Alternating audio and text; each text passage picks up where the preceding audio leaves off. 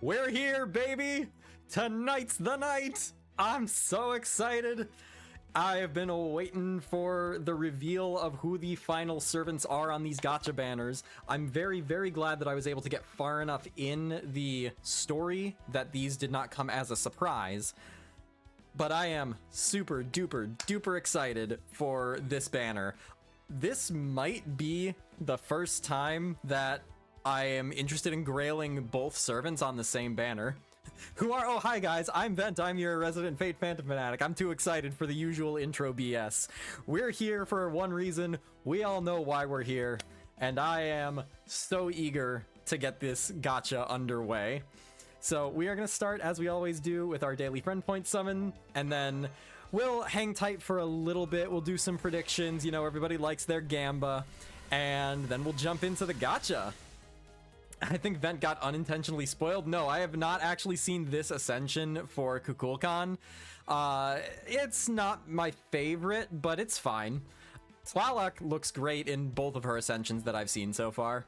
Time to complete the Lost Belt King Infinity Gauntlet. Yeah, exactly. If only they made Zeus summonable. I've made a few adjustments to my audio, so I know we were talking about that last stream with my audio levels needing a little bit of balancing. That probably still has a little ways to go, but I'm kind of taking baby steps forward, so let me know if there's any adjustments that need to be made.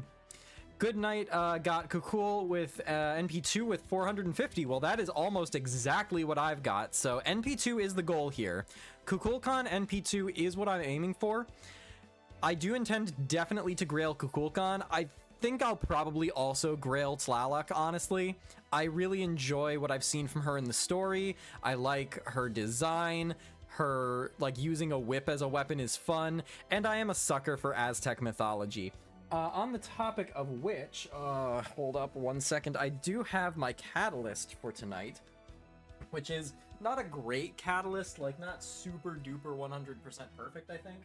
But it's got sentimental value for me, and I put it somewhere, and I've been moving and I don't know where it is. Oh no.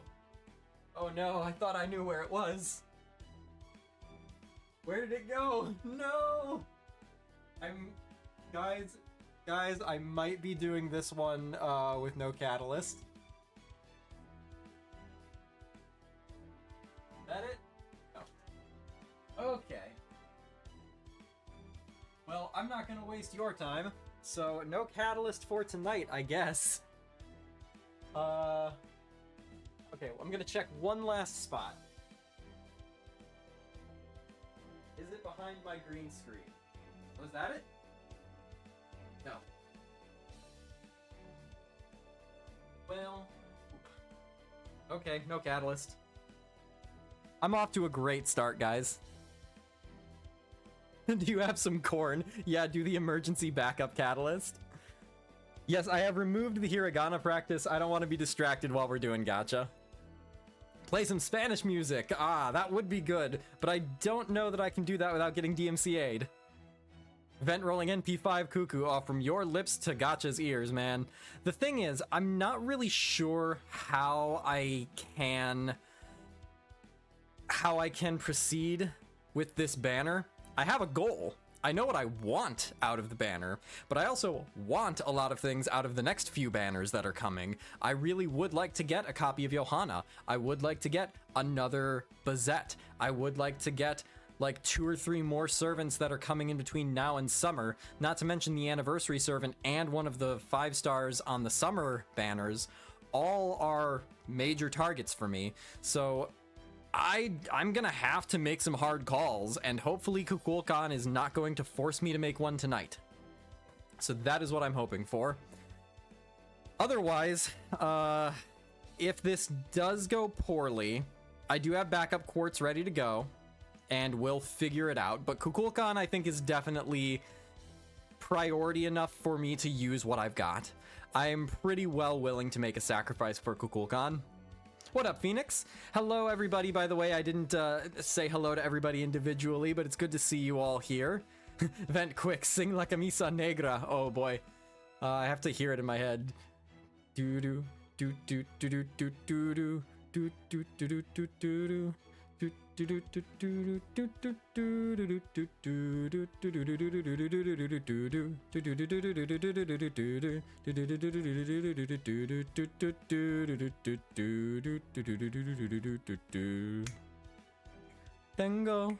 Tengo la camisa negra, porque negra tengo el alma.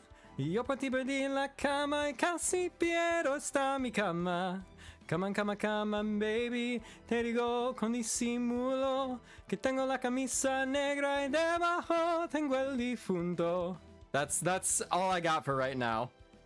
Here's your catalyst. Kuku and Ket's celebrating the Latin American hobby, watching DBZ. Man, DBZ was so good back in the day. Raise your hand here if you watched the original Dragon Ball, because that was my introduction basically to anime, really, but to the DBZ franchise, or to the Dragon Ball franchise. Yeah, that was good stuff.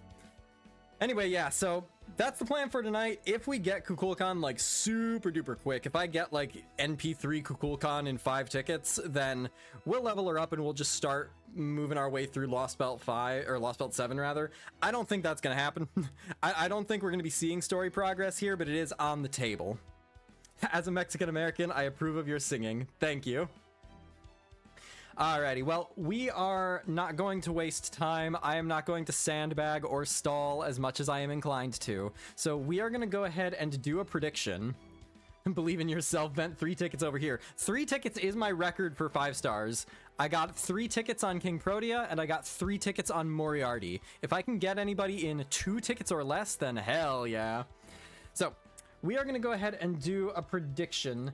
And the prediction is going to be, will I get Kukulkan in my first 100 tickets? Your options are simple yes or no. And I'm going to give you 5 minutes. We'll do 5 minutes for people to put in their predictions. That gives time for, if anybody hasn't shown up to the stream yet, for them to bop in and still participate. So I hope that the rolls have been very good for you. I know from seeing what I've seen in the Gacha channel and the Discord server, people have been having really good luck on this banner. The Tezcatli Polka banner was pretty good for most people too, from what I've seen. So I am hoping that that trend continues here. Yes, and Poppy, I mean, you got the servant you were looking for. It wasn't fantastic, but you did get the servant at least, in relatively few rolls. Got super lucky. NP2 Kuku and 4 copies of Tlaloc in 120 Saint Quartz. Wow, hot dog. That is pretty good. Congratulations. I know you're playing with sound settings, but is there any way you could boost the global audio tad? In the grand scheme of Twitch, you're quieter than most. I don't know. I have my mic volume set as high as I can, and I can boost my game volume by some. Here, I've just boosted it by like a quarter of the bar. The problem is I don't have any other things that I can see that would boost my like global audio just as a chunk. So I'm still playing around with some things. I'm playing around with some filters for the vocals, and then I'm seeing if there's something on the back end that has the full master volume. It's not game volume that's the issue. I think game volume is a bit too loud. Okay. I'll move it back.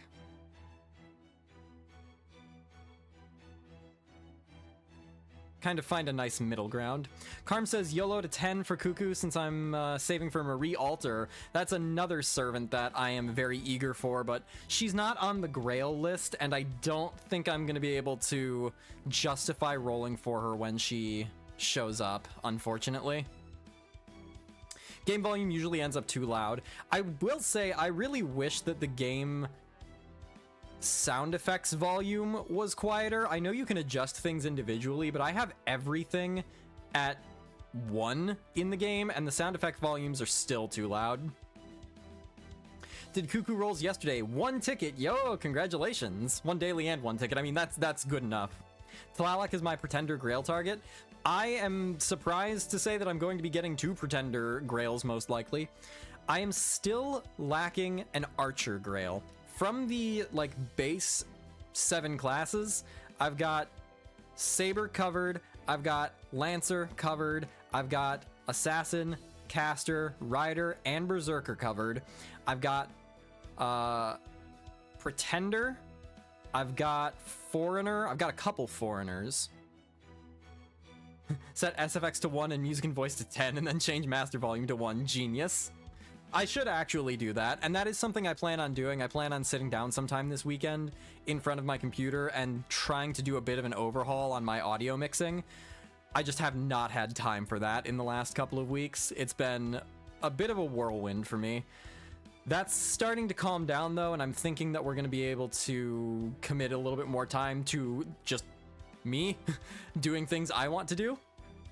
Being like hanging out with friends and playing some video games and streaming and getting my stream set up crystal perfect just like I want.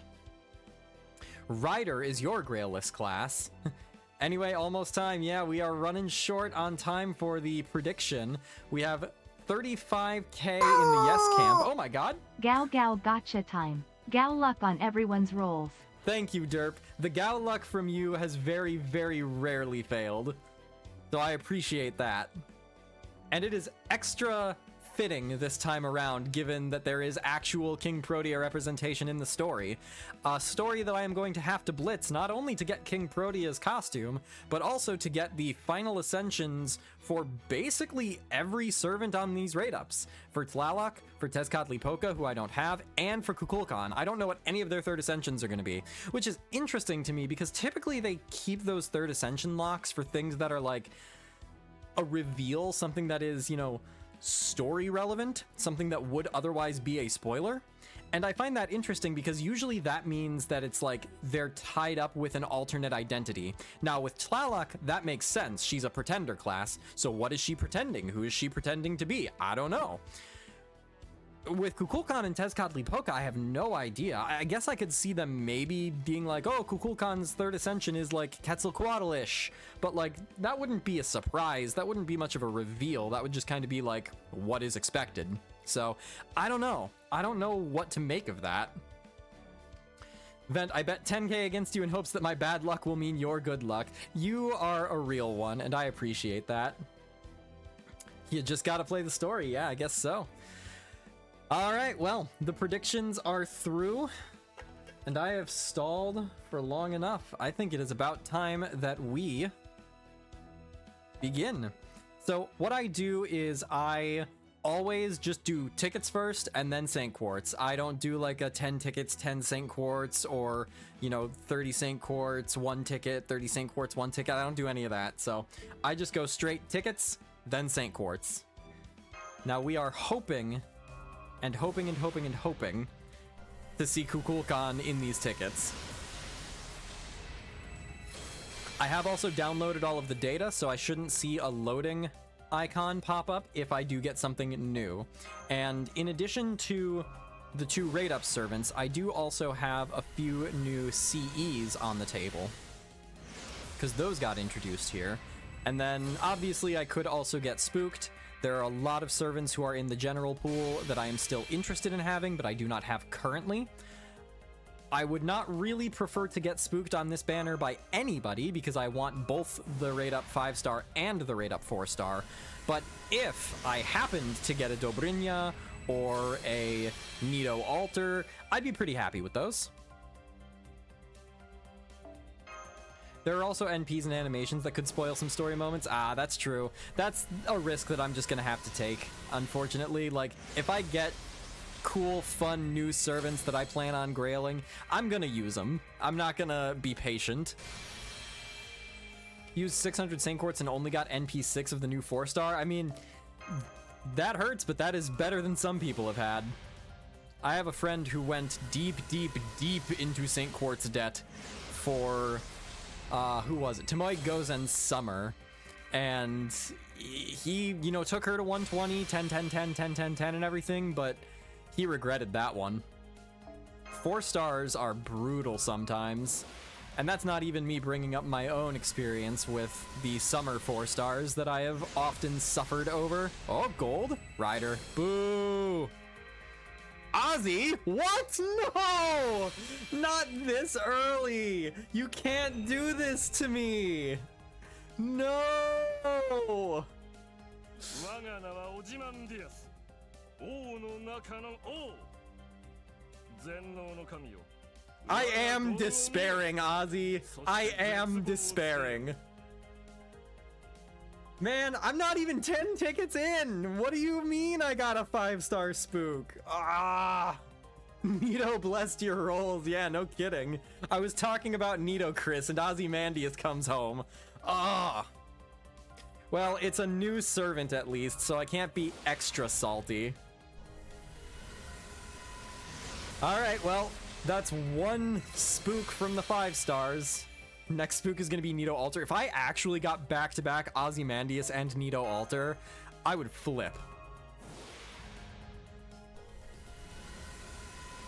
Also, I started at, I believe, 120 tickets, so we're going to have to keep track of that for when we hit 20 tickets if we have not gotten a copy of Kukulkan yet. You're now no longer a single set of foes away. I know, that's why I was not hoping for any spooks tonight, because I am so close to just being done with foes, with having every servant in my Chaldea 100% done. And now Ozymandias just waltzes in here and says, haha, you thought. Get back to those friend point mines. And the worst part about the friend point thing is that I have consistently had my attack foes substantially higher than my HP foes, and so all of these servants that I'm leveling their foes are mismatched. It is deeply frustrating.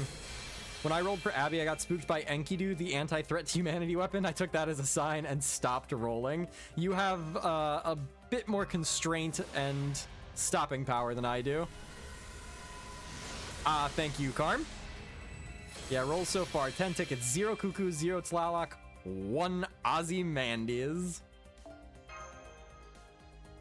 Ozzy was a year 1 rider, too. I, remember thinking that I would be very happy to get him on the GSSR for the first New Year. I only believe in my god.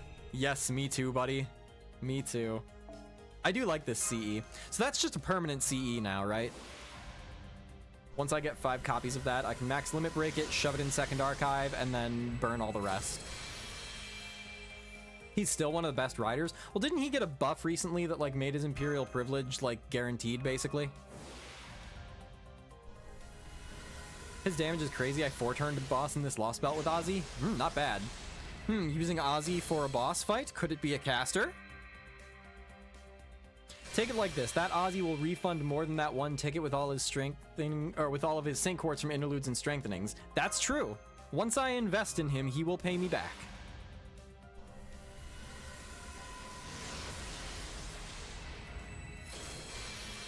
One other thing I'm very much looking forward to when I wrap up this Lost Belt is getting a CE that has Tepeu on it.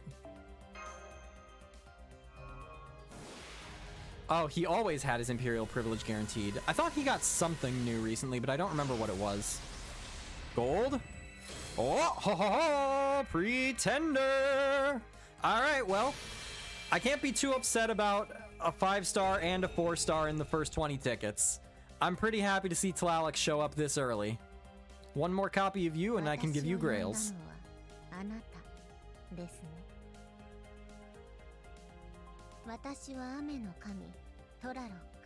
Tlaloc.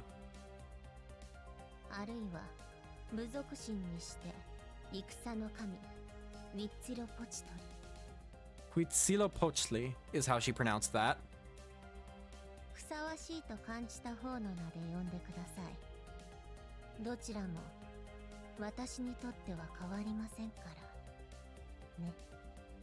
She has different summon lines after Lost Belt 7. That's cool.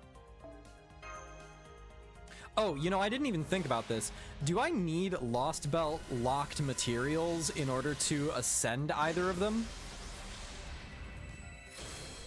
I'm going to be trying to blitz my way through the Lost Belt either way, but if I know that I can't finish leveling either of them, not Tlaloc for Kuku. No! No, Kukulkan, why? Well, it's got to be something that, like, I've got enough of, right? Kuku needs green scales. The Solar Hide, I think, was the name of the material. Yeah, skills I know I'm not going to be able to finish. I know skills are going to take me probably a couple months before I can 10 everybody, but... Oh, man. I hate getting material locked by a new servant.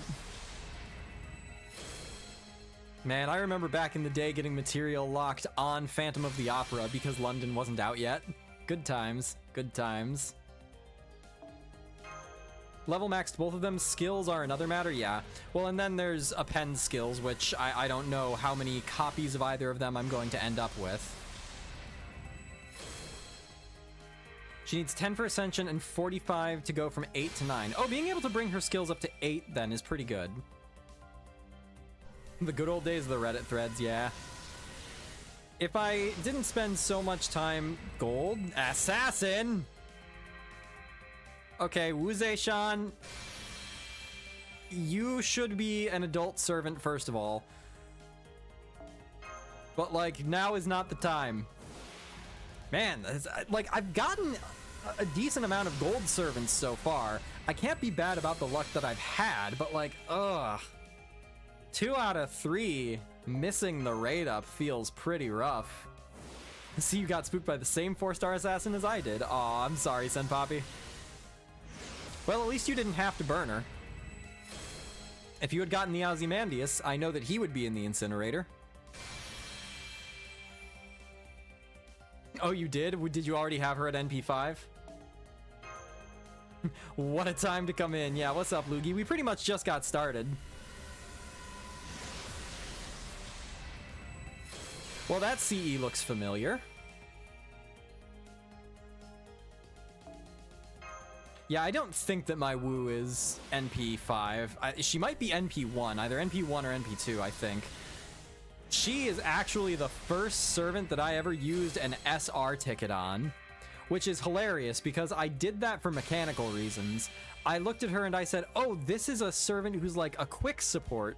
And at that time, the words quick and support didn't really go together in the game very often. And I thought Phantom of the Opera has 3 quick cards, so she'll make a really good support for Phantom of the Opera.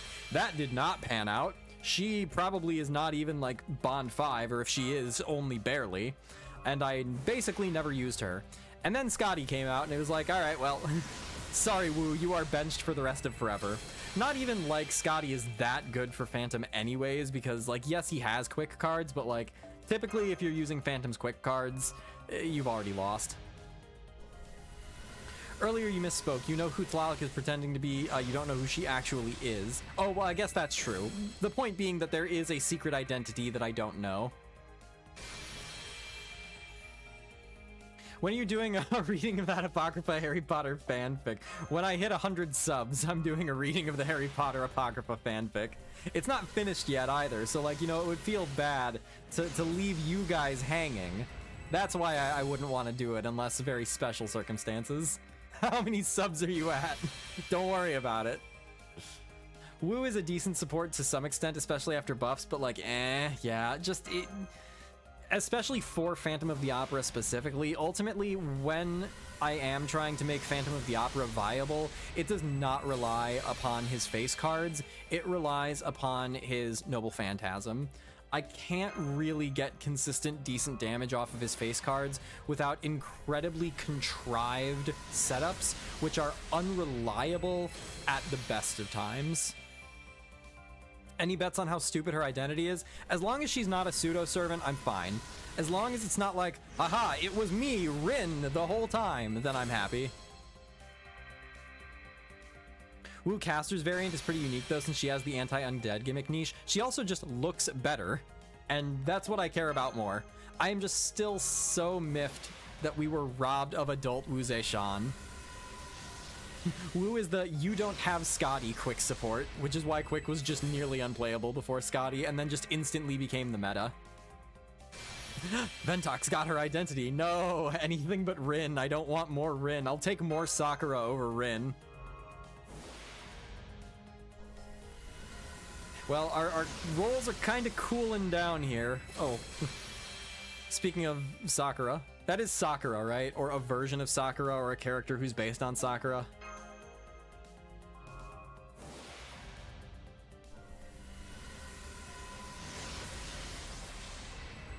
The gacha really is listening to me. I start talking about Nitocris and Ozymandias comes home. I start talking about Sakura and it instantly gives me a Sakura CE. You know what I want? Kukulkan. You know who's one of my favorite characters in the story that we're playing currently, but also just like the game in general? Kukulkan and Quetzalcoatl. Certainly favorite characters of mine. I wouldn't mind seeing more Kukulkan. I'm not seeing rainbows. I'm not seeing servants. Well, I tried. The 3 color Cs seem to be speculative future versions of the Fate Stay trio. Oh, is that what that is? That's kind of cool. Hey, what's up, Prelictor? Happy, what's today? Thursday? Wednesday? Wednesday. I don't normally stream on Wednesdays. Needs to make some corn soup and bake some corn on the cob. The problem is I just finished the last of my corn a couple days ago. There's so many Sakura faces even if you don't count the Sakura 5. Yeah, but I still prefer them to Rin. And like, granted, the original Fate Stay Night visual novel was a long time ago, but like, Rin's archetype is very played out to me.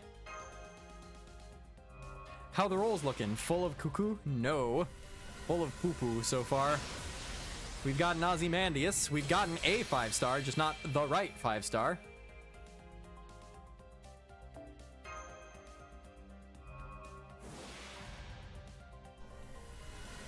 And we do have a prediction going for if we get Kukulkan within the first 100 tickets. We are somewhere around like 35 tickets so far. What's NP level goals? NP level goals are NP2 for Kukulkan, and it's kind of just assumed that if I hit NP2 Kukulkan, I will hit more than NP2 for Tlaloc. Both of whom I think I'm intending on grailing. Kukulkan is a definite. Tlaloc is a probably, but I'm gonna let it sit for just a minute. Rin got love with Summer Arash only for literally a few weeks later Sakura and Saber to immediately get ults once again, making her the heroine with the longest gap. That's funny. Saber is the only one that matters in that group though. Like, from the original Fate Stay Night story, of all of the, like, you know, romances, I'm sorry, but Saber is the only one that matters.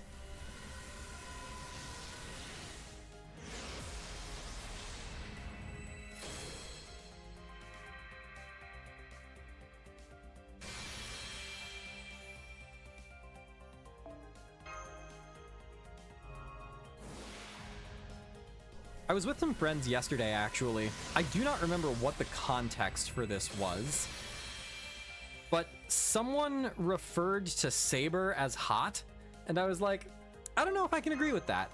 I like Saber's design, but like, is she a character that I would look at and be like, yeah, she's hot? No, I don't think so. And I was like, you know, actually, I gravitate more towards the designs of Saber that lean towards cute. Like, Saber Lily, Castoria. I like the Sabers that just like have a little smile and make me feel all warm and fuzzy. Bunnytoria, that is not the same. That is not Saber. That is just a completely different Saber. Artoria Lancer though. Artoria Lancer's cool. Like, Artoria Lancer peaked during Camelot as the Lion King. Whoa, we got gold. Now I just need to see a foreigner. That is not a foreigner. Why? Vlad! Vlad, why? That's 2 SSR Spooks and 0 Kukulkans? Come on! Oh! At least he's new, but like, dude, come on!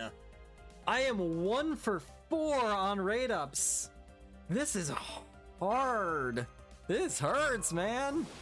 More foes, yeah. My dream of being done with foes just marches away ever further. At least Berserker is a class that I had already finished, so I have excess Berserker foes. If I could, like, if I'm gonna get a new servant, I'd rather it be a caster, because I've got like 1 trillion caster foes because I ran out of caster servants like 5 years ago. The game heard you earlier in Sun Poppy's chat, yeah. I regret opening my mouth.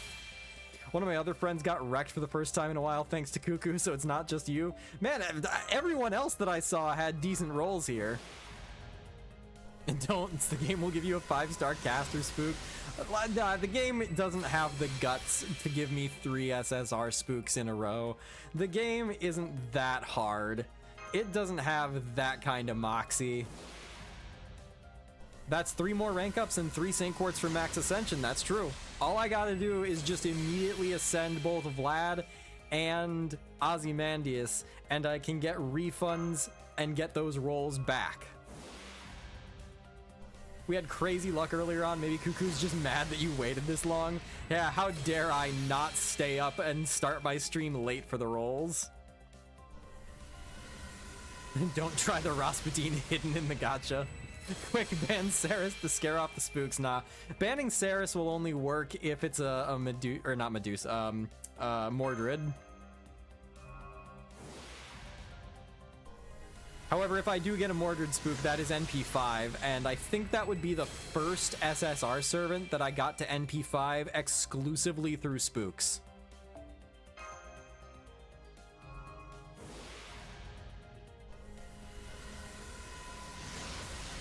Because I got spooked once on the original King Hassan. No, the first rerun of the King Hassan banner. I got spooked on her twice on the Koyanskaya banner. I got her one other time, but I don't remember where that was. So it was at a time where I wasn't angry about getting an SSR. I have no NP5 spooks. My highest SSR spook is NP2. Yeah, I think most of the servants that I have NP5 in the SSR world are all ones that I got off of raid up banners or ones that I've gotten through GSSR. Tamamo is one that I've got 3 copies of through SSR or through GSSR. Your Spook Musashi is NP5, but she was on raid up. That's not quite the same. She was not my target for that banner. Pretty sure I only have 2 NP5 SSRs. I have 3. I have Oberon, God Juna, and Summer Musashi. That's why my Tamamo is 120, NP6 all spooks. I respect you taking an NP6 all spooks servant and taking it to 120. Have some NP2 general pull SSRs, but at least one of them has been from raid ups. I'm trying to think who else I've gotten multiple spooks on. Jean, I think, is NP3. And that has been high value. Jean with the higher NP levels is very nice for certain challenge quests, or was back in the day. She's kind of dropped off in her viability lately, but she's not bad. She just isn't the powerhouse that she used to be. Back before Castoria. I mean, Jean still brings something Castoria doesn't, which is persistent healing. And also, you don't need to overcharge Jean in order to get a full turn of invulnerability for the whole team. So I don't think that they are exclusively competitive with one another.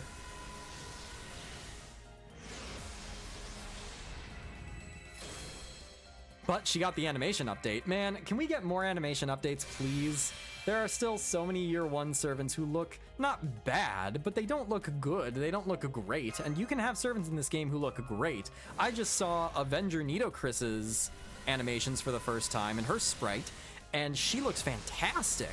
Like, if that level of detail and attention and, you know, commitment went into every servant in the game, oh, this game would look so good. Instead, you've got Phantom of the Opera slap fighting his enemies to death. Nary a chandelier in sight. Yeah, Castoria can get wrecked in horde fights, exactly. Well, for the believers, it's not looking too hot. We are past the halfway mark by 10 tickets, and sitting here with 2 SSRs and 0 Kukulkans. It ain't over yet, though. Halfway is nothing, though. Yeah, it ain't over till it's over. I was really hoping Kukulkan would be a little bit more generous here than this, though. At the rate we're going, I might have to give Johanna and Bazette a pass. Eric Bloodaxe, the Bloodaxe King, yep. Forgettable year 1 servants, my beloved. Mostly Berserkers, like the year 1 Berserkers, the launch Berserkers, underwhelming and forgettable, which is a real shame.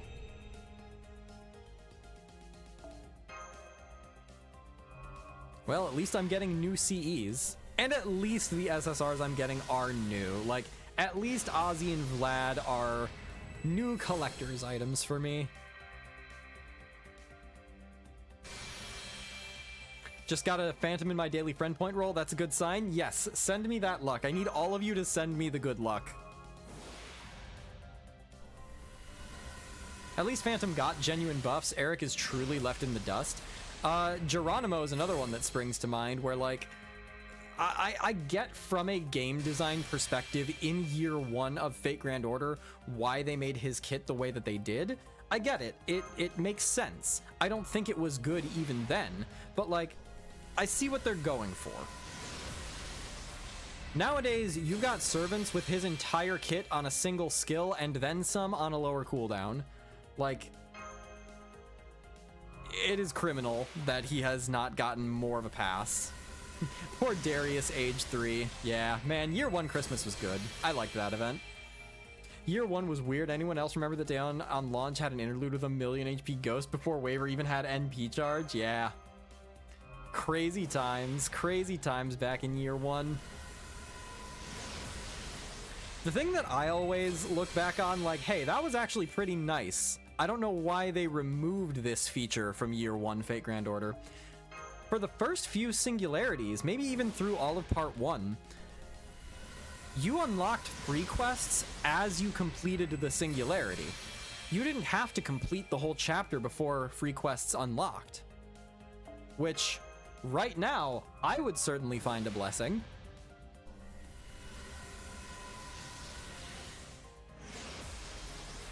Gold. Okay, well, it's Tlaloc.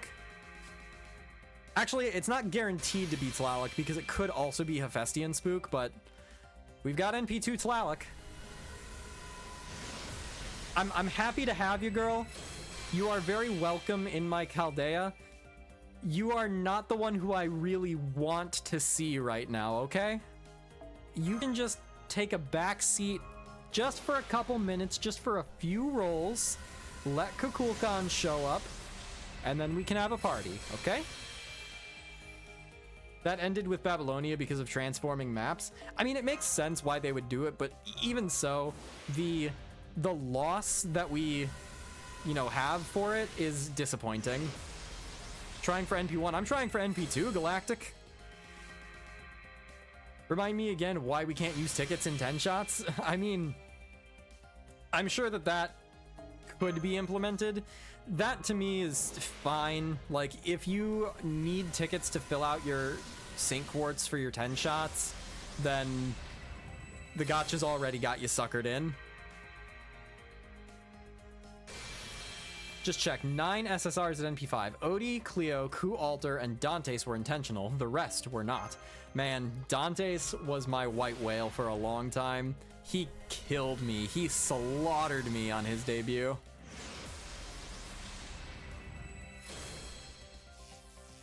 Lance, oh no!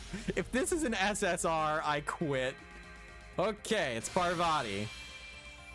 Spook City tonight, man. This is rough. This is rough. There's my Sakura that I was asking for.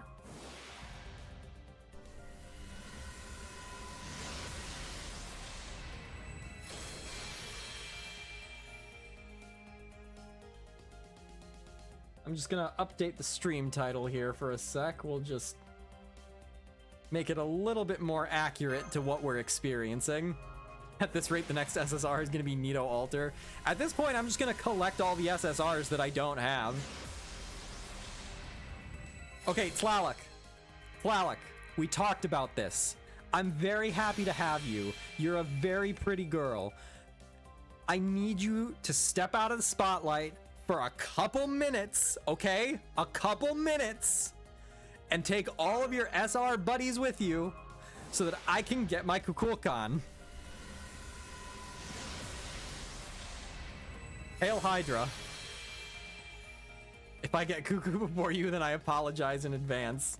I don't need apologies, I need results.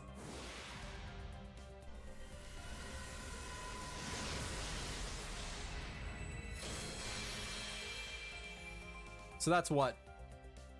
3 Tlalocs so far. 3 SR spooks. 2? And then 2 SSR spooks. Like, I'm getting a relatively above average quantity of gold servants. And I've got the Tlalocs. That's cool. This is my punishment for not having my catalyst, for losing my catalyst.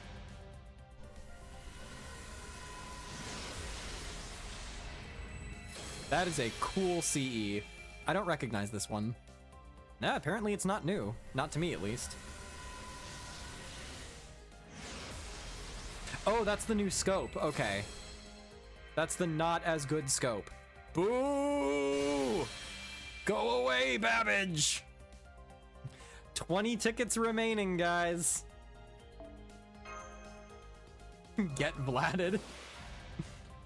Can't expect to summon with any accuracy without a catalyst. Hey, I sang like a single chorus of a song in Spanish. That should be sufficient. Vent's hatred for Babbage will never not be funny for me. It's not funny to me. This is serious business, okay? Babbage is a herald of bad news. My catalyst is Vent's suffering. It's so funny seeing Vent hate Babbage because another streamer I sometimes watch has a level 100 Babbage. I need you to give me their information so that I can go hate mail them. You must sing Despacito during the roll. You know, I know the meme around Despacito. I know, like, Alexa, play Despacito or whatever. I don't actually know the song.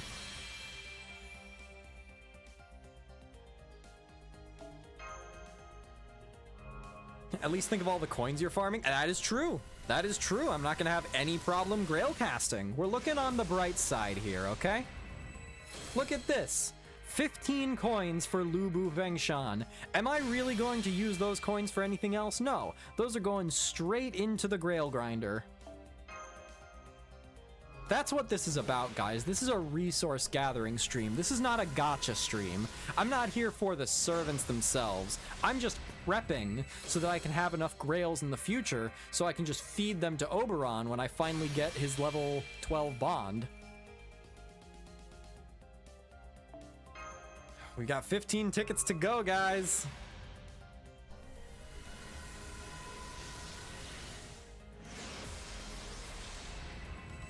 He goes by Klidge and actually does cool history videos on FGO servants and stuff on YouTube too. His hours are pretty early for us since he lives in Japan.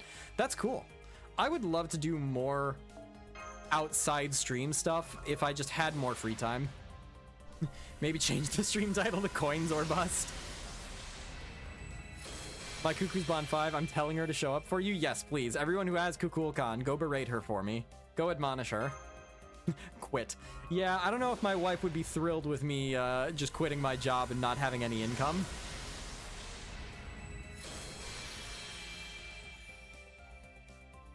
Babbage is the best free-to-play option for Assassin Killer since we still don't have a proper single-target free-to-play caster. Really, don't we? I mean, there's Medea, but like...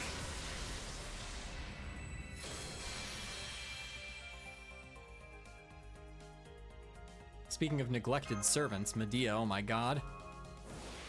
How are we this far into the game's history? We have like 85 different versions of Saber. And still no Medea love. Yeah, we got Medea Lily, but like... I would really hope to see the OG cast get a lot more attention. Medea is one of my favorite servants from the OG cast. 10 more tickets. The believers were in the majority. Most of the payout, if we do not get Kukulkan, is going to the doubters. Medea's VA passed away. I did not know that. Oh, that is a shame. I respect whichever choice a production company makes, either recasting it or honoring the legacy and just letting, you know, the role be what it was and speak for itself. I think that there's merit either way. Another servant who I don't think is ever going to see the light of day ever again is Queen of Sheba, which is a shame because I adore Queen of Sheba. I think when I get donations, I have Queen of Sheba as one of the voice lines, and I just love her voice acting and I love her design, and it is a shame because I think that there was like something with their artist, with the artist of Queen of Sheba had like a dispute with Fate Grand Order or something, and so we're never gonna see anything from them, most likely. Altera ain't getting anything. Altera is another one of those forgettable year 1 servants, which is surprising to me because she was like my second or third SSR.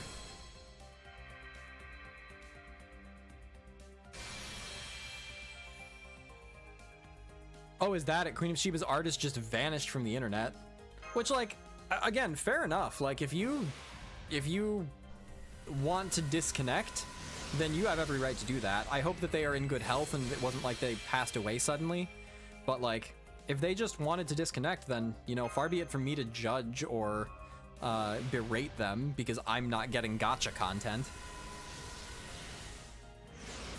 If I want, you know, Queen of Sheba Alter or Queen of Sheba Summer, then I could just practice the skill set and try to design something myself and be satisfied. Altera is also pretty important in Extella, but otherwise she's kind of whatever. Yeah. Well, I mean, my impression of Altera when I joined the community back in, what, 2017? 2018? Somewhere around there. No, can't have been 2019. Must have been 2018. I thought Altera was like a really popular character. I saw her everywhere. She was in a lot of the memes, and I also got her name confused with Artoria or what's the other one? Hang on. Altera, Artoria, Altria, Artoria Alter, Altria Alter, Tlaloc? Thank you for paying me a visit. You have a home here anytime you would like. But you are not Kukulkan, still. No matter how much you pretend, you are not the servant I am looking for. All right, folks. I hate to say it. I hate to say it. 75% of the points went into the yes pool, 25% of the points went into the no pool, and our doubters are also our winners. We sit at NP4 Tlaloc, NP1 Ozymandias, NP1 Vlad Berserker, and NP0 Kukulkan. Next prediction. Will my next SSR be yet another Spook? Yes or no? I'm giving you guys 2 minutes to make your prediction here. 4 times return. Yeah, the people who bet into that definitely got paid out. That is for sure. Is there like a scoreboard to see everyone's points? If you're a mod, maybe? Let me see if I even have something like that. I'm not sure. I would imagine something like this must exist.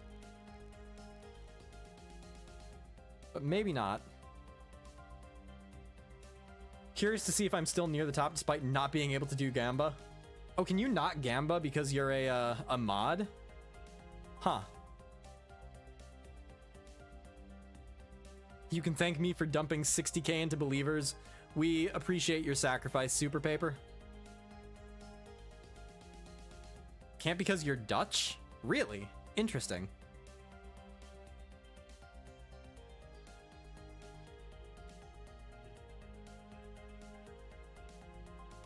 Now, I don't like that I'm seeing 30,000 points in the yes camp here. I'm just saying. The no camp is outpacing it, though.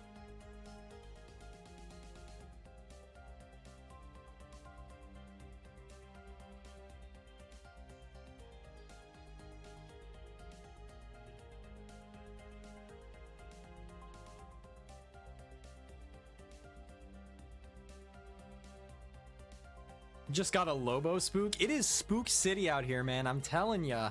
This banner, I don't know what was in the water last night where people were like, oh, I got Kukulkan. I got NP12 Kukulkan in a single 10 roll.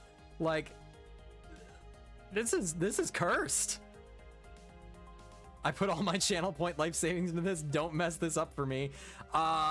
You said no, so I'm hoping not to mess it up for you. All right. We're back into it, 20 more tickets, and then my hard-earned Saint Quartz goes straight down the drain. Hail Hydra.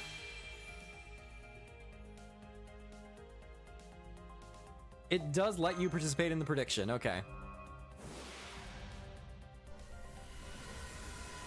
Man, I just can't believe it.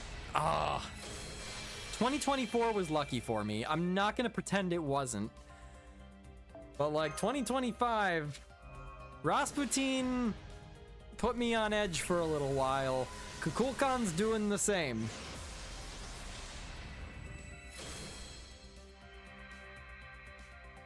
There are no other gold foreigners in the general pool, right? I can't think of any. I know that there's a gold pretender in Hephaestion, but I don't think that there's anyone who can surprise me.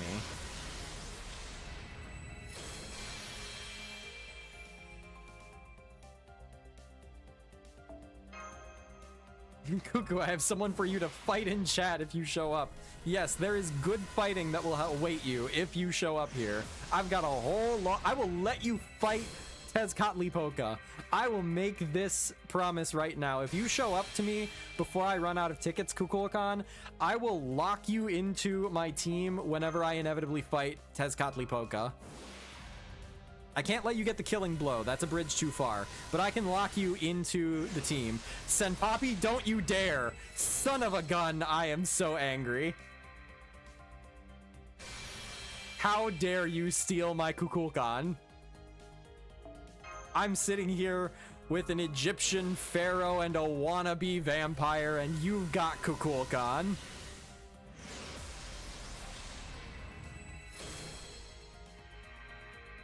And I get more Babbages just to rub it in my face even more. This is bad. Ow, man. Well, let's not forget. Let us not forget that the Oberon rolls went very poorly to start too. It was like 600, 700 Saint Quartz, something like that before the first copy showed up. And then he just started rolling in and I got NP6 pretty easy from there on. So sometimes it's just a matter of patience.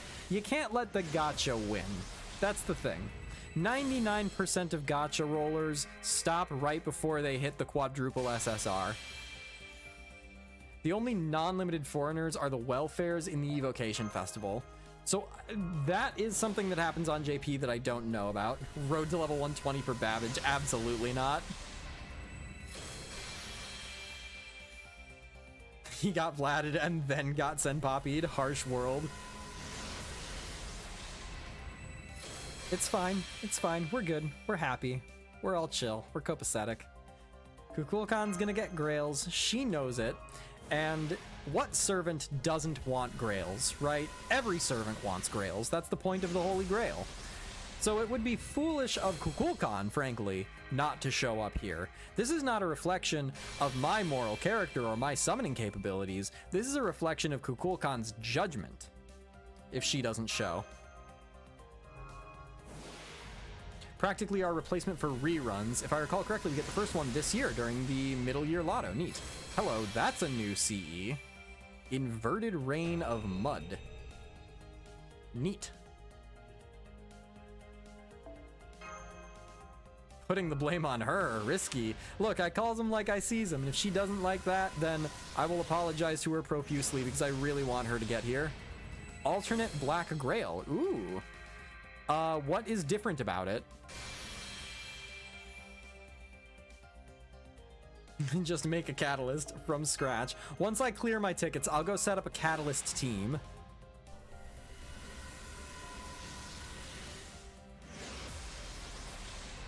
Inverted Mud Rain trades NP damage for overcharge. Oh, so it gives you NP damage and overcharge levels.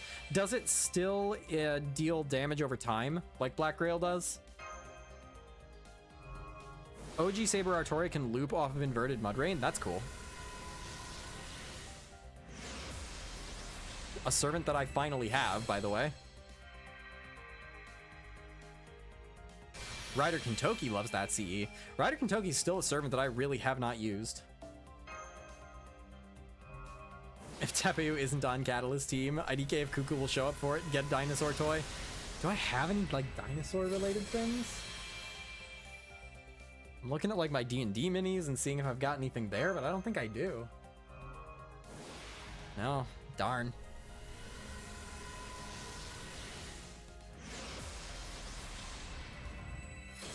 Ziggy, no. Ziggy stole a Kukulkan from me, too.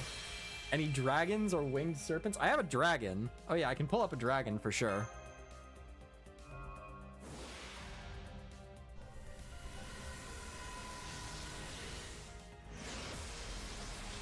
I don't know that a dragon is super fitting here, though. I know that there's like a dragon-themed event going on in the JP side right now.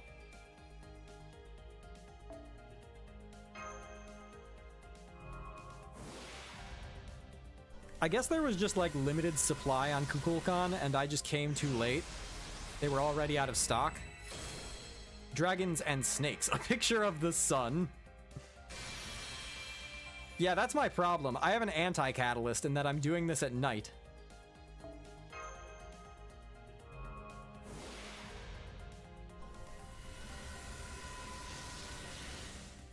Maybe should have done this at daytime. Thing is, I am not a patient man, and I did not want to wait until Saturday, which would be the next time I could have done a stream during the day. If I can get Kuku at 3 a.m., then you can also get her. Alright, that's fair. My excuses aren't strong enough. Alright. We are out of tickets, so that's fun. We're gonna go ahead and set up... What should I title this? Okay. Before I make a new title, we'll set up the team. So first, obviously, Quetzalcoatl. Like, no question, Quetzalcoatl goes right here. We also need Tlaloc, who will be at the bottom here, I think. I wish I could just do Tlaloc, Tlaloc, Tlaloc, Tlaloc, Tlaloc. You should use that Kijo Koyo on your team. Oh man, if only. Going to bed? Alright, have a good night, Ziggy. Praise the sun? Ah, yeah, that's a good idea. I like that. Who else is affiliated with the sun? Isn't Tamamo affiliated with the sun? In a way, Domon is like a black sun, right? Oh, Jaguar Man? Well, would Jaguar Man work, though? Because isn't she, like, more Oseleme than anything else? Oh, Gawain. Yeah, Gawain's a good option. Yeah. Too many sabers. Where's Gawain?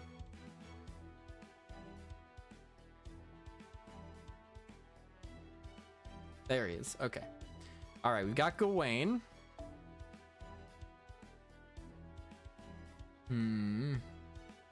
Ozzy is, but I feel like he'll curse the rolls. Yeah, I don't think Ozzy. I think, yeah, we'll do Tamamo. Or Samba Cats? Ooh. Tamamo or Samba Quetzalcoatl? I gotta go with Tamamo here. We're going for another god. We're going for another sun god. So we gotta stack that energy up. Do I have relevant CEs? I don't know that I do. Oh. Honey Lake. Honey Lake is good.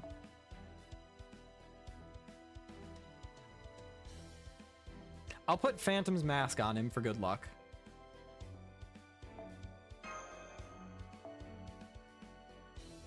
Tamamo Cat seems better. Oh, yeah. Good call. Different aspect of the same character, but she basks under the sun and naps. And is also just generally the best of the Tamamos.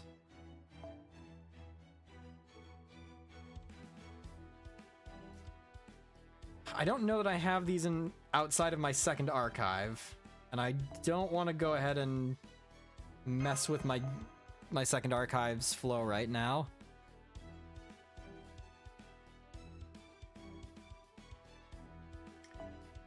This is a beach CE, and you go to the beach in the summer when it is sunny.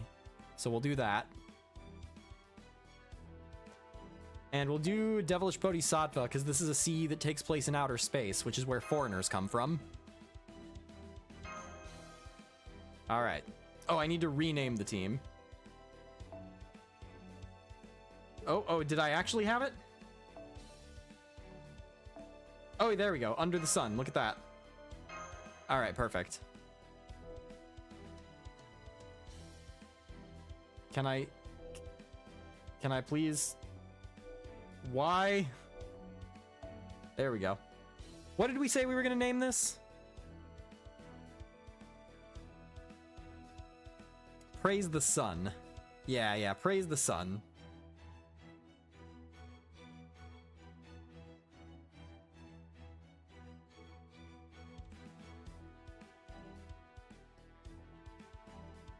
There we go. Praise the sun. This is our Catalyst team.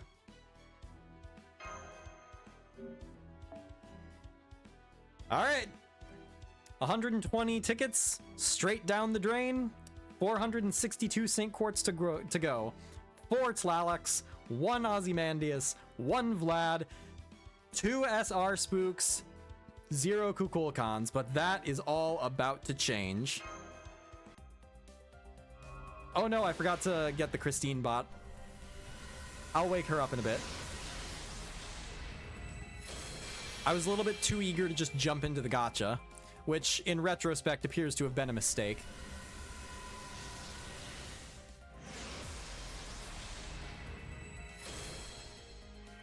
Christine bot was literally watching your stream today. Well, yeah, she's tuckered out. She was up too early.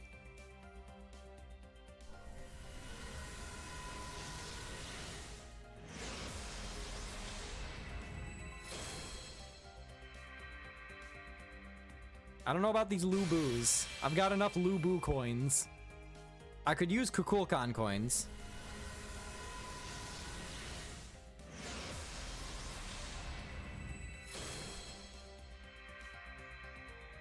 Okay, Gilles de Rais is a sign of good luck at least. It's the opposite of Babbage, basically.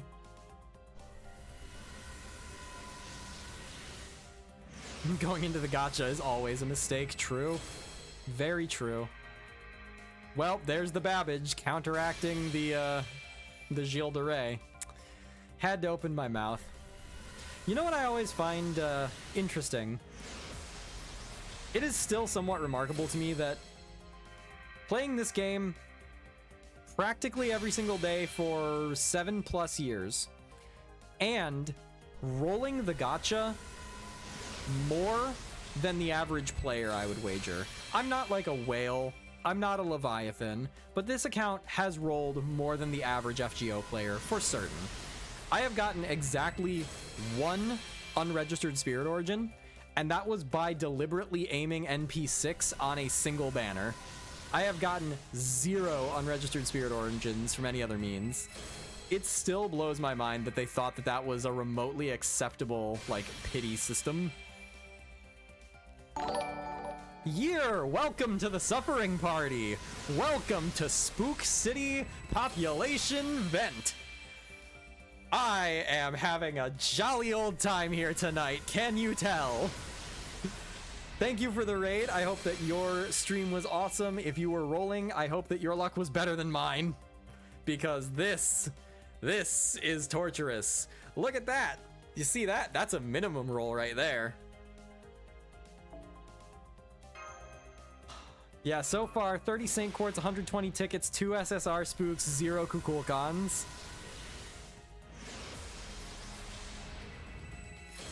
And I want to grail her too. I'm aiming for NP2. Tell him your pain. Oh no. Oh no, don't tell me another person suffers at the hands of this banner. I don't want to suffer, obviously. But I don't want everyone else suffering with me.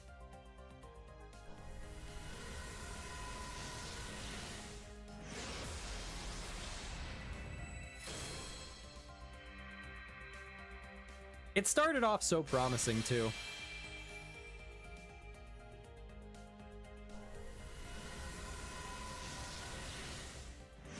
Nah, hit pity for Kukulkan? Oh man. I don't have the resources to hit pity, actually.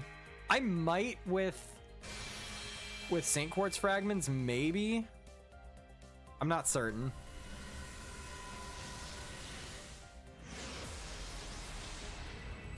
I just want one more Tlaloc and then you can have your turn with the luck. No, I think I'll take my turn now, thank you. Yeah, those two SSR spooks. Oh man. And both of them are new servants, and so I feel bad complaining about them because, like, at least it's new. It could be worse. I could get another Mordred. I could get, like, I don't know, who's an SSR servant that I don't actually care about? I've blocked most of them out of my mind. I've completely forgotten. Might have to actually farm those strings. Arjuna. Well, actually, Arjuna would be new for me too, but I wouldn't care about him either. Scheherazade. Yeah, thank you, Senpapi. Yeah, another Scheherazade. That would be worse for me than getting a new SSR. Hello, Bazette CE. So far, 360 Saint Quartz on tickets alone. Yep. Yep. Like, I'm above average statistically. But that is little comfort.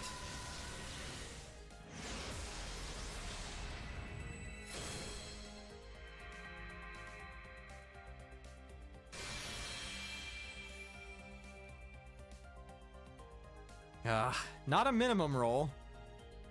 And I got a Bazette CE. Not the Bazette I would prefer. How many Tlalocs so far? We've gotten 4 Tlalocs. Hope you don't pity me too, friend. Me too. And, like, I am thinking about grailing Tlaloc as well, but, like, Kukulkan is the priority here. Hello, Ideal Holy King. That's a CE that I wish I could use more. Like, I like it in theory, but very rarely do I ever have the flexibility to deploy it in any meaningful sense.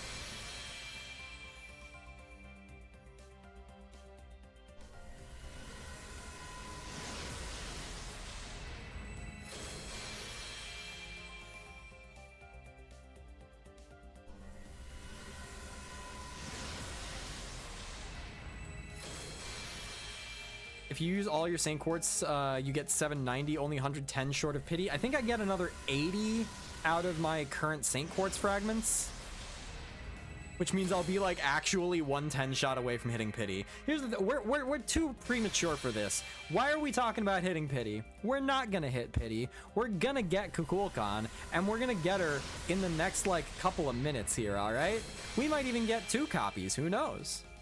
But we're not hitting pity. That's defeatist talk right there. That's the attitude of someone who's given up. And I ain't no quitter. The more we talk pity, the more we curse things. Yeah, exactly. The only pity in this game is me pitying people who give up on their goals. That's what I told myself during Arcuit, and look at me. Shh. You just couldn't hear it. I was knocking on the wood. Don't worry about it. We're hitting the gym. Yeah, that's the catalyst. Pumping iron so that we can get as buff and as jacked as Kukulkan.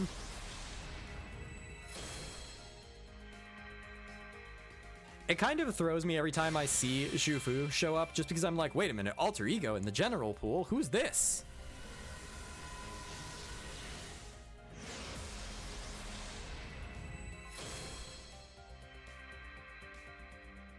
Oh yeah, my Zhufu is well beyond NP5 with the amount of friend points that I've rolled. Again, not technically a min roll, and I'm swimming in 5-star CEs.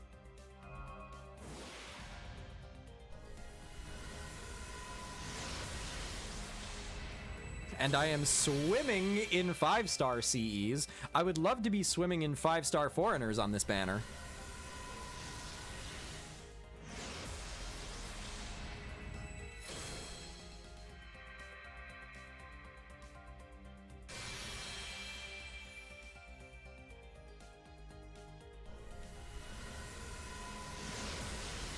Remember when I said, hey, maybe we'll get her super quick and then we can do story?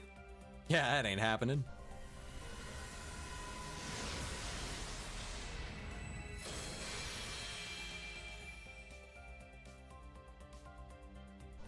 Unfortunately, I think I'm pretty firmly decided that I'm not going to be able to get that NP2 of Bazette in February. And Pope Johanna is also probably out of the picture. I can delay on the two of them. I don't know who comes next that I would be interested in. Marie? You wanted NP2? Yeah, and I'm still gonna try to get NP2. Like, I'm grailing this girl. I want her NP2. NP2 Bazette in one multi. Let's reel it in just a minute here, Shinjo. Let's maybe make it NP2 Kukulkan in one multi. Let's leave Bazette for the future. Let's leave Kukulkan for now. Oh, Marie is a year away. Oh, okay, cool, cool.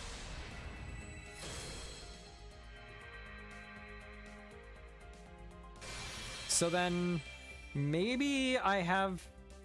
When is the arcade collab?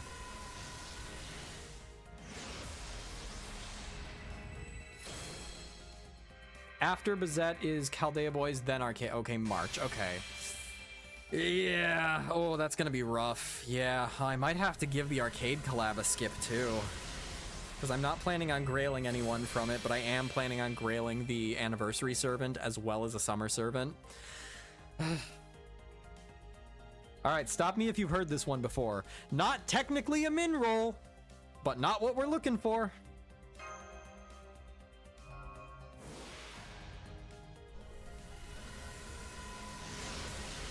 But yeah, it's... Okay, Necromancy. That's a good sign. Necromancy is good luck.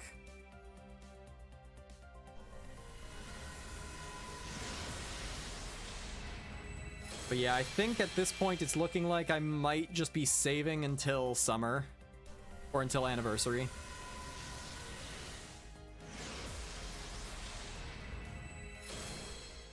Best master. Yes, person of culture. Okay, Babbage, you are not who I want to see here. Roadmap has it late March. Okay, yeah. I don't think I'm going to be able to accumulate enough Saint Quartz by then to realistically be able to achieve the goals. Your roles go in this order. Pope Joan, Bazette, Tiamam, who's a maybe, Draco, who's a maybe, and then... Oh, not double Babbage. Ugh. And then, yeah, the Annie and Summer Servants.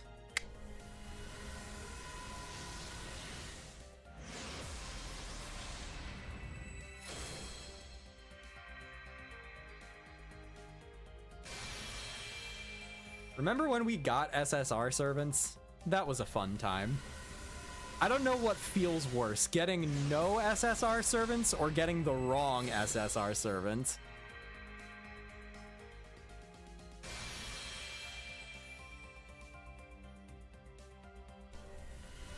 Well, look on the bright side. You'll get to roll Summer Chloe. Joy of joys. I'm gonna get NP45 Summer Chloe.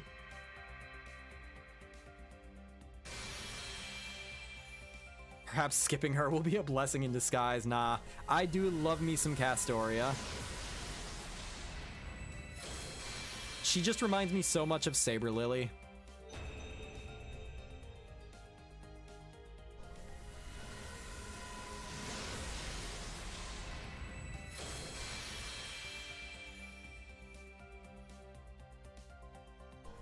Okay, well, it's finally a gold servant. It's been a decade and a half. Come on, foreigner. Oh! Kukulkan, you made me wait for it, didn't you? Really testing my patience here, girl, aren't you? Nice chaps. Nice ass. Okay. I told you necromancy was a good sign.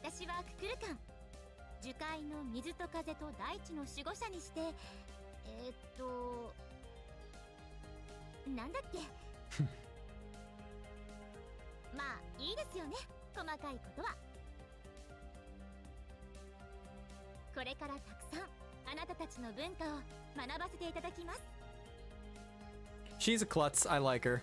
See, we started with the necromancy, and what did I tell ya? Even though we got double Babbage, even with all of that cursed energy sitting here, we still got the Kukulkan.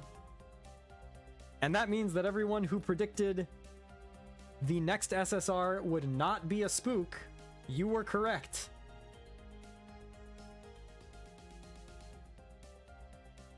All right. One more prediction, just for good measure. Will I get Kukulkan in the next 300 Saint Quartz? Yes or no? We are aiming for NP2 here tonight. So you got 2 minutes to place your bets, my friends. So unfortunately, I did see someone saying that her Noble Phantasm is probably a spoiler. How much of a spoiler are we talking? I know the name of her NP because it's shown, but just like not usable during the story. Yeah, it's a very obvious spoiler, not a huge spoiler. Okay. It will just key into a plot point early. I don't know where you are in the story, but it's definitely a spoiler and definitely one that you would guess. Okay.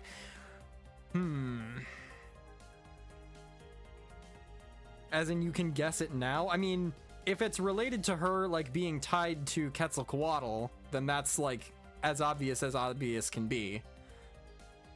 It's something they'll show you in near future about Section 12. Okay.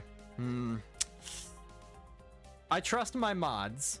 I'm gonna direct this question to my mods. Should I avoid using her Noble Phantasm until I hit that point in the story? Do you think that it will be a major detriment?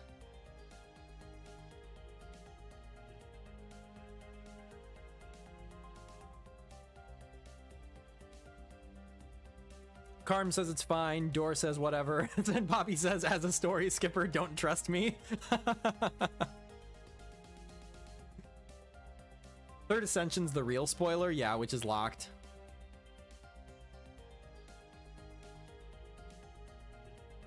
Well, you people believe in another Kukulkan now. This one was just a blowout for the believers.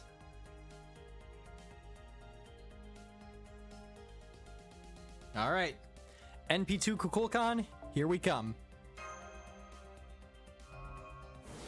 The dam has broken, the luck is here. Boy, do I hope you're right.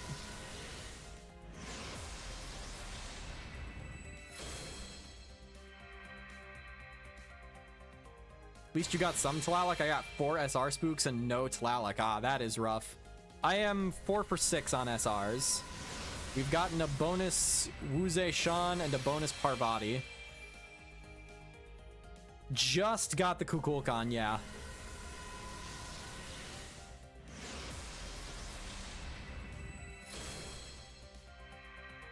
Basically, it's a very obvious thing that gets confirmed almost right away in part 2 of the story. Yeah, my guess is that it's just like, hey, I'm basically Quetzalcoatl.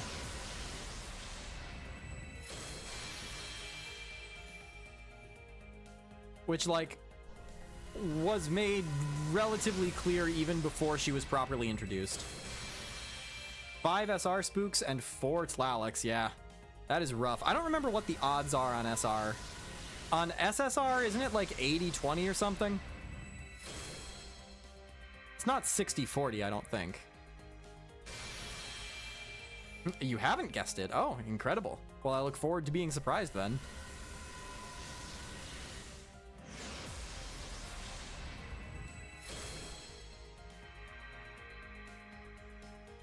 Literally all those SR spooks of mine are rare prisms. Now that's the hard part. That's the part that stinks. Rare prisms are still useful, right? I don't think I've checked what's in the rare prism shop for a while. They don't put regular foes in the rare prism shop, do they? I would spend rare prisms on those right now.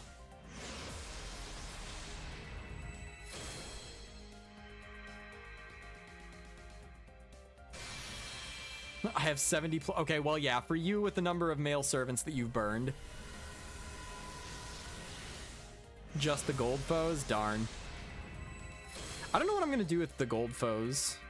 I've got a lot of them stockpiled, and I just haven't decided who to give them to. I'm like 5 weeks away, I believe, from getting Oberon completely faux pod, and then after that, I don't know who I'm gonna give pause too. Because, like, it was pretty obvious for me going in, like, hey, I've got these servants that are grailed above level 100. Yeah, they're going to get the 2k. They're going to get the faux pause. I don't know what we're going to do after I finish Oberon. You're about to get an influx of pause? Oh, nice. In that case, then maybe I will be able to finish Oberon sooner than I expected. Koyan? I don't know. On one hand, recency bias tells me do Kukulkan. On the other hand, I might save it for Esk. I'm not sure. No. Okay. You know what? That's okay. I like you, Martha. You are a favorite.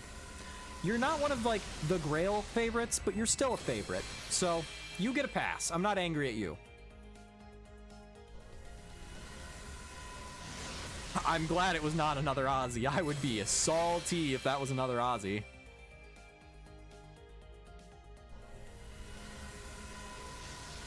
Just 120 her with the 5 copies I get in the next 300 Saint Quartz. I mean, if I were to get, like, a crazy mega lucky NP6 Kukulkan, I'd do it. I wasn't originally planning on taking Oberon to 120, and then I just got a string of good luck in his banner, and I was like, you know what? If I can get NP6 organically, then yeah, I'll take him to 120, and then I did. Any permanent SSR riders that you don't have yet? Let me think. I've got Drake, I've got Ozzy, I've got Odysseus,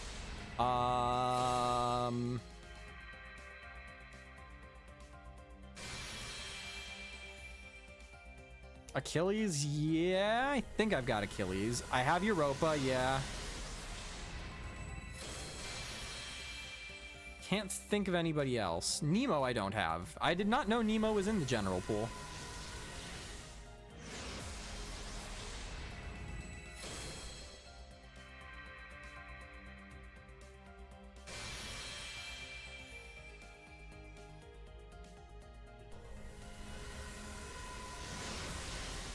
So it looks like Taigong Wang? Oh, he's in general too?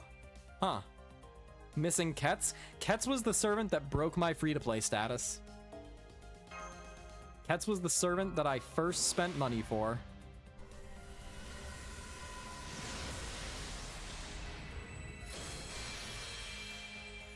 Got Taigong as my first spook after he was added. What are the odds?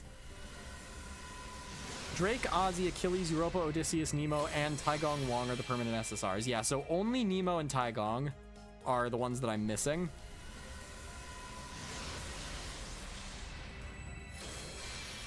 Most of those are relatively new for me too. Drake was pretty new. Ozzy obviously is very new. Achilles is relatively new. Europa I just got a couple months ago. Odysseus didn't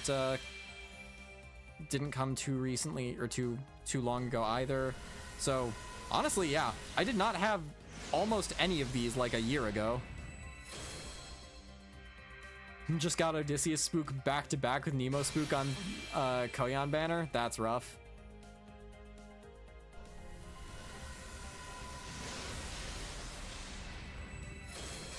Which servant class do you have the most SSRs of? Good question. At once upon a time, I would have said Saber. That's probably changed.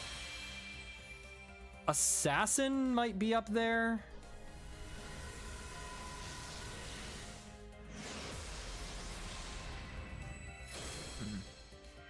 Probably not Archer and not Lancer. Almost certainly not extra class. Probably Zerk. Well, if we count individual copies, then Zerk wins by a mile. Outside, like, just for the number of actual servants themselves.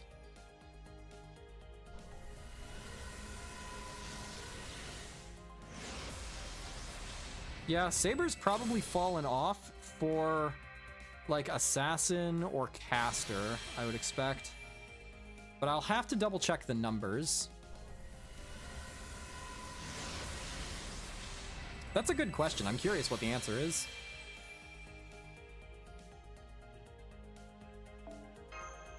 Well, that was a minimum roll. So we're back to playing games, Kuku.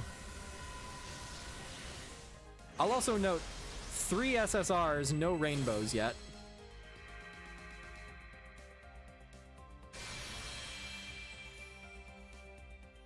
It's a tie between Saber and Caster for me, both at 9. Because I'm thinking through, like, which are the servants that I've grailed? And I've grailed a couple of assassins, but one of them is Phantom, so he's not SSR. Okay, gold, come on, Foreigner. Okay, well, that's my last Tlaloc that I need. All right, well, Tlaloc, you did step aside for Kukulkan, and for that I am grateful. But now you are maxed. You're done. We're through. I don't need you anymore. Not in the gacha, at least, so you can just go wait in the waiting room. Yeah, Tlaloc does like me. I'm happy with that. I would have preferred that Kukulkan liked me. More coins for a pens? That's true. Tlaloc wants the grails, yeah. She heard that she was on the maybe list for grails, and she was like, here, what if I just sweeten the pot with NP5? How about that? Will you give me grails then?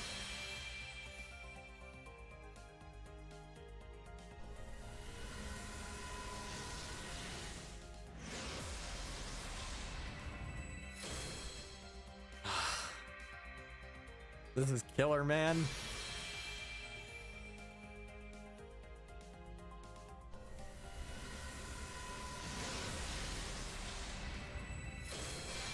I went into this very hopeful. I was hopeful at least that I'd have 1 copy to spare before I finished the tickets, and then we'd go in with the Saint Quartz and have some buffer room, but like, we're taking this down to the wire.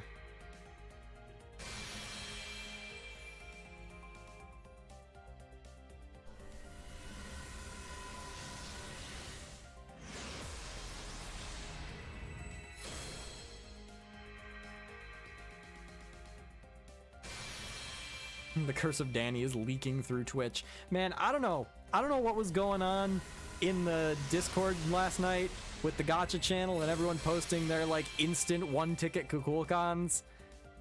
Some of y'all are cheating or hacking or something. It's because we rolled super early, yeah. I waited, you know. The early bird gets the worm.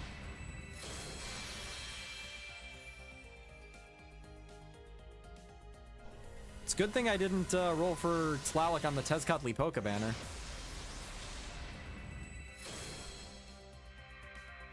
Tez isn't permanent, right?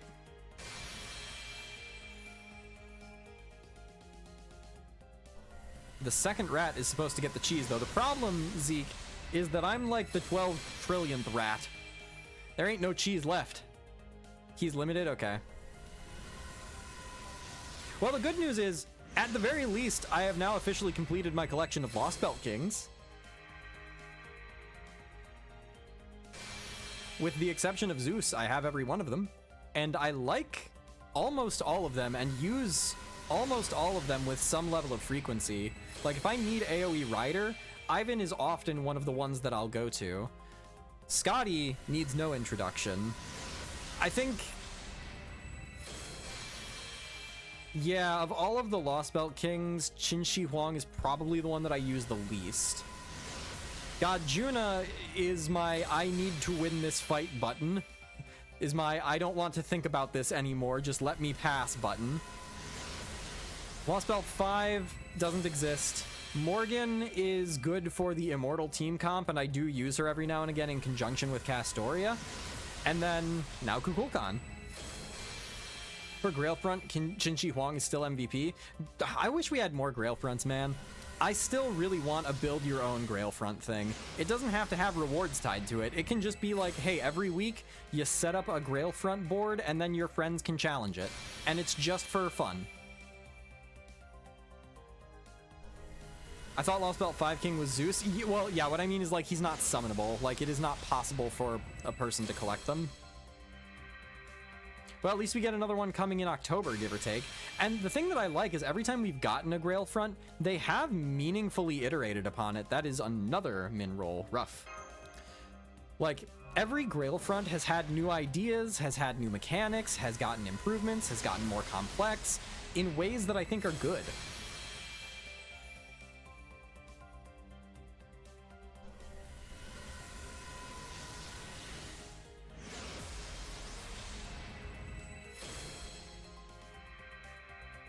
please let me have my Grailed servants bully my friends. But I think it'd be really interesting. How I envision it is there being a like variety of different map layouts and designs that you could go with. So everyone could pick like a different arrangement and different starting points on the map for themselves and their friends. And then, you know, every map could have different layouts, different connections. Maybe as the designer, you could choose like, hey, we're going to erase this connection. We're going to add a connection between this spot and that spot. And then you select like between 5 and 8 buffs that you'll put around the map as you choose. And then you'll dictate, you know, the challenger can bring assassin, rider, all class, and extra. And then let him go for it. And I feel like everyone would come up with something that is different. And by divorcing it from any sort of tangible reward, you disincentivize people from doing, you know, a meta from like just turtling with highly defensive, very effective solo servants who the AI could abuse. And you encourage people to just do it for funsies. Okay, this is it. This is the last one that I need. This is my foreigner. Yeah! Oh, you made me wait for it, Ku. I'm happy that you're here, though. Thank you for your generosity. I am left with another like 150 Saint Quartz, I think. I did say at the beginning of the stream that I would be willing to go for like an NP3 or something. And as much as I want that, as greedy as I am for it, I can't do it. I can't justify it. I spent way more than I thought I was gonna have to. Rule of greed, one last multi. Ismanir, you are a bad influence. Oh my god, Canasee. Do it. You're also a bad influence. Thank you very much for the 10,000 bits, which means that we're going for NP3. I'm not guaranteeing NP3, but we're going for it. But no matter what, I've got my grails ready to go, so we are at least ready to cap off the evening with me fulfilling my promises. So everyone who predicted another KukulCon, you win. Congratulations on your return. So let me think. I have to do some math. This would get us the equivalent of 6 10 shots. Is that correct? I believe. Either 5 or 6. So I'm gonna do 4 here, and then we'll do the math. We got like 1.1 times our coins back. Yeah, this year is just a little bit too packed for me to really rely on splitting banners for people. Unless someone is very, very nice to me, unless I end up with like NP3-esque in a single 10 shot or something. And just like Gajun and Musashi, time for NP5. Yeah, those two were special cases, and that was because the gacha knew what I wanted. The gacha knew that I wanted the 4-star on the banner, so it just gave me 5 stars that I didn't care about. It's not rainbows, so I'm not gonna make any assumptions. It's a caster. Okay, Nito Chris, you heard Ozymandias showed up, so you just had to follow, didn't ya? At this point, I can't be upset about 4-star spooks. I've got NP5 Tlaloc. Imagine getting a Nito altar. I would flip my lid if I got a Nito altar. She followed an appropriate distance behind, exactly. Gotta leave space for deference. Hey, what's up, Ant? Wow. Christine. Throwing this in. 4 years already. Nice Nito. Wish it was an altar. Well, thank you very much for A, the resub, and B, holy mackerel, 4 years. That is unbelievable. When I think about, like, the people here who have been with this community for the long haul, like, how many different places have you guys seen me stream from? I know that, like, right now you can't see the apartment that I'm in anymore, but, like, I started streaming from my laptop webcam and microphone way back in like 2019. I moved from there to the condo that I was in for like a year. I moved from there to the apartment that I was in. I moved from there to my family's place for the last couple of months, finally to the apartment that I'm in right now. Like, man, the many stages of life that I have gone through and you guys having been here for is wild to me.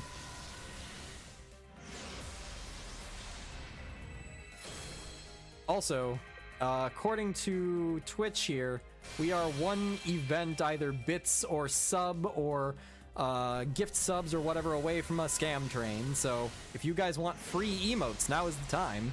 If you have Amazon Prime... What's up, Senpapi? Thank you for the Gao. I don't know if that... Yes, I think it did. Did that start the scam train? I don't know, because it's partially covered up by the pinned message in chat. Choo choo.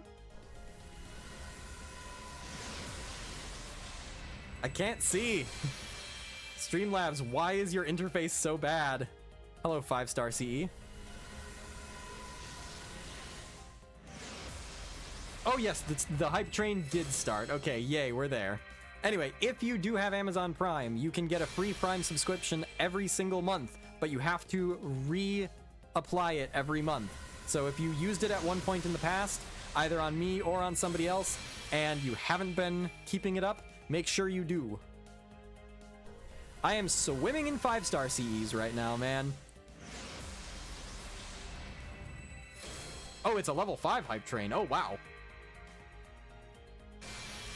He used the Prime sub on me, not Vent. He already has enough subs. Genuinely, go check out Senpapi. Senpapi is a mod here, is a friend of the channel, was the first person to ever show up and comment in my Discord. I think you were the person who like suggested I even make a Discord in the first place. And Senpapi is now streaming. Senpapi is doing Code Vein. Senpapi is doing Fate Grand Order. Senpapi has been doing, is it Paladins I've seen you play? Like, really awesome stuff. Go check out Senpapi, especially if you want to see something earlier in the day, because Senpapi is in a different time zone. He covers at a time where I am not streaming. Really awesome guy. Go check him out, and if you have the means, drop a sub.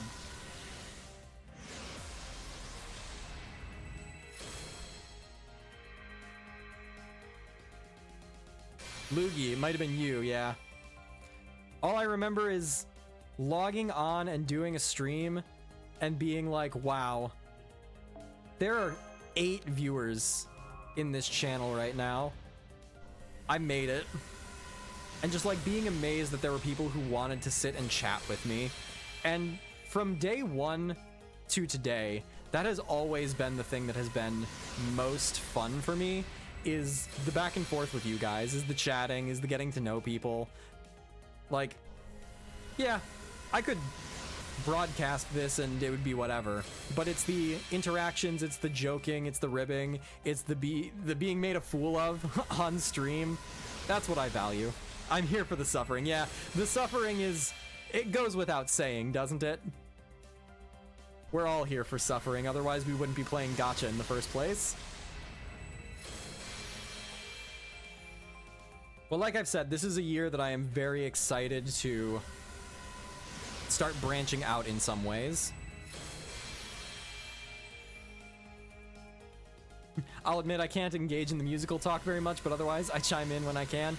Well, I mean, I value very much exposing something new to people.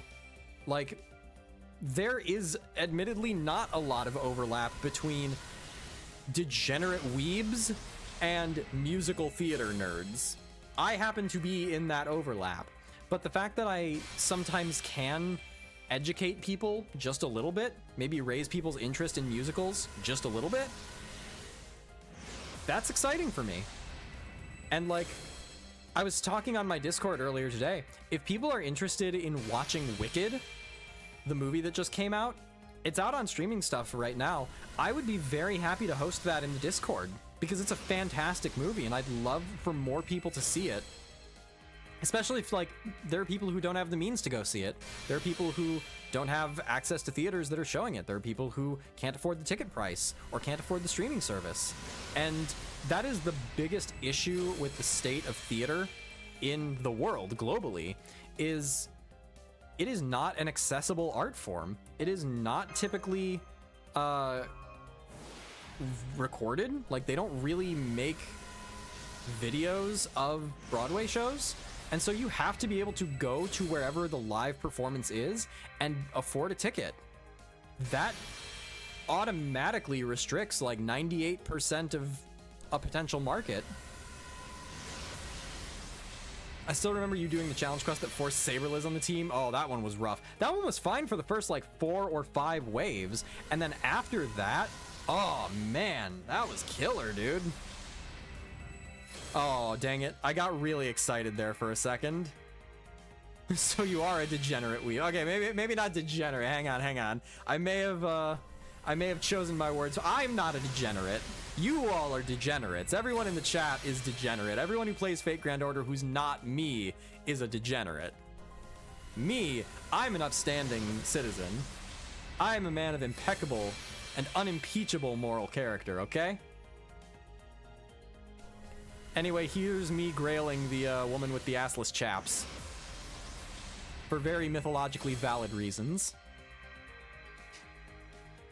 Who is the man with the contract to be under the foot of a Foxley? Hang on. There was nothing in that contract about feet. The contract is real. But the feet part, that is slander.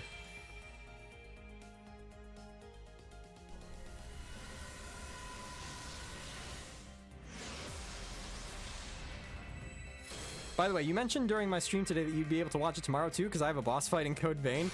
Are you still on the water stripper lady?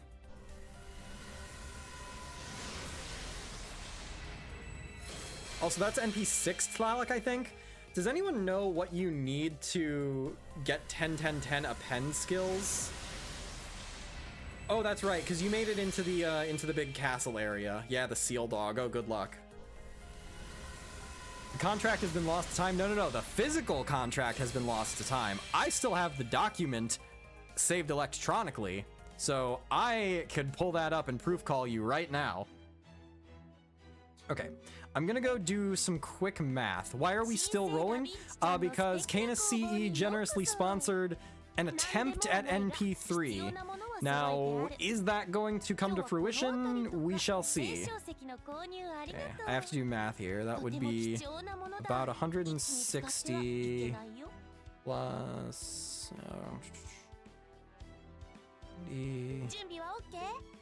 50, 80, 5, 6, so 7. So I'm gonna do 3 more 10 shots is what I can afford to do right now. Which actually almost works out perfectly with my Saint Quartz fragments. Yes, wow. That lines up almost exactly perfect. That's kind of crazy.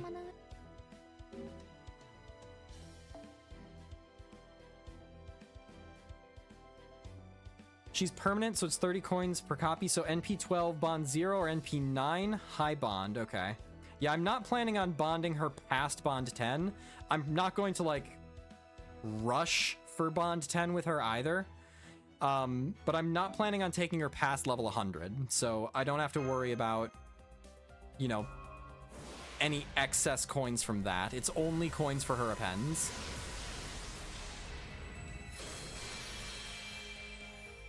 US prices are so low. Well, didn't they increase the bonuses that you got or change the prices a few years ago? I think you're hoarding your bond grails. It's not a big issue. Well, it's not so much about the bond grails actually as it is about I have servants that I want to use, and like it takes a long time to get a servant to bond 10.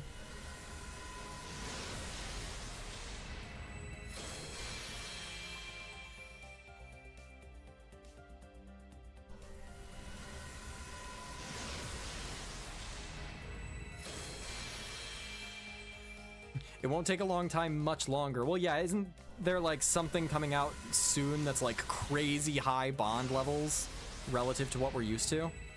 I mean, even back in the day, like during year 1, the bond amount that you got per main story quest was so much lower than it is now, on relatively a similar amount of AP usage.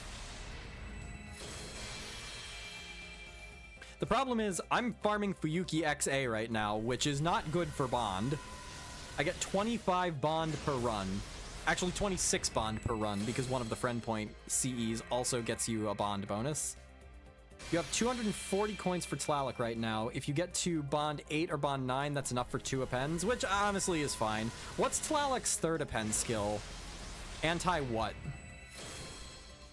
Why are you farming Fuyuki for friend points? Because I am so freaking close to being done with foes, man. I'm so close. I just want to be wrapped. Anti-moon cancer. Oh, that's never gonna come up. Hey, what's up, K-Scope? Literally drowning in 5-star CEs. Thank you. Oh, anti-Avenger? I feel like Avenger will come up more often than moon cancer will. There's a CE that gives flat plus 50 bond. Yeah, the heroic portrait CE from like right at the beginning of the game. The problem is that takes away from the friend point income, and with the amount of friend points that I need and the pace at which you do these quests, I need to max that out. Oh, Tlaloc is anti-Avenger, Kuku is anti-Moon Cancer. Gotcha, gotcha, gotcha.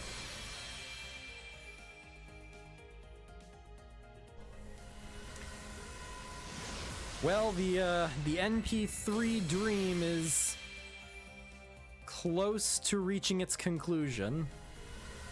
Tez is anti-assassin. Hey, assassins who have an anti-assassin append skill. Phantom of the Opera. Tez Katlipoka.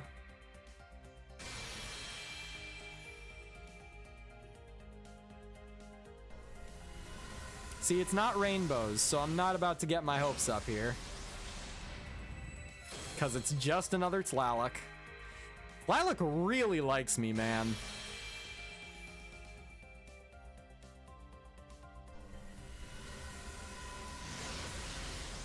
However, I will get my hopes up for the next gold spark, because, like, I can't get that many Tlalocs in a row, you know?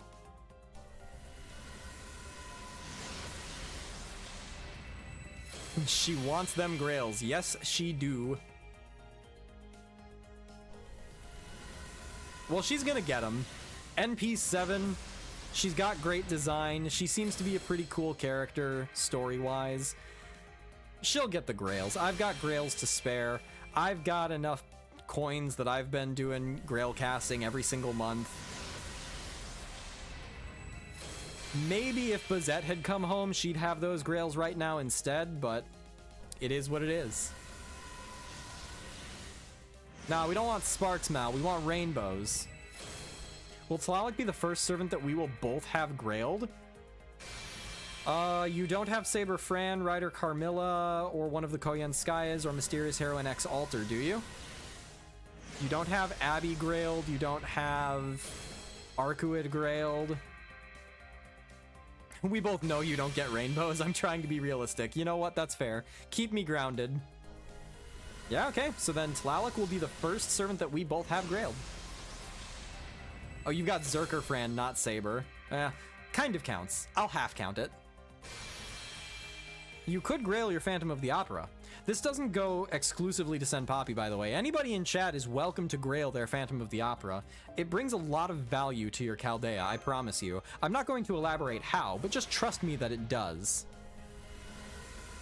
Because here's what's going to happen, is Lasengel is going to see that there is a sudden influx of grails into the Phantom of the Opera, and they're going to be like, oh, this is a very popular character.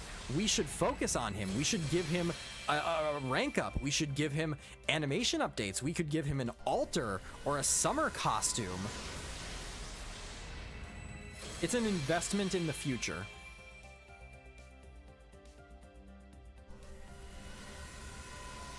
I'm not coping. I don't know what you're talking about, Loogie. Event trying to socially engineer Phantom love from the devs. Look, a man's gotta do what a man's gotta do, okay? I'm not ashamed of who I am. I'm not ashamed of what I love. Oh, Senior Streamer, are we still going through the story tonight? Nah, not tonight. This roll stream was a little more involved than I had perhaps hoped. I was hopeful for an NP3. But unless she decides to be exceptionally generous right here at the end, that does not look like what's going to happen here. But that is okay. There will always be another opportunity if I really desperately want. Oh yeah, I'm going to level up Kuku. We're probably going to go like do a free quest or something and, you know, try her out. GSSR. I mean, yeah, like the GSSR pools coming up, I don't know what they're going to look like, but there's always a possibility. Especially if she ever shares a pool with Van Gogh, she's very likely to be finding another copy. All right, this is it. This is NP3 right here, right now. No, I'm sorry, NP8. I meant NP8 Tlaloc. Oh, man. You hate to see it, folks. You hate to see it. All the buildup, all the anticipation, bringing it right down to the wire, and Tlaloc just can't leave me alone. The coin farming, yep. We're just farming coins for Tlaloc. Tlaloc coin farming stream with guest appearance by Kuku, exactly.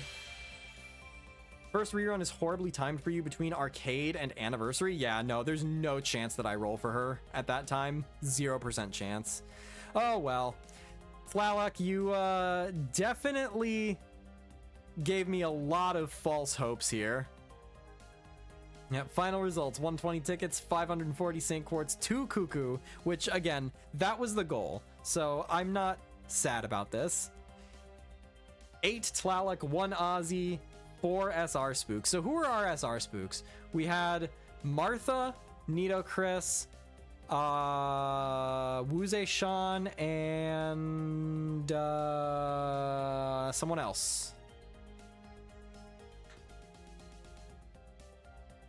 I don't think this other person was NP5, so why can't I remember them? Parvati, yes, that's it. One of very few servants.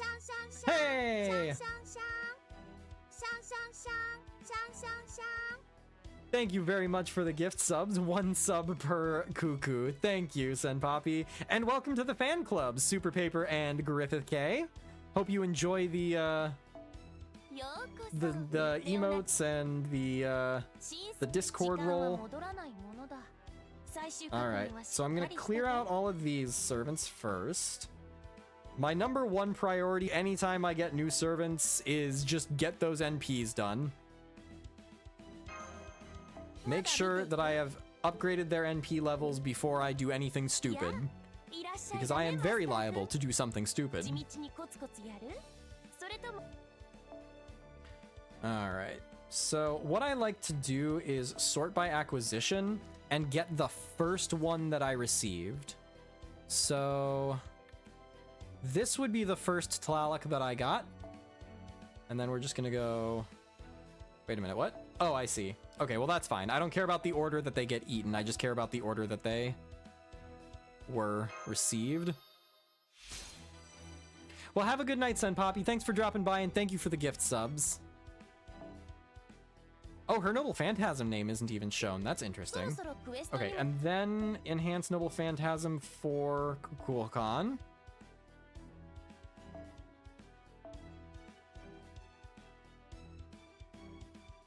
Wait, what?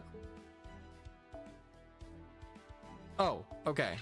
There we go. I was really confused for a second. I was like, I do not remember getting NP3. There we go. Okay. And then the other ones I've already got leveled, so I don't have to worry about acquisition date. Yeah, both of these two are at NP1. NP3 is locked behind the free St. Quartz ritual. Yep. Unfortunate, but true. Or the GSSR ritual later on down the line. But yeah, like I said, I just can't be upset about the results tonight. I'm going to be upset when I see what happens to my QP. I'm going to be upset when I see what happens to my Grail count, because I'm about to lose 12 of them. Not to mention getting material locked on their skills and having to go through all the materials that I've got. That's going to be painful. Okay. We're gonna remove the Tlaloc that's in that party right now so that I don't get confused about which Tlaloc I should level.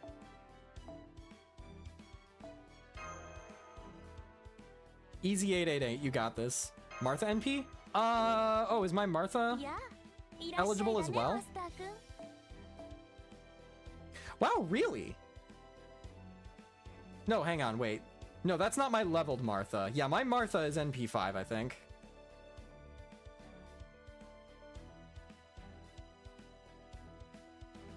Yeah, my Nidochris and my Martha are both NP5. I was very surprised there.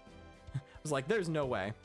Also, let's go ahead and check. We were talking about how many I have of each class. Let's see here. Actually, the easier way to do this is to go Spirit Origin List.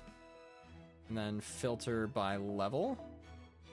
Okay, so SSRs. Saber is 5. Archer is 5. Lancer is 6.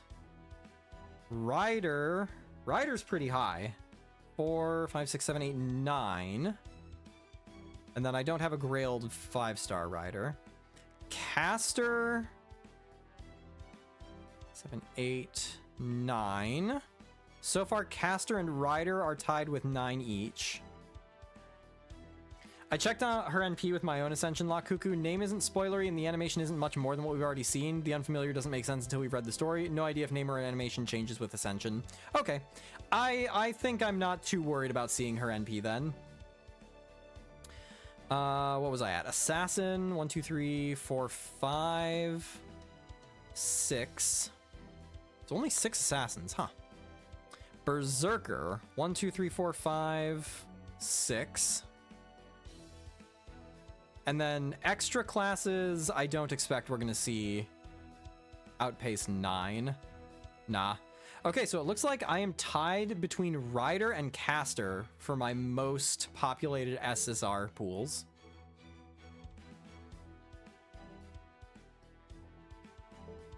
All right, cool. Well, now that we know, now we get to go through the very, very, very fun part of this process, which is tediously leveling and ascending.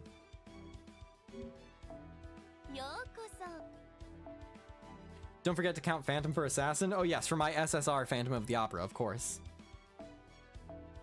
So I like to do the foes first before I do XP because it actually keeps your overall cost on QP down. Because the higher level a servant is, the more the foes cost to use. Plus, the foes do technically get you XP. It's only like a level of XP, but it is XP.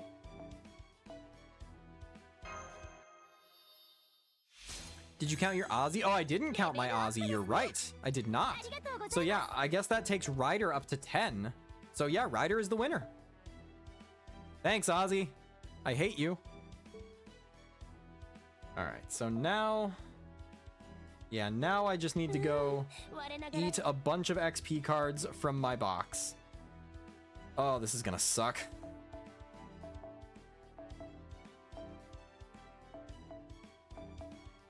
So, I think I'm pretty well decided that I'm giving Valentine's a skip. We are not going to be rolling for Johanna. We are not going to be rolling for Bazette. I'll take stock once we reach the arcade collab. Maybe I'll be able to do some rolls on that, maybe not. But my priority, if I have to choose one thing above all else this year, I think it's got to be the Anniversary Servant. I think it's got to be Esk. Oh, I only have 63 spaces in my inventory? Oh, wow. Wow. Oh, is it all the foes? Oh, it is all the foes, isn't it? Oh, that's a pain. That's so obnoxious. Hold up.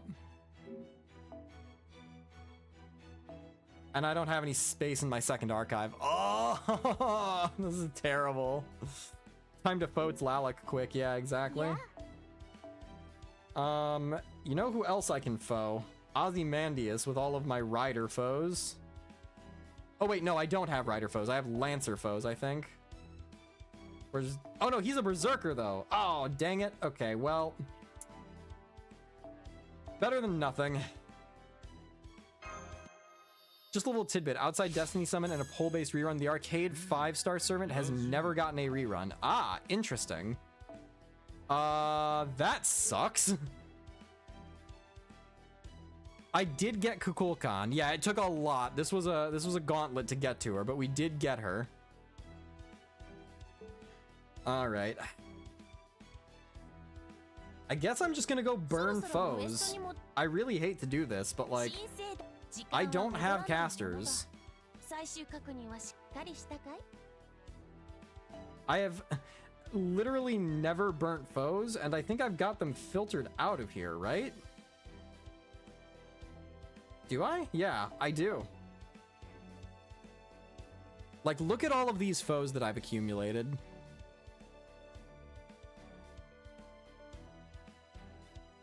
So I don't need saber foes. I don't need caster foes. I still don't need saber foes. I think I do need the archer foes, so I'm gonna hang on to those. Didn't they announce reruns of every servant with the grand system? The thing is that if they are doing that, then that's cool. But also that means that I would have to wait for 2 years. So maybe I will try to prioritize the arcade collab servants. Oh, hang on, I need archer.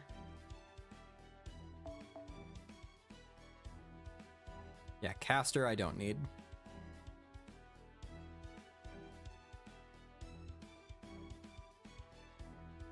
Okay, so this is gonna clear up 235 spaces. Oh, this hurts. Look at all those silver foes. This feels bad.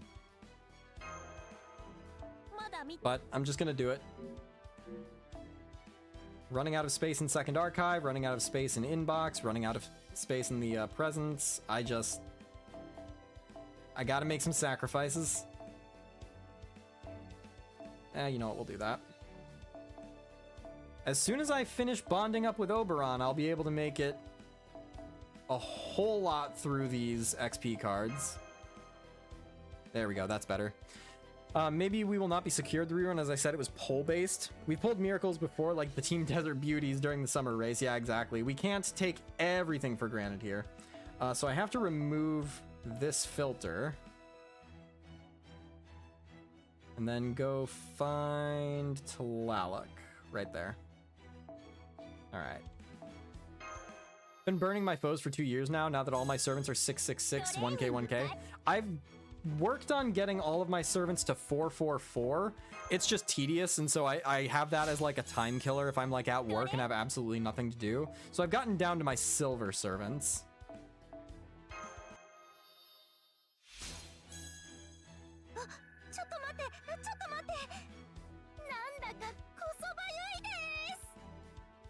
She's fun.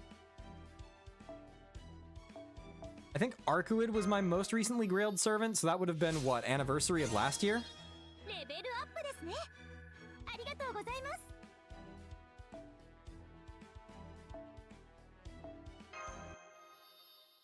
I like Kuku's XP feeding lines. I wish that we had more opportunities to see unique voice lines with people.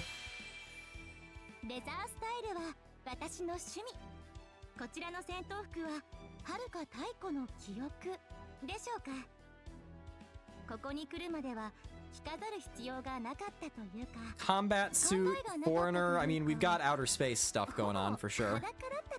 Oh!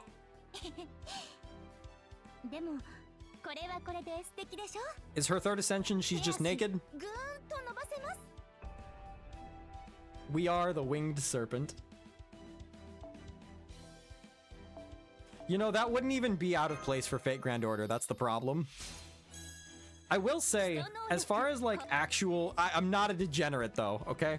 As far as actual like well thought out character design goes, I really always think back to the design of Aphrodite in Hades.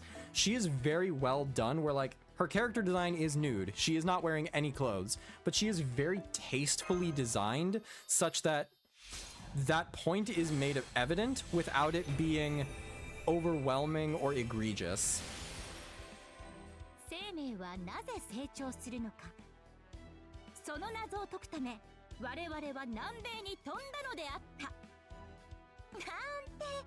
ただ二人で観光に行きたいだけです。 I'm in. マスター、私の肩に乗ってみます？ Yes, I would. Yeah, I think it would be really cool if, like, in the home screen, for example, the servant that you have, like, on the front of it would give you unique voice lines, kind of like in my room. Just to give you a little bit more of a feeling of, like, I'm interacting with my Chaldea. I'm interacting with my own servants. Alright, now we're busting into the 5-star XP. マスターはこれ食べないんですか？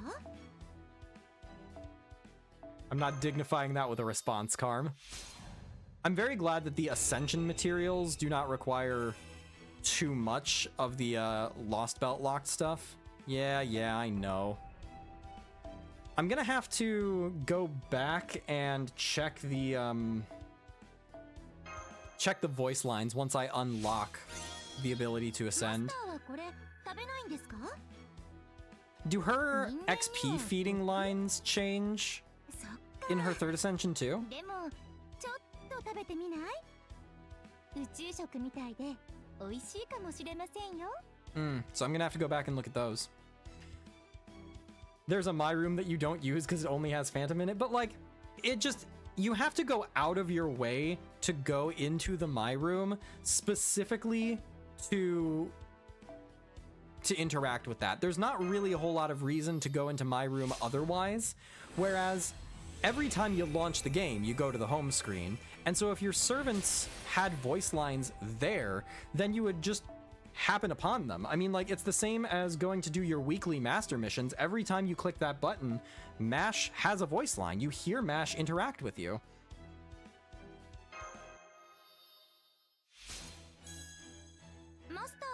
When you finish the relevant chapters, Tlaloc and Tez and Kuku also auto-ascend, so it's not like Oberon where you have to go do it manually. Gotcha.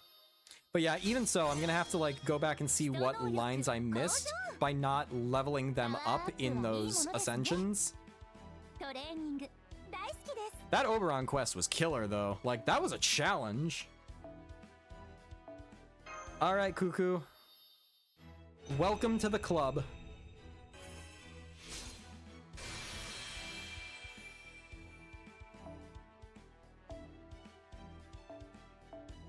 I do occasionally lament the fact that I don't grail any low rarity servants anymore, because, like, that was part of the fun of the early part of Fate Grand Order for me, right? Was like, I'm grailing Phantom of the Opera, I'm grailing this, you know, relatively underperforming character, and that was fun and exciting. The problem is, there are no low rarity servants to grail. There's no new servants. I've grailed the ones that I want to, and now it's just 4-star, 5-star, and an occasional 3-star. It's been 8 years and Da Vinci's shop lines still aren't subtitled, yeah? Ooh, wada wada, whatever she says. Really all I know is the ooh, because at that point I've already hit the button to go into whatever menu I'm trying to get into. What was that? 1, 2, yeah, there we go. There's always Ku, also Babbage. No, I'm grailing Ku right now. Can't you see? I'm already grailing Kukulkan. Yeah, we got Shufu. Like, we got Shufu. We got, Yellow Turban Man. Zhang Zhui, I believe is his name. Like, we do get 3-star servants every now and again, but the pace is just so slow.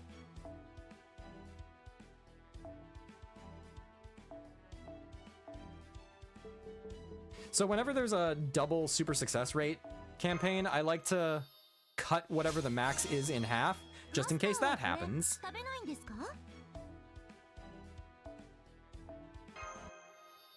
So many grails straight down the drain. Well, I can't say down the drain. That makes it sound like I'm wasting them, and I definitely don't think that this is a waste. I do think, however, that for the first time in a couple of years, I might actually have to be conscious of how I use my grails, which is exciting.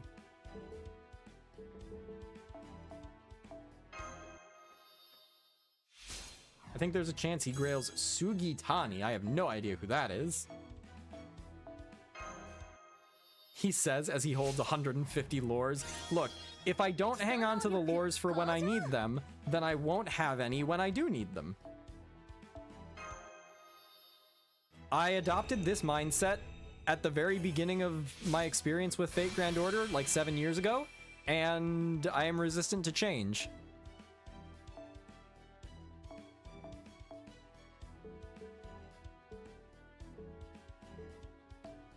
That looks probably about right.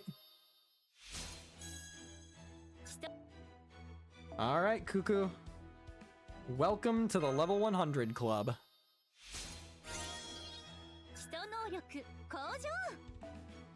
Alrighty, Kuku complete. Next up, Tlaloc. Which Tlaloc? This Tlaloc. Let's just make absolutely certain that I'm not about to do something stupid. NP5, yes, okay, this is the correct Tlaloc. So, first order of business is foes. Yeah, I do have gold foes that I don't know what to do with. Maybe I will give those to Kukulkan. I don't know. Because I feel like she's a servant who will benefit from them. Like, she's very DPS oriented. And the fact that she's a foreigner means that, like, she's going to be doing class neutral damage against most enemies. So having those base stats be higher right off the bat would probably be a good benefit in the long run. You're about to get a whole lot more gold foes as well in 4 months. How so? Is there an event that gives them, or is it like an anniversary present or something?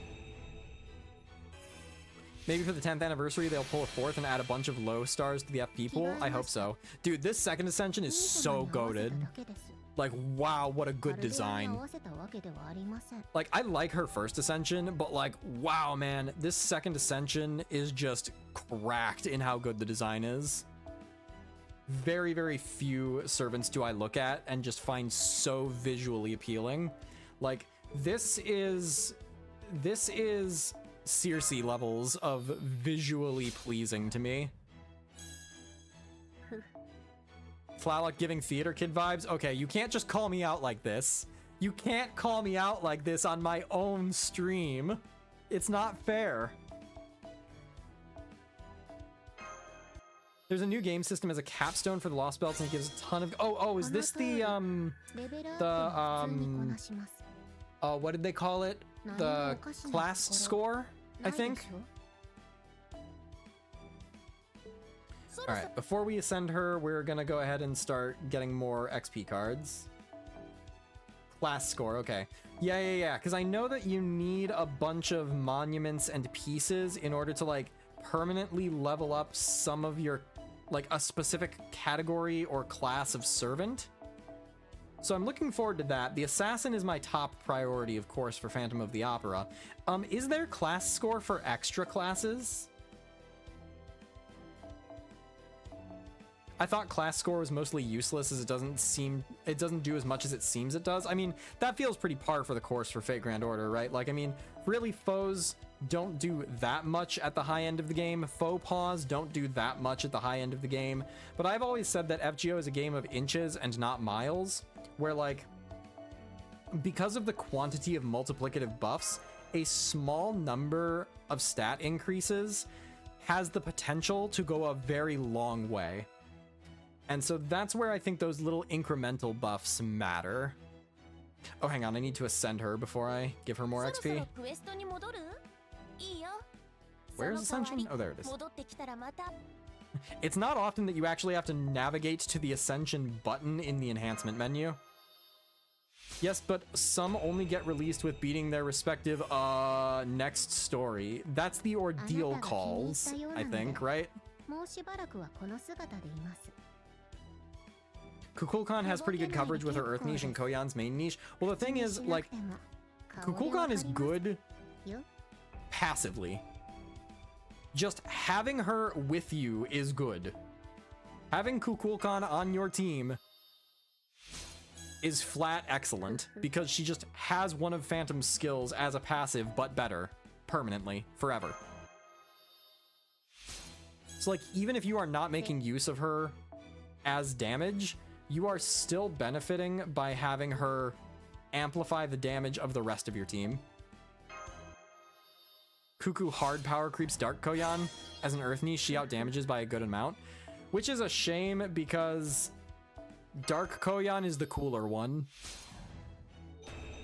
Want me to give you the full mats you'll need for the assassin class score on Discord? Trust me, it'll hurt. Yeah.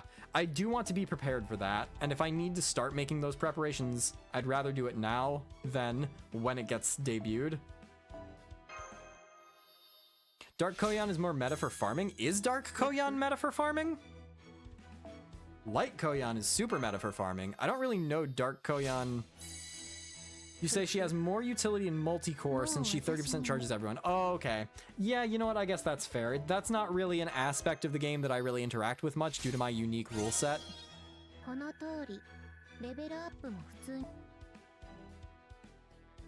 Yes, but mainly for whales. That's fair. Dark Koyan was used a lot in last Lotto compared to Kuku. Well, that makes me happy at least that one of my Grailed servants who I don't get an opportunity to bust out very often is going to get a little bit more potential in the future.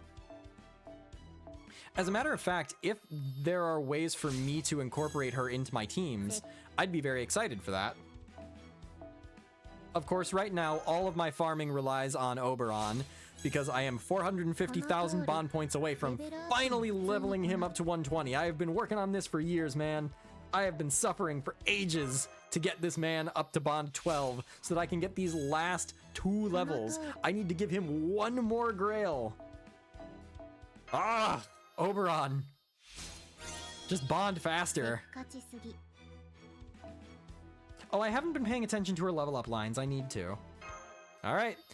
I'm committed, Kukulkan. You showed up NP 8, so you get the grail. Should have rolled NP 7. Yeah, that's on me. That was my mistake. I didn't even pay attention to her ascension lines, and I should have. I feel bad.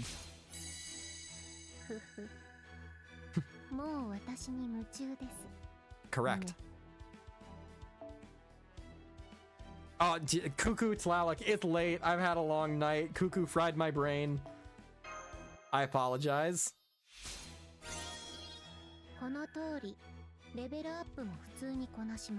I'm just a sucker for pretty ladies, okay?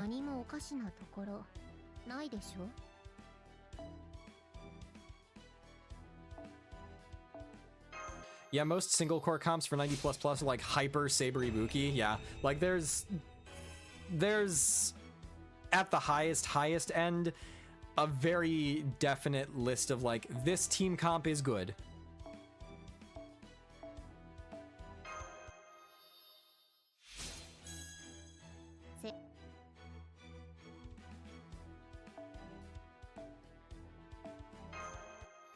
There were some questions. Do I have something in storage? Oh, do I have enough XP? Oh yeah, I've definitely got enough XP. My inbox is stuffed with XP cards, and my second archive is practically completely full. So I don't really have to be concerned about running out of XP anytime soon. So about a servant we were talking about, this October Gun Monk is going to become a summonable as a permanent 3-star. See, yeah, that's a servant who I'm really interested in. I don't know what her deal is, but like, she made an interesting first impression. I like her design. So once I know a little bit more about her, like I don't know her name or her history, maybe she'll get grails. I'd be very eager to grail another 3-star servant, because that is, as it stands right now, I'm fairly certain that the only 3-star I've got grailed is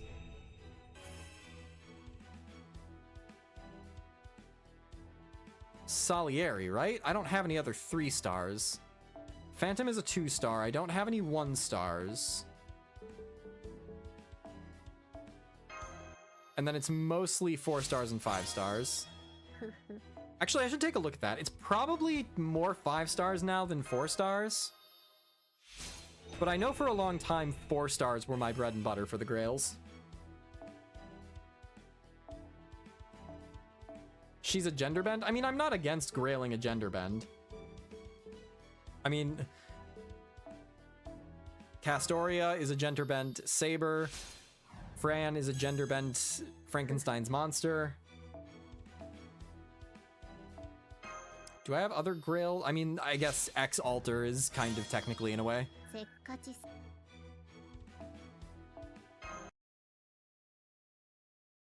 Hello?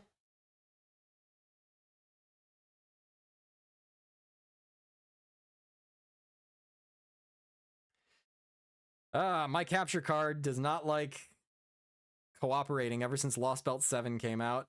Alright, here's what we're gonna do. We're gonna restart, and you guys do not need to see my Balatro run. That is still open on my other app. Man, if I have one piece of advice for you is don't buy Balatro. Don't play Balatro. You will lose your life to it.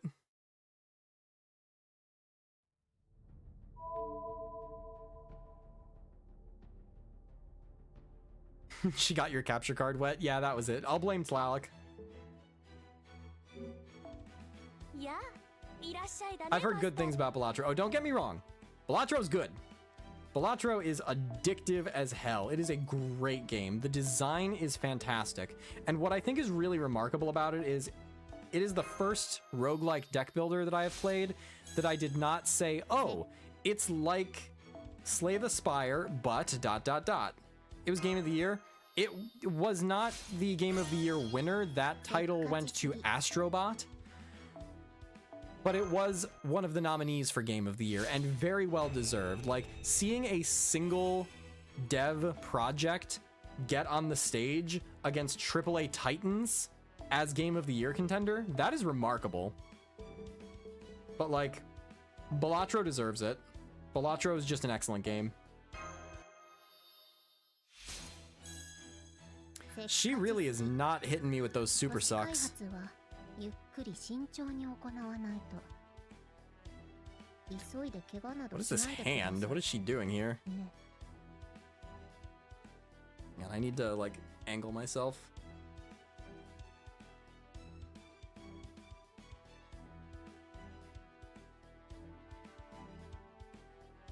Yeah, there we go. This hurts. This is painful.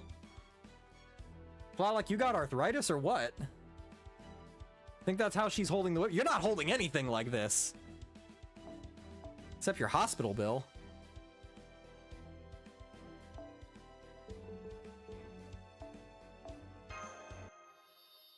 Kind of looks like she's holding an invisible cup from the rim. I kind of see where you're going with that. She's a witch. Alright, Tlaloc. You two get the highest honor in the land, joining the level 100 club.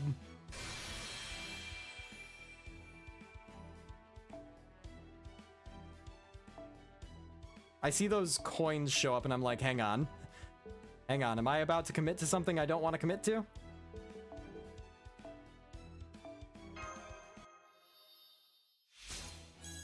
The highest honor in the land is 120, not 100. No, that's not an honor, that's just undeserved praise.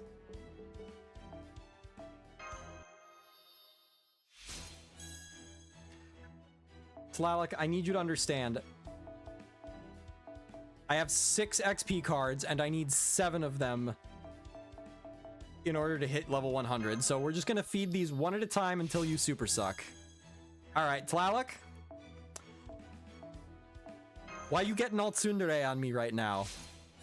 Tlaloc, you were so forward with me. You were throwing yourself at me, literally. Thank you. Okay, now we can finish. That was all I needed. No, I did still have XP cards. I've got tons of XP cards, but I didn't want to go through the process of actually getting them, you know? Alright. I have a couple more servants that I could level, but more important than that is skills. Oh, my poor QP count. My poor precious QP count. Also, Foreigner and Pretender are not going to be kind on my skill materials because their skills 1 through 3 don't use any class tokens or whatever they're called. They just use the materials outright. What is that, Don Quixote? I have not been able to finish farming the Traum materials. Alright, yep, we're stopping at 8.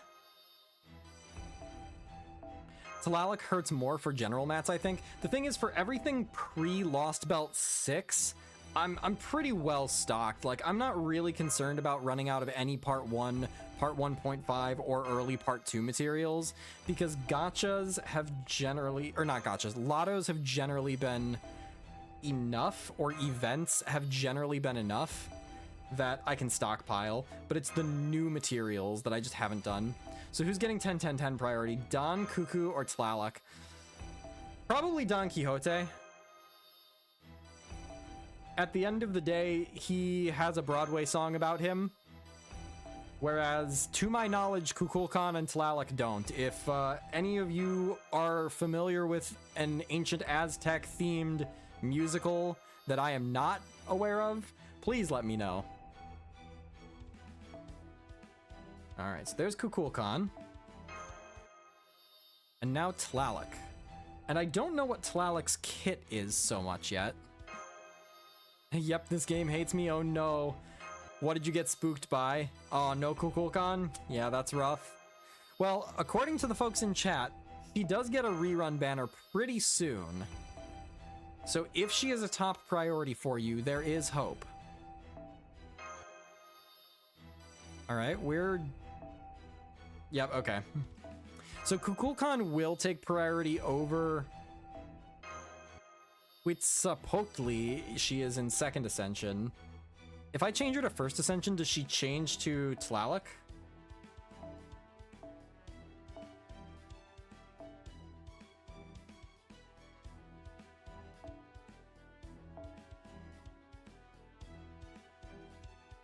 Yes, she does. Okay. Gotcha. Interesting. I prefer referring to her as Tlaloc over Huitzilopochtli, but I will be putting her on own servant settings. I'll probably put Kukulkan on own servant settings as well. Ketz appears in a Fate Babylonia stage play. Yes, she does. And the actress who played her is a professional wrestler in real life and has created and named a move after Quetzalcoatl. I think she called it like the Quetzalcoatlus.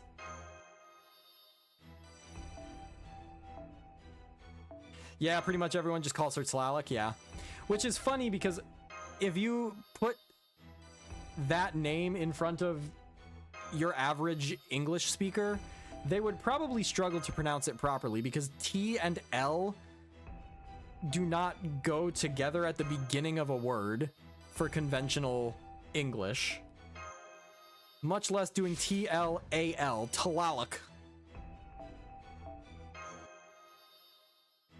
I would imagine, based on my knowledge of Japanese phonetics, it's probably written out as like Turaroku, which is much easier to say. It rolls off the tongue much easier if you have a vowel in between the T and the L. Now, I do have enough materials, 60... Oh, I can do it now! Yo, congratulations! I don't know where I got these things from, but let's go.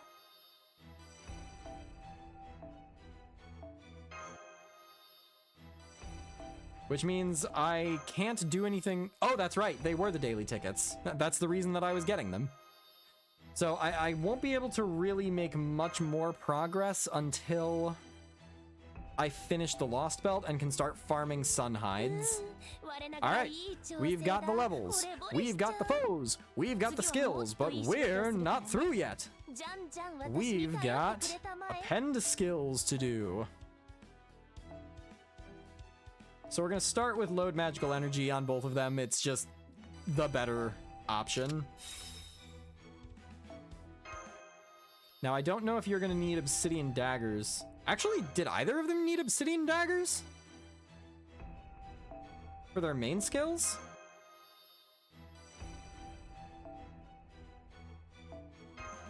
Tlaloc gets capped by daggers for appends. Huh.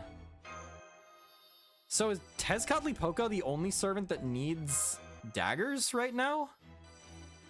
That's kind of surprising. Oh, cutting it close there, aren't we, Kukulkan? Literally one of those left. Yeah, not bad.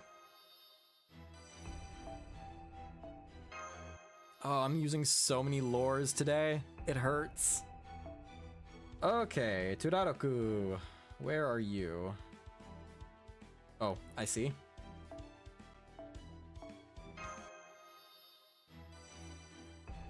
Guess we're still gonna be taking those from the daily mat tickets. Oh yeah, you betcha. And that NP8 was perfect, actually.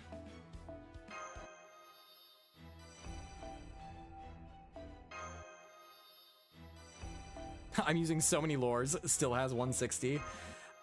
You never know, man. I just got Odysseus right, and who knows if Odysseus is gonna be, or not Odysseus, sorry, Ozymandias.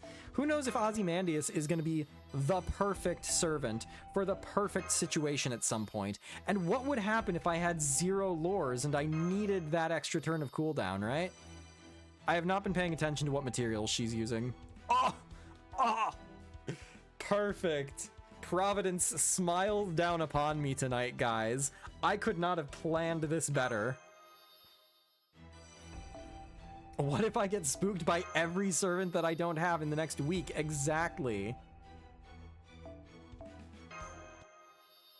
All this just so that I can go and actually use the servants. You know what would be kind of fun? Having a setting that would let you, like...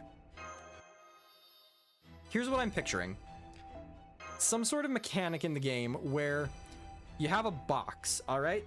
And you can just pick whichever servants you want and put them in that box. You can put 1 servant in the box, you could put 50 servants in the box. And then you seal the box, and then when you go to the party select screen, you can just set a random character from this box as one of the options. I feel like that would help spice up some farming. Where I could just be like, I want to randomly get, like, maybe Tlaloc, maybe Kuku, maybe any of my Grailed servants. Being able to choose it and not have it be completely random, I think would be good.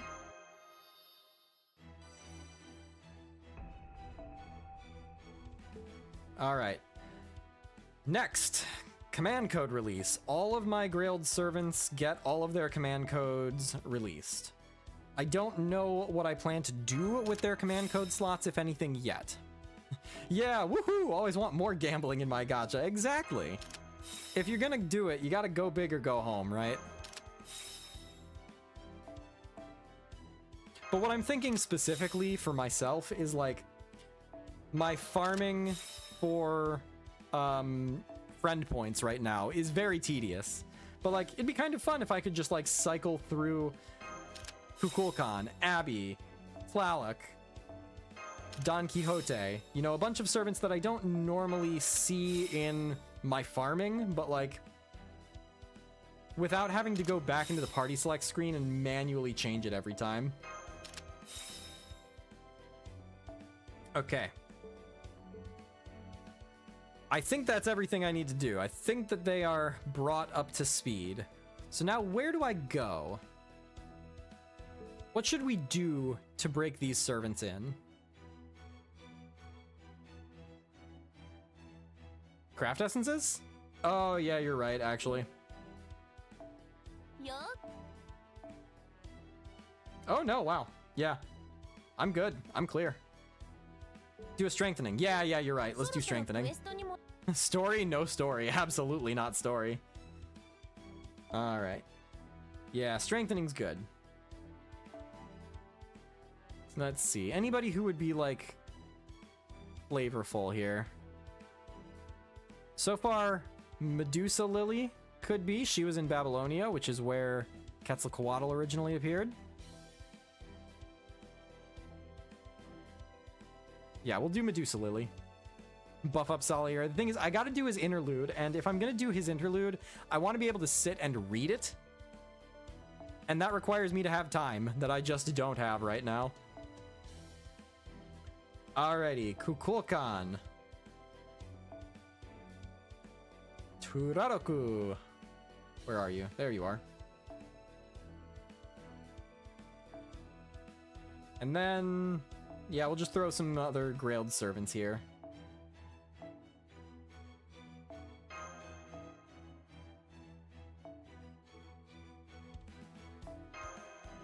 One thing I do want to do is set Kukulkan also to own servant settings for right now.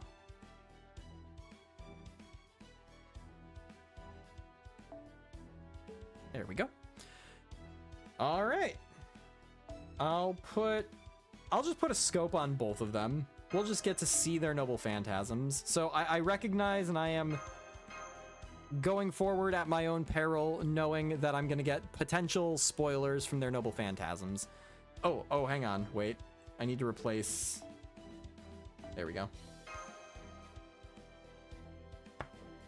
Literally, King Protea was there? Oh, I just glossed over her with the, with the rest of the Sakura faces. We've talked about Kukulkan's NP. Do I need to worry about Tlaloc's NP? I assume the answer is no.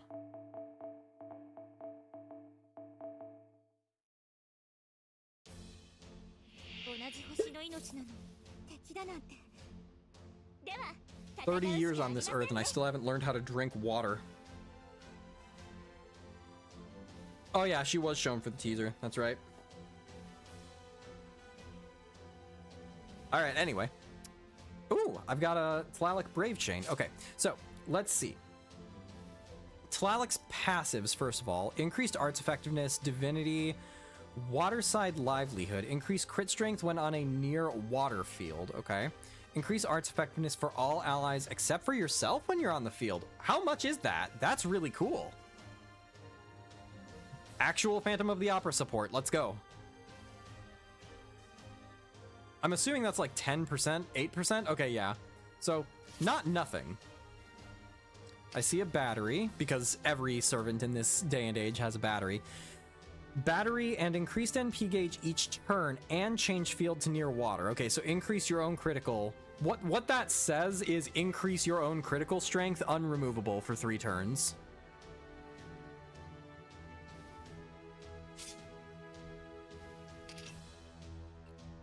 Shoshi Yayodel. Increase attack and crit strength and apply sure hit for all allies for 3 turns. Remove 1 guts from all enemies, and when successfully removed, decrease defense for the target. Interesting. That is bad for me. That is actually terrible. I am probably the only person on this earth who is going to look at that skill and lament the fact that it removes guts.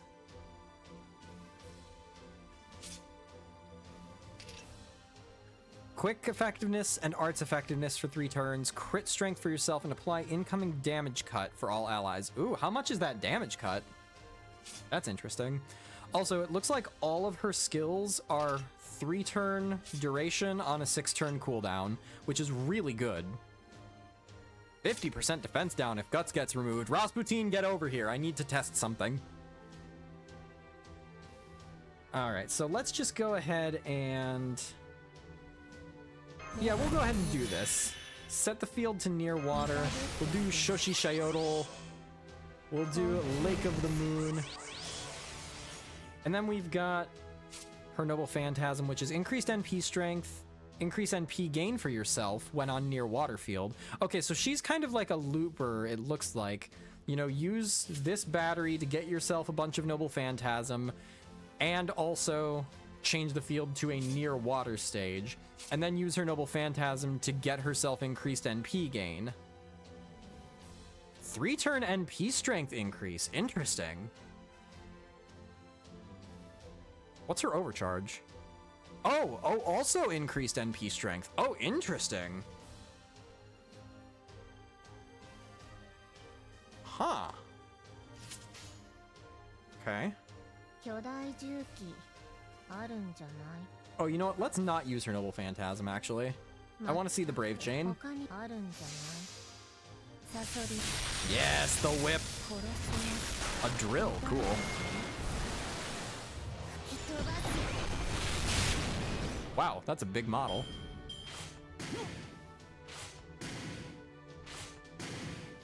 For herself at the start, for everyone else at the end. Oh, if somebody mentioned I didn't see 2,000 damage cut 3 times 3 turns.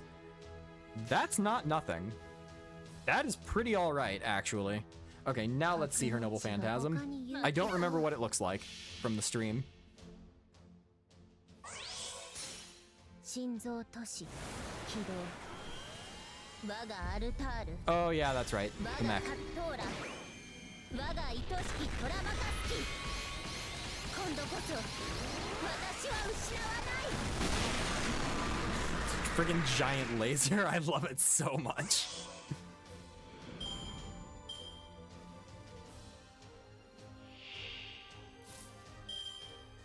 All right. Kukulkan I've got more of a basis for since we used her a couple of times. Special attack, threat to humanity, which doesn't come up very often. That's basically exclusively story and for other foreigners, right? I think. And then this, which is whatever this is.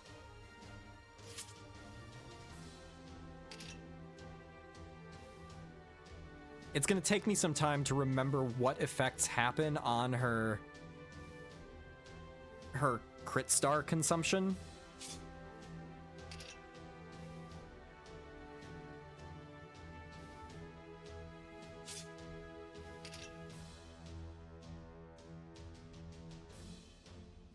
Okay. I'm just going to go ahead and use the Noble Phantasm as is. Kinich Ahau Impact. 得意分野です Piedra del Sol. Show me the Piedra del Sol. 増殖完了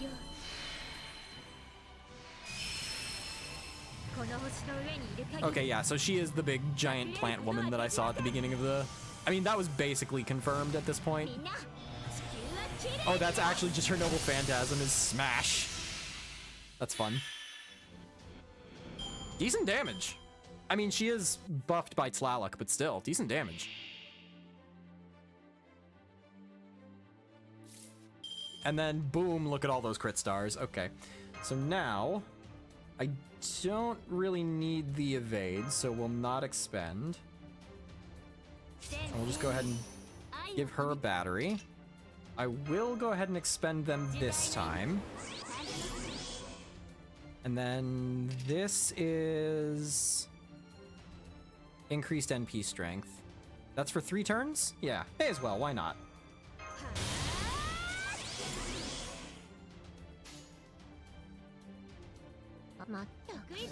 I should check what their stats are, I didn't see.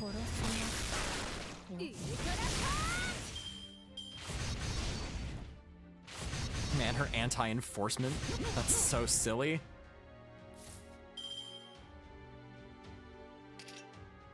Alright, we're gonna send Tlaloc back, bring Oberon out, and then we're gonna test some damage.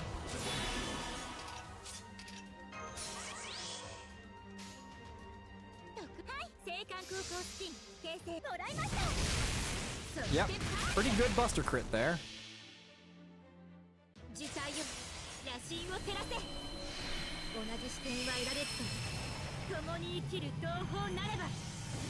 Her silhouette in this reminds me very much of Jean. Yeah, 232k for a single target. Not too shabby.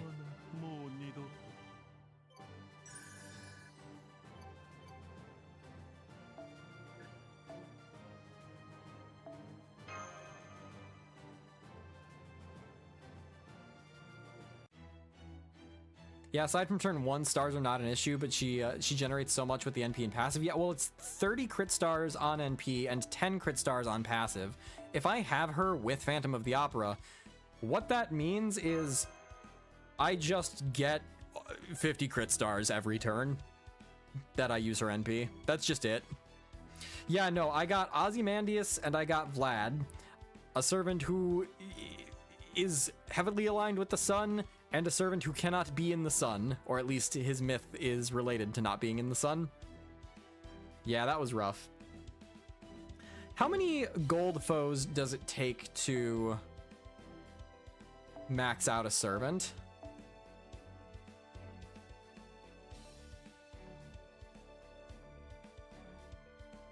$50? Okay. How many gold foes do I have?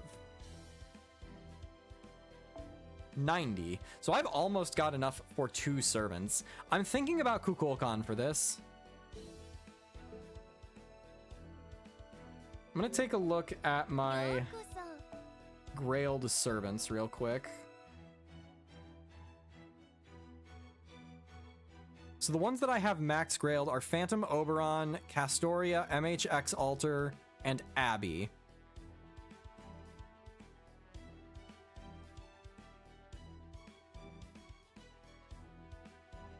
Kuku will be very useful as DPS, but it's up to you which ones you want to go for. I'm very compelled by Kukulkan, and the fact that I've basically got enough to do another set as soon as I want to makes me feel pretty good about it.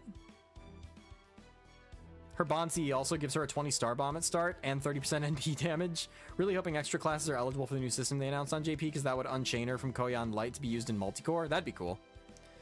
I can probably send the updated master missions in here if you want to make sure you're safe. What do you mean? For master missions? Might save the foes until after you finish Lost Belt 7? The thing is, there is a recency bias where I'm like, oh, this is the cool, flashy, fancy new servant, so like, yeah, of course I want to. But I've also never regretted putting gold foes into anybody. What is her stat line? Let's take a look at that.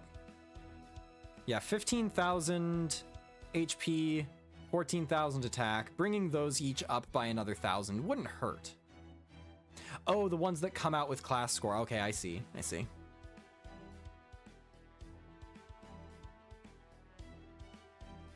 I'm gonna sit on it for a minute. I'm not gonna do the foes just yet. And then as for faux pas, I am close to that with Oberon, because I've got 119 and you need 125 because it's 25 per command card. So 6 more paws and Oberon is done.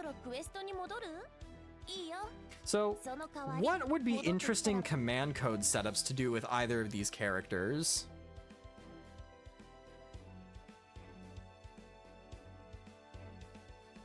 Neither of them like really stands out to me with like specific gimmicks. Like maybe with things that give crit stars for Kukulkan or crit damage. Thing is, I've got crit damage as my gimmick for Ryder Carmilla. All of her command codes basically relate to doing crits.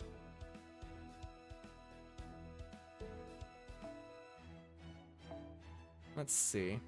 When's the last time you used Ryder Carmilla? I use her pretty reliably, I think, because anytime I'm up against casters, I need someone who I know I can rely on, and Ryder Carmilla works very nicely for that because she gives me pretty good battlefield control by having turn 1 NP drain that becomes effective on turn 2.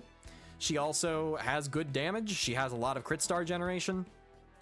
So the Rocco one? Rocco? I'll need you to rephrase that one.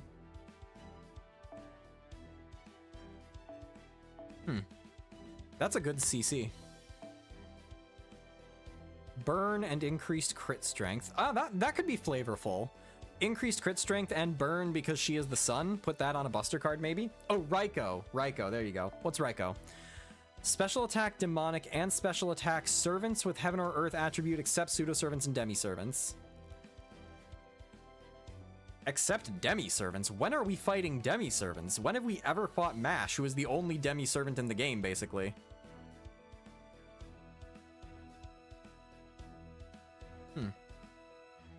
Yeah, anti-earth attribute.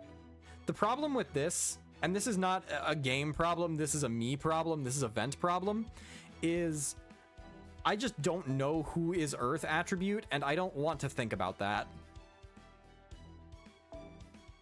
Anti-undead, we don't really care about.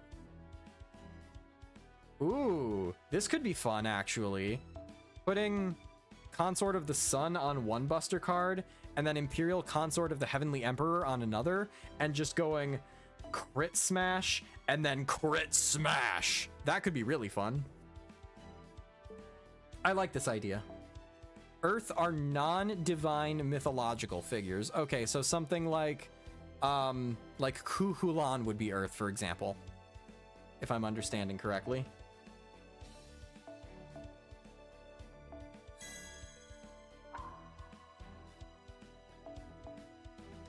All right, so I'm liking this idea for right now. Oh, Ku is divine. Okay.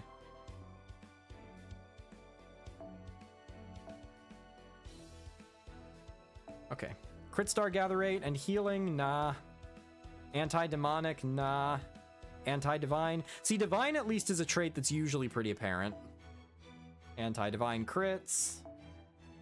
I love this CC. This is a really fun CC for me. Anti-dragon. Damage cut. Are there any CCs that are on servants that I don't really need them to be on right now? Bazette? Thing is, I do like using Bazette. I think Bazette's very fun.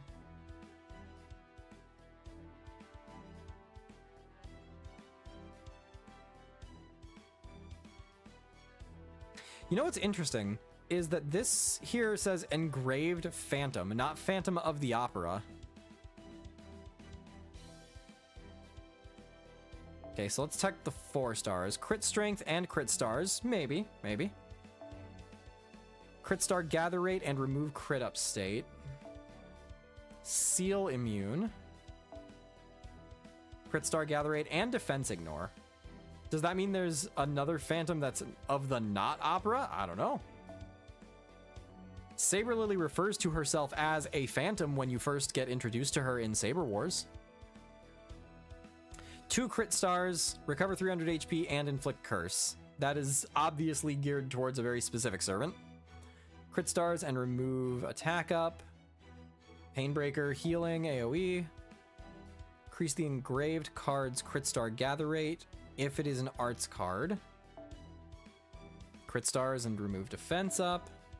Remove defense up, or defense debuff for yourself and recover HP. This is this the one? No, it's the Seedonai one that's written incorrectly, right?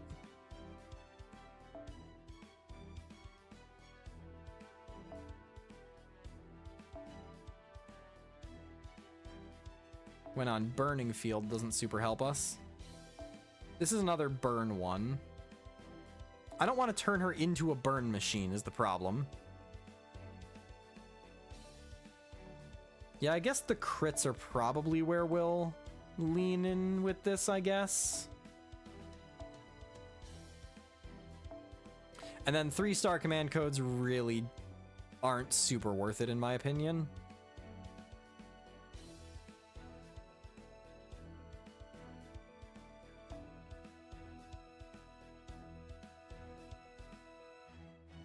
I'll probably just put that on Phantom soon.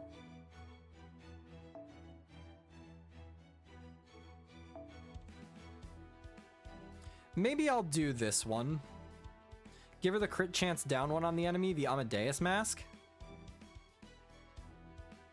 The thing is, I feel like with Kukulkan, our goal is just kill them before they can attack us. With her crit resist up, giving the enemy crit chance down makes them very unlikely to crit you. Oh, I see what you're saying. Kind of stack it. I could put that on, like, her arts card. I think maybe I'll put this here. Just so that I'm using it. I do generally like putting crits on arts cards, though, so I might do, like, a crit star gather.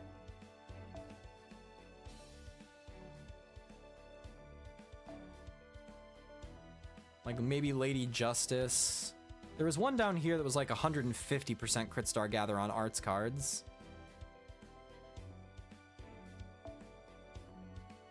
On the other hand, do I care about crit star gather when she produces 12,000 crit stars per turn? Not really.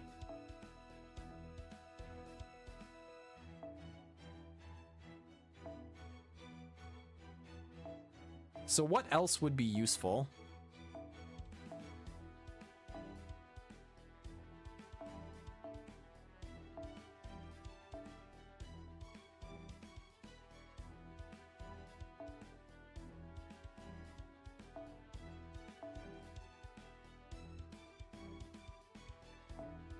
I'll put Lady Justice on for right now, and if I change my mind later, I change my mind later. And then on the quick, I'll do the crit down, which is the Amadeus mask. And my thinking with this is, no, that's not the right mask. My thinking with this is that if I'm using quick cards, that usually means I'm setting up for the following turn. So that's the turn where I'm most likely to feel a crit. Where is this? Can someone tell me what rarity this command code I'm looking for is?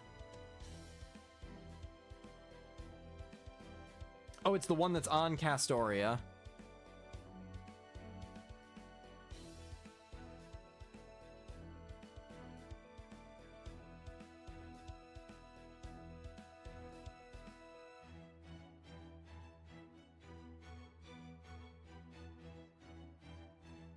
Next to Liz Hat. 3-star. Oh, okay, there we go. There we go. 3-star. There it is. Okay. Yeah, that makes sense to me. Oh, daily rollover. Better on Castoria, IMO? I don't know. Castoria has AoE team-wide invulnerability. I don't care about getting crit. Speaking of Castoria, I'm glad people are using her.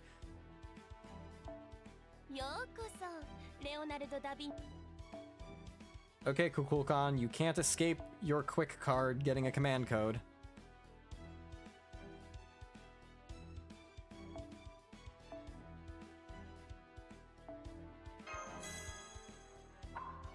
Alright, so now Tlaloc. What's gonna go good for Tlaloc? Now, she's a little bit more crit focused. Like, we want to get more crit stars from her, I think. So I'd be willing to put on some of those critical command codes.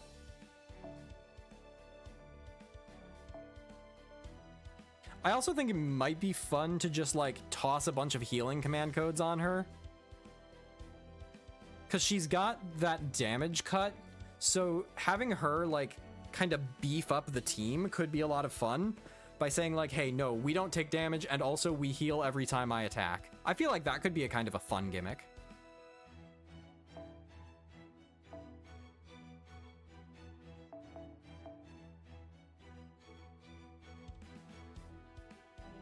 It's not going to matter in, like, challenge quests, of course, but for farming and for, like, story, could be fun. Would want the Nero one and Painbreaker, I think. Yeah, Painbreaker, definitely.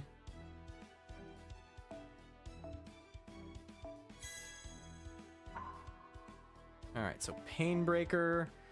There's... Oberon's got this one, which is 200 for himself. And then Castoria's got this one, which is 1,000 for herself. Let's just go ahead and filter to HP recover and see what our options are. So that's 250 for herself. That's 100 for all allies. Plus 100% Star Gather. Let's put that on an arts card.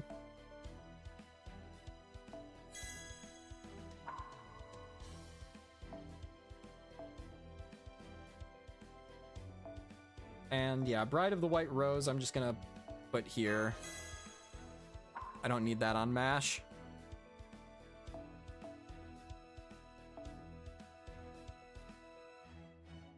Oh, I could put Good Wife, Wise Fox.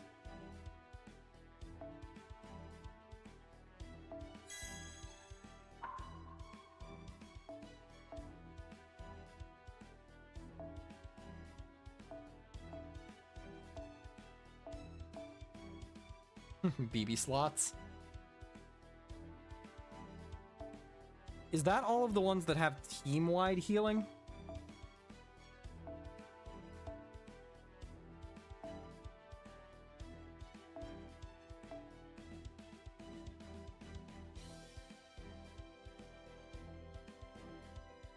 Alright, well, then I guess maybe Lucky Beast? Well, if I'm gonna do anything, like, I may as well just do Child of the Tundra.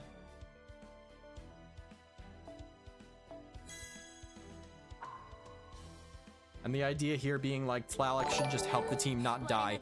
Tad with the raid! What is up, everybody? Sorry to say that we have wrapped up the gacha for right now. We are testing out some ideas with our new servants, our new and freshly grailed servants, mind you. Both Tlaloc and Kukulkan. White Wolf 8909, thank you very much for the follow. Welcome to the channel. I am Ventox. For anybody who is new here, I am the Phantom of the Opera guy. I am the guy who brings Phantom of the Opera for everything. This is my level 120, 2K, 2K, 10, 10, 10, 10, 10, 10, Bond 15, you know, full faux pod Phantom of the Opera. So if you want to see stupid, ridiculous challenge runs and me poorly reading the story out loud and us going off on tangents about Broadway musicals and Star Wars, then this is the stream for you. Hey, Shira sorry, let me try that again. Shira Yukimae, thank you very much for the follow. Be sure to check the pin for painful results. Yeah, tonight was painful. Zen Resonance, thank you very much for the follow. What up, RC Extreme? What are your opinions on the latest Phantom buff on JP? Great question. I am deeply, deeply thrilled with it. It is something that does not turn Phantom into a meta unit. There is basically nothing that they're going to do that's going to turn Phantom into a desirable unit for 99% of team comps. Yes, he has some niche applications in Saber Medusa team comps, and that's a meme, right? That's just a meme. But for me, where I'm bringing Phantom of the Opera with me in pretty much every circumstance that the game will allow, what it does is it takes his third skill, which on NA, prior to the buff, this third skill basically doesn't exist. This third skill does not matter because his charm has a very high chance to land anyways, so rarely is this mental corruption going to be the difference between him landing it and him not landing it. And then mental debuff resist for yourself, who cares? There are like 4 different mental debuffs in the game, and half of them are only used on very niche servants. So like rarely is this actually going to matter. But the new buff is fantastic. The new buff changes the mental debuff resist to flat debuff resist, and that is a 100% debuff resist. Now, what that does not mean is that you are immune to debuffs because of the way the math works in this game, but what it does mean is you are substantially less likely to take a stray charm, a stray stun, a stray defense down, attack down, whatever the case may be. That is going to protect you. Then, it also gives an AoE arts up for himself and for the rest of the team. Hey, look at that. Phantom has team support now that synergizes nicely with his Innocent Monster. Now we're actually building him into a unit that has a defined goal, which is to help out the rest of his team. Not only that, Phantom of the Opera's Noble Phantasm is arts, and that is his strongest part of his kit. It's weak, it's still weak, but it's the most damage you're going to get out of Phantom of the Opera. And then you get AoE attack as well. That's a multiplicative buff. Now, the arts up is circumstantial, but I'll take it. I will absolutely take it. It has to be on a darkness field, but like it takes this skill that I have lamented for years is just basically worthless and turns it into something that I am actually going to use strategically. Instead of just, oh, this is the turn where I'm going to charm the enemy, so this is also the turn where I pop mental corruption. Now I have a reason to think about how to use that third skill. Oh, is it NP damage? Yeah, I think you're right, actually. I think it is NP damage. I'm not as familiar with it because I haven't gotten to put my hands on it yet. I only play NA, so I don't have the exact details memorized.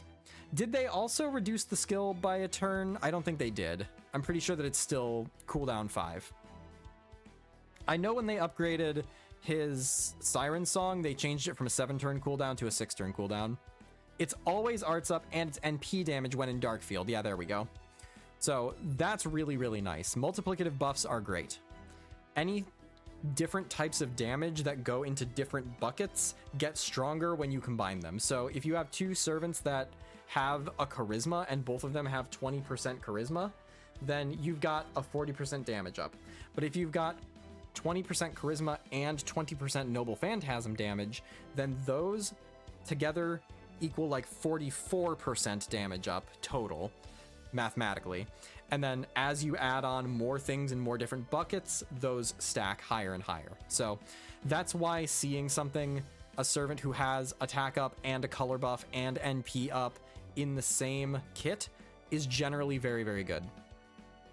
So that is my assessment of that buff on JP.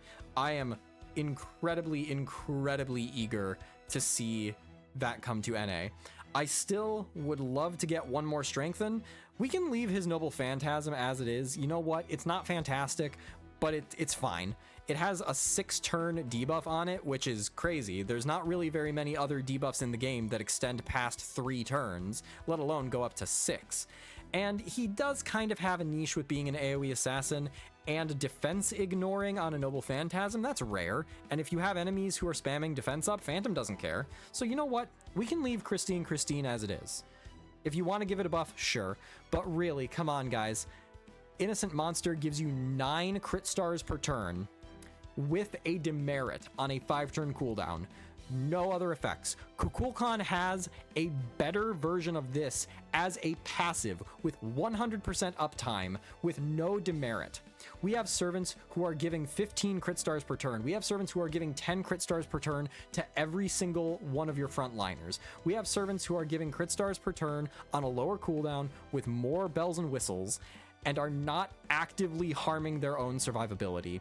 This skill is outdated. We have removed Innocent Monster from every other servant in the game except Phantom of the Opera. Please, please, please, I am begging you, give me something to work with here. Give me a special damage modifier against charmed enemies. Give me, I don't know, charisma. Give me healing. Give me an evade. Give me something that is not me actively killing myself whenever I want to use my servant's skills. Please, I'm begging you. Every bronze servant needs buffs, yes. Some more so than others. There are some bronze servants who are in very good shape relative to the rest of the bunch. But universally, if they just said, hey, for anniversary 10, we are giving every bronze and silver servant a buff, I'd be thrilled. That would be amazing. That would be awesome. We could give Matahari a passive skill. That would be great. Yeah, Hans is rock solid. Generally, when I think about standout low rarity servants, Hans Christian Andersen is the one that I think.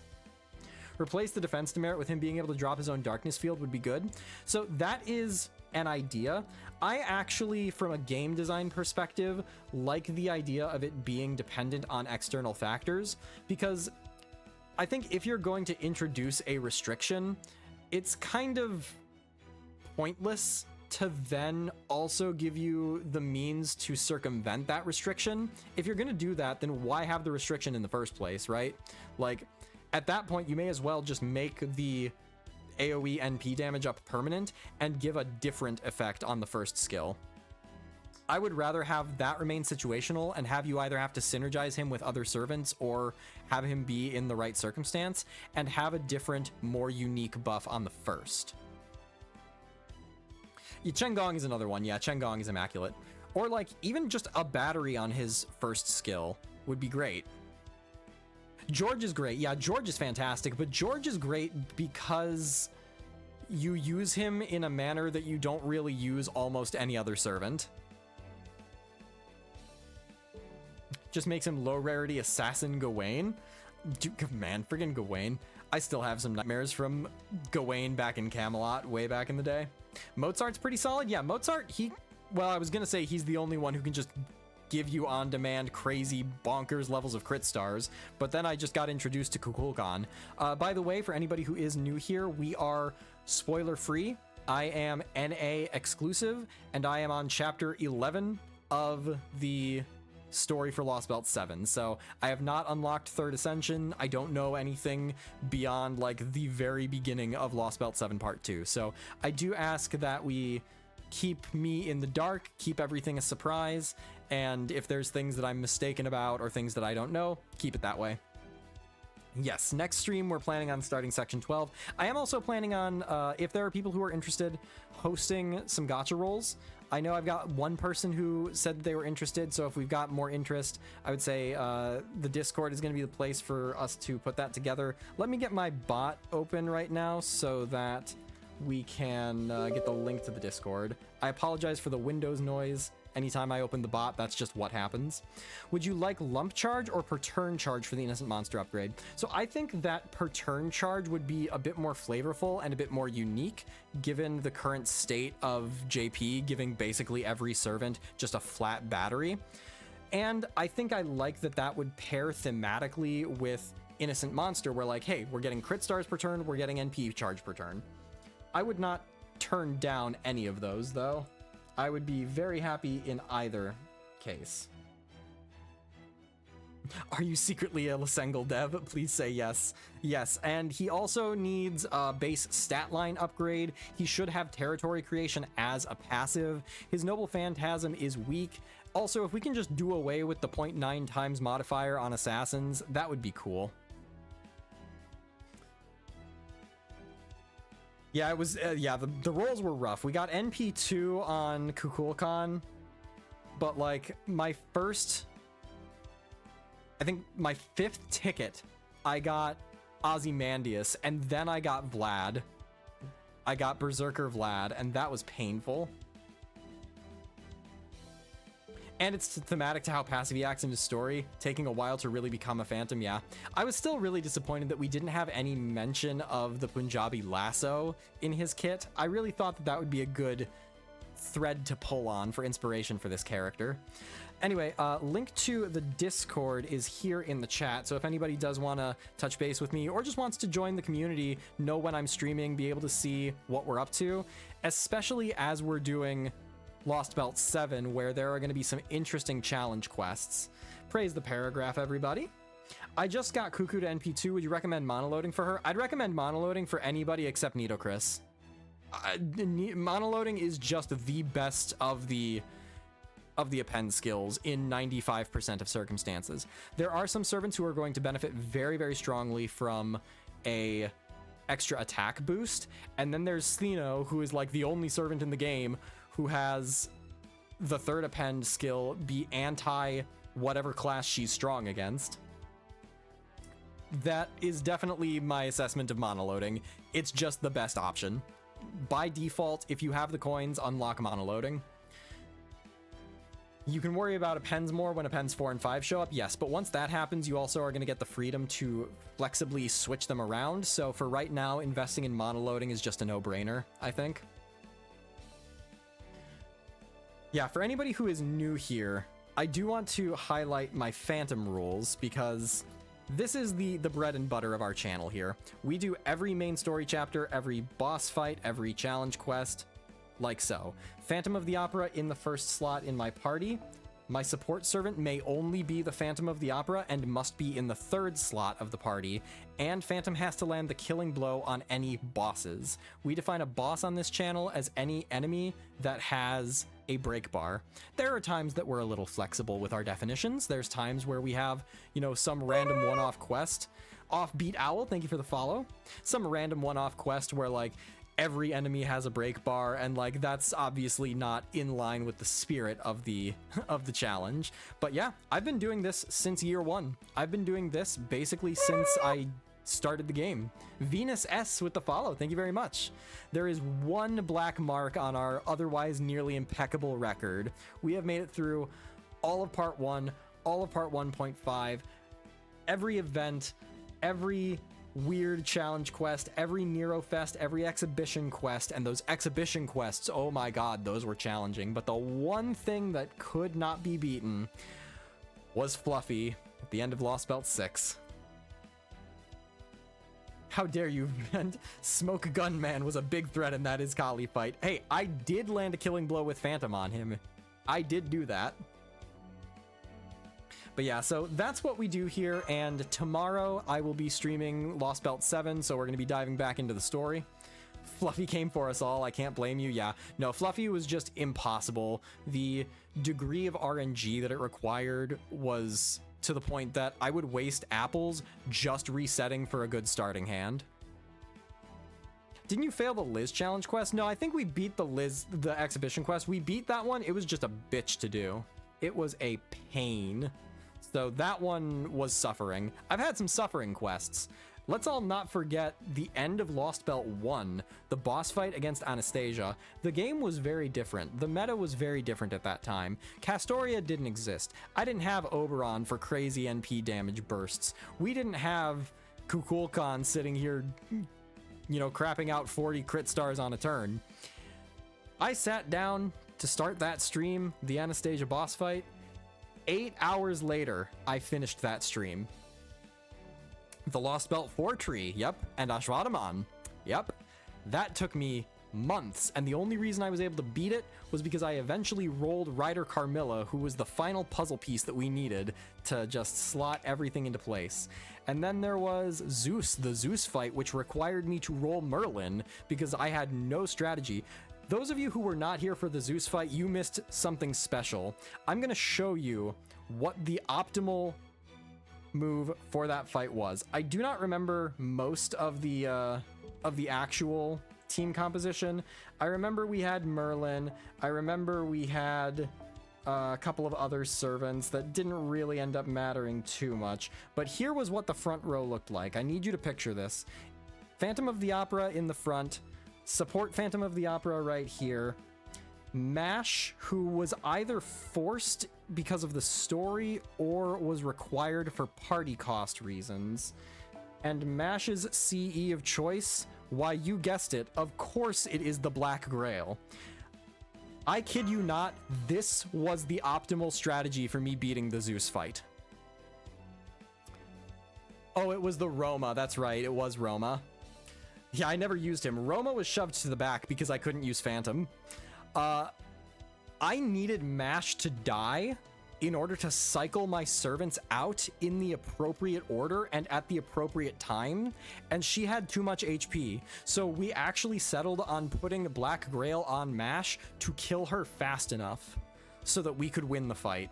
We get crazy here. We get very weird on this channel with some of our ideas. The Tlaloc fight that we just did at the end of Lost Belt 7 Part 1, for those of you who were here for that, that required some very careful planning. Do you think Knight's Pride would have been better with its defense down? I think we actually tried that and it didn't work. Now, of course, there's always some RNG that goes into it because FGO's RNG is pretty difficult to plan around between enemy targeting, enemy skill usage, and damage rolls being variable. So yeah, maybe there's a world where it would have worked, but we found something that was a little bit more in our control. And that's also where, like, Fluffy, for example, that fight, I think could have been done. I think it was possible mathematically if we had gotten exactly perfect RNG, and I mean maximum damage rolls on every hit that we do, perfect targeting RNG from Fluffy, perfect skill usage, perfect support from, who is it that's giving you support in the Fluffy fight? Like every turn you get like a random effect. Like that could have made a difference. Maybe there is a conceivable path to a perfect golden run. Yeah, Kucaster, that's right. Like, maybe that would have been possible, but we spent 10,000 AP trying and failing. We spent tons of apples, many, many streams before I just decided I've got things that are story locked behind Lost Belt 6. Tunguska, I think. I was like, I can't delay this any longer. If only we managed to get that lucky time when Fluffy used the skill and didn't attack turn 1 to be reproduced. Yeah, just like that one time that Tlaloc didn't stun me for no reason. We never figured out why that happened. You did your damnedest to keep Phantom on the front line that whole time? Yes, I did. Yes, I did. It is not easy to make Phantom a contributing member of a party against something like Fluffy. I was there for Fluffy. You're forgiven, yeah. And that's the thing, like, I've committed to this challenge for 7 years. I don't feel bad about making an exception or taking an L where I have to, because like that just frankly mathematically was so improbable as to be impossible. So we're moving past it. I jump into Lost Belt 7 and we pick ourselves up and try again. Was Nemo on the field when you didn't get stunned? No, I did not have Nemo. because one of the rules is if I am able to take Phantom of the Opera as a support servant, I must take Phantom of the Opera as a support servant. So Nemo was just frankly not an option from the get-go. I did not even know that Nemo had unique interactions with the quest until I finished the fight and people told me. It was getting painful to keep track with the deaths to Fluffy. Yep, that death counter definitely rose. Yeah, the support Phantom also brings up something that I do want to highlight. Like I said, I've been doing this for 7 years.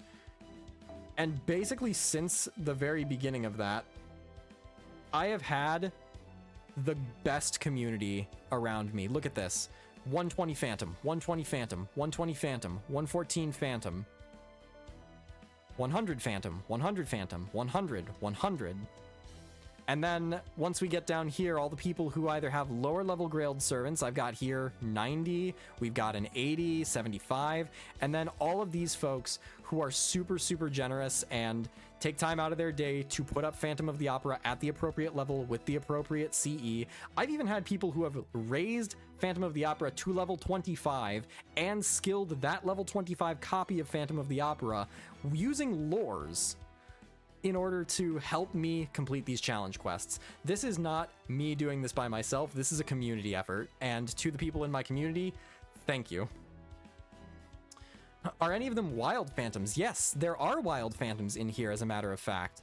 Once I get up here, I can't remember which one, but one of these level 100s I found in the wild. Leg was the one. I remember we found Leg on stream and sent the friend request and got nothing for like 5 days. And I was like, no, Leg has abandoned me. And then Leg gave me the friend. Then, as you can see, Leg has abandoned the game, but I am not about to forsake a fellow Phantom Master. If Leg ever comes back, I will be there on their friend list. Your sacrifice was in vain, but I'm sure Phantom will come in handy someday. I mean, Phantom has come in handy. Like, let us not pretend that he is not useful in certain circumstances. Ever since he got his buff to his second skill, having on-demand targeted buff removal and a charm is really good. Crit stars per turn are really good. And debuff resist down on his Noble Phantasm is actually genuinely very useful. There are a lot of servants who have chance-based stuns. I'm thinking of Waver, I'm thinking of Shakespeare, who Phantom's Noble Phantasm turns that practically into a guarantee. You know who's really fun to pair with Phantom of the Opera? Summer Mabe, because Summer Mabe's Noble Phantasm has 5 hits, and every one of those hits has a % chance to inflict a defense down debuff. If all 5 of them land, it's 50% defense down. Phantom guarantees that. So when you pair her with Phantom of the Opera, her Noble Phantasm reads inflict 50% defense down. That's pretty fun. That's a really fun combo to use.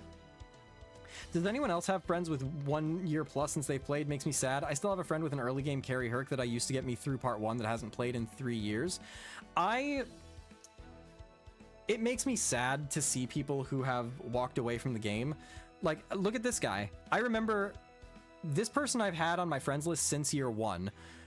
And like, I always valued that they had a grailed Jekyll and Hyde, because like, who grails Jekyll and Hyde? That's so cool. They changed their name to Quitting many years ago. They haven't been back. But I'm never going to blame somebody for walking away from a gacha game. These games are predatory.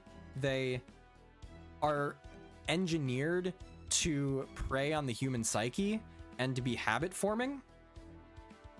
And if people decide for themselves that that's not what they need in their lives, then I support that. I would love to be, part of a community, and I'm very grateful to be part of a community that takes something like this and makes it uplifting. But at the same time, people need to take care of themselves. And if you're not having fun with it, if you're frustrated, if you're feeling like it's a grind or a chore and you're not getting anything out of it, then yeah, walk away. Find something that does make you happy and tell me about it. I've got people who I'm still friends with who don't play Fate Grand Order anymore, who like they have some weird niche interest that I had never heard of that we still chit chat about. And I'm like, that's cool. And I'm happy that that makes you happy.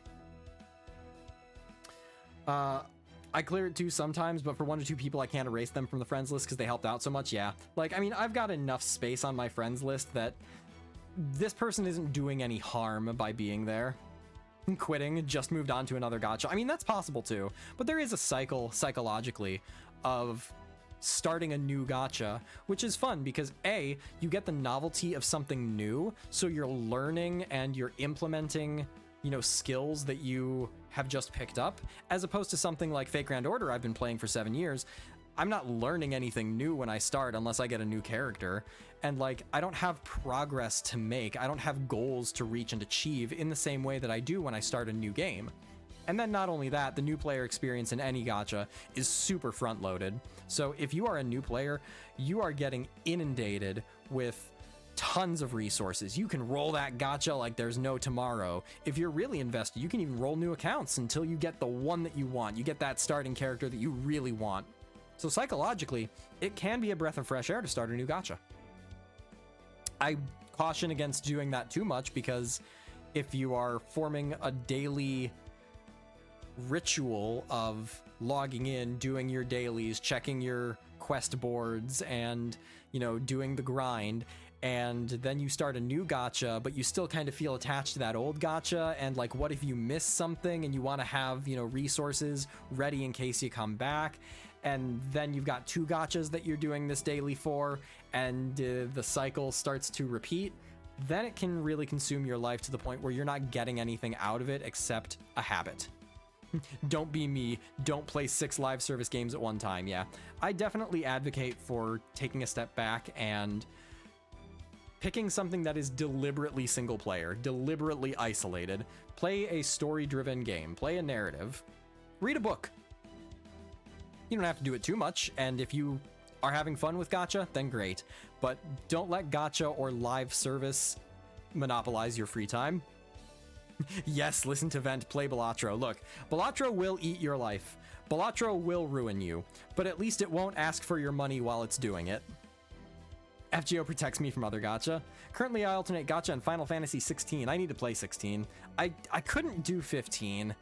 I had problems with the pacing story-wise, but my biggest issue was the combat wasn't super fun, and it was impossible to tell which character was which because all of them are pretty boys dressed in all black. So I was like, I can't visually distinguish what's going on here. Read a book like the Lost Belt stories. I mean, to Fate Grand Order's credit, the writing in Fate Grand Order is probably better than any other gacha out there. The care and detail that goes into the stories is really remarkable, and that is shown by the fact that it takes a damn year for a main story chapter to come out. Like, Nasu cooks, but maybe Nasu overcooks a little bit. I'm gonna have Final Fantasy VII Rebirth replace several hours of my day that are currently spent on FGO. I mean, the Final Fantasy VII Remake is something that's very much on my list, but I've heard really good praise for it. People who have played the original, I've heard, have some issues with the pacing.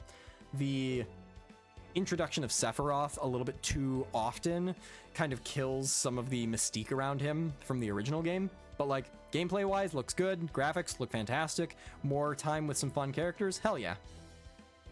Agreed, even Genshin and Star Rail don't have writing this good, and Hoyo have great writers. Well, I think it was Star Rail. I saw somebody posted in the Discord a clip from someone who was like 10 minutes into an hour-long story and was like, an hour for this story? That's outrageous. I'm not gonna bother. And it's like, oh boy, good luck if you ever start playing Fate Grand Order. When Nasu cooks, you have to blame 2 things, FromSoft or Maya Sakamoto.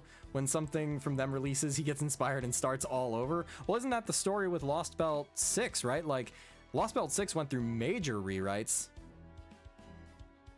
Genshin also needs a year to release the new story, but the writing leaves much to be desired. Well, Genshin makes up for that, though, in that it has a much more robust game underneath it, because I've said this before, let's be honest, this game would not exist, this game would not have made it past year 1 if it were not for the Fate IP attached, because stripped of the aesthetics, stripped of the characters, stripped of the intellectual property that it is tied to, the core gameplay, the mechanics of the game are not good.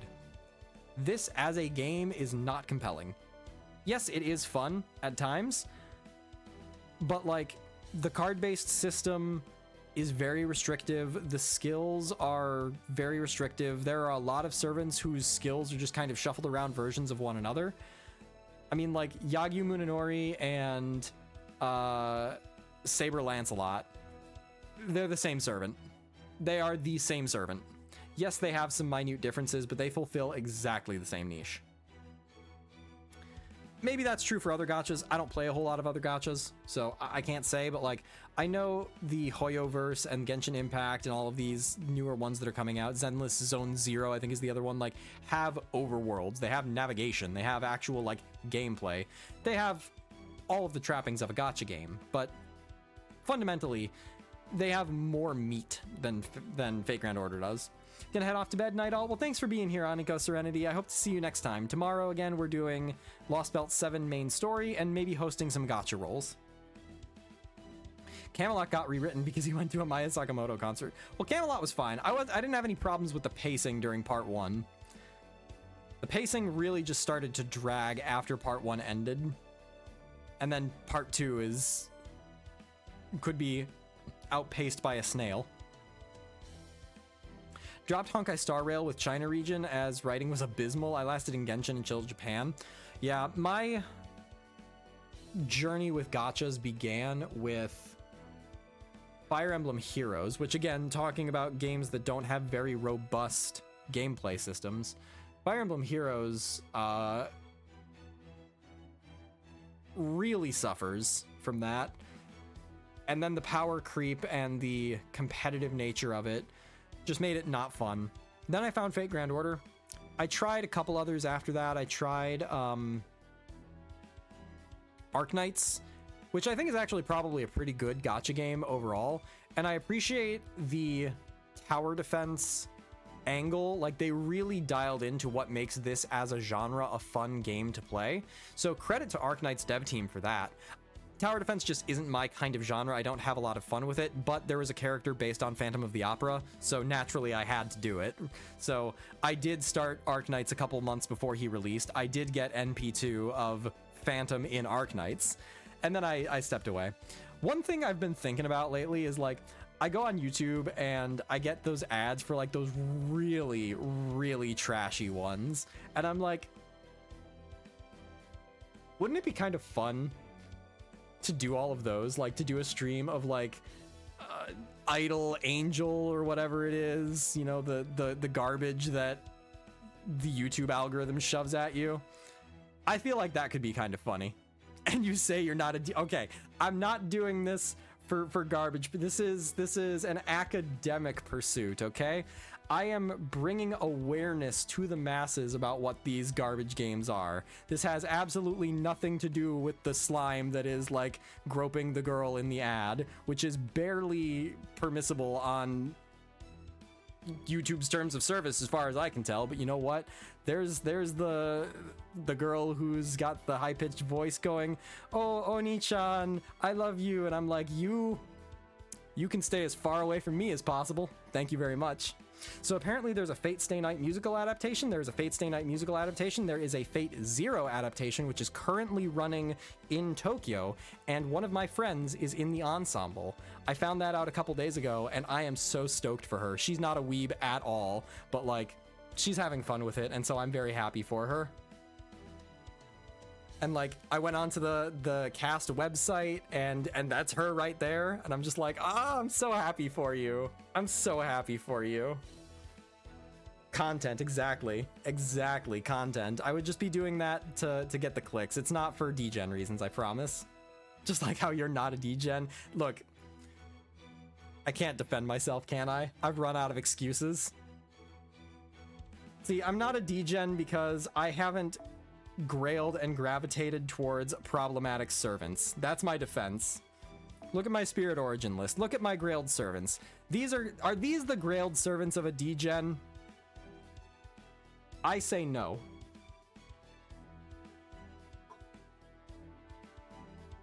What do you mean my level 110 Kiara is a problem? Change Abby to third ascension? There is no third ascension. Abby does not have a third ascension. Abby has a second ascension, which is just a cool hat that is floating in midair. That's it. Grailed Fran might be the most sus one. Excuse you. Grailed Fran is there because she is precious and needs to be protected. Same thing with Abigail Williams. I don't love the design that we have for Fran, but like she's just a cinnamon roll, man. Fran is so precious, she's so pure. It's an Alcatraz Grailed list. Open up the Koyans and tell me that. Don't look at the Koyans. Don't look at the Koyans. Don't look at the Rider Carmilla. I grailed the Rider Carmilla because she has dogs, okay? Look at the doggos. This is why I grailed her, not for any other reason, I promise. I just happen to be an animal lover, okay? And the Dobermans, they're just so cute. That's why I grailed her, and that's why I keep her in the hot bikini ascension, okay? To be fair, you could always focus on Berserker Fran instead. I didn't discover my love for the character until a little bit after I had like committed to Saber Fran. Because like I got my introduction, for those people who are new here, I started Fate with Fate Grand Order. I had never watched any other Fate works, and so my introduction to Fran as a character was when she spooked me. And so I didn't really fall in love with her until later, and at that point Saber Fran was already on the horizon, and I was like, you know what, I'm gonna grail Saber Fran. Have you unlocked the Koyan costume? I don't think I have, actually. That's for Koyan of Light, right? I've had some other focuses lately. Yeah, no, is it?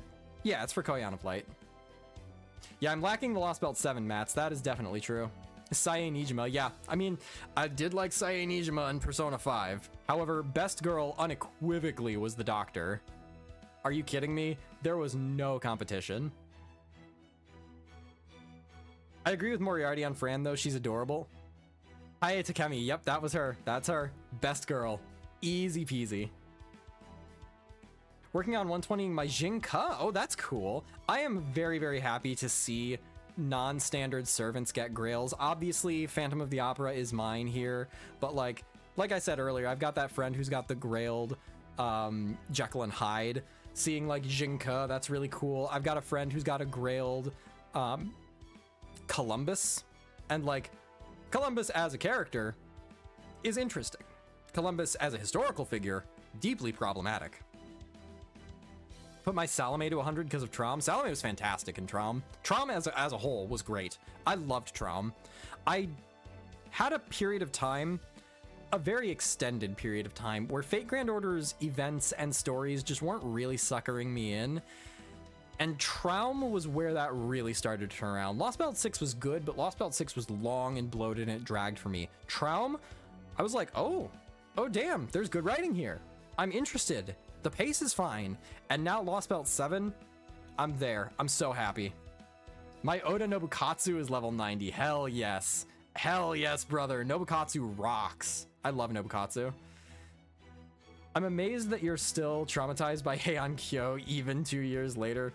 Yeah, Heian Kyo was one of very few main story chapters that I actively fast forwarded through on stream. That says something, especially when one of my favorite characters was the focal point. I love Domon. I did not grail him, but I find him fascinating as a character. And gosh, man. Wow, did Heian Kyo suck. Working on Corday with grails after her story, Who Couldn't Love Her? Yo, Charlotte in Atlantis was peak. People really fixate on Mandricardo, but like, nuh-uh. You cannot tell me that Charlotte Corday was not the standout character of 5.1. Have Hassan of the Serenity at 100 and thinking about 120? That is awesome. The Hassans, with the exception of King Hassan, do not get any love. I don't think I've ever seen a grailed 100-face Hassan. That's one of few servants that I have never seen, like, really in a standout. Thoughts on Tame Tomo? He was the, like, robot guy from Traum, right? He didn't appeal to me specifically. I'm sure there is a demographic that he does appeal to. I enjoyed his interactions with the cast in Traum. There was no character that I thought was used poorly in Traum. But Tomitomo didn't, like, he wasn't a servant that I saw and was like, ooh, I gotta get them. The Traum servants that really, like, piqued my interest were Gun Monk, whose name I don't know, the, like, random NPC character who just, like, shot at, Zhuang Jue, and Krimhilda. I am so salty I could not get my own Krimhilda. She's one of my 2 contenders for a 4-star ticket pick. I am not sure if I'm going to go for Krimhilda or if I'm going to go for Kijo Koyo, because Kijo Koyo has always avoided me.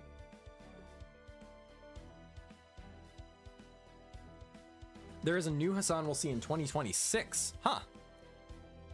Interesting. Surprising.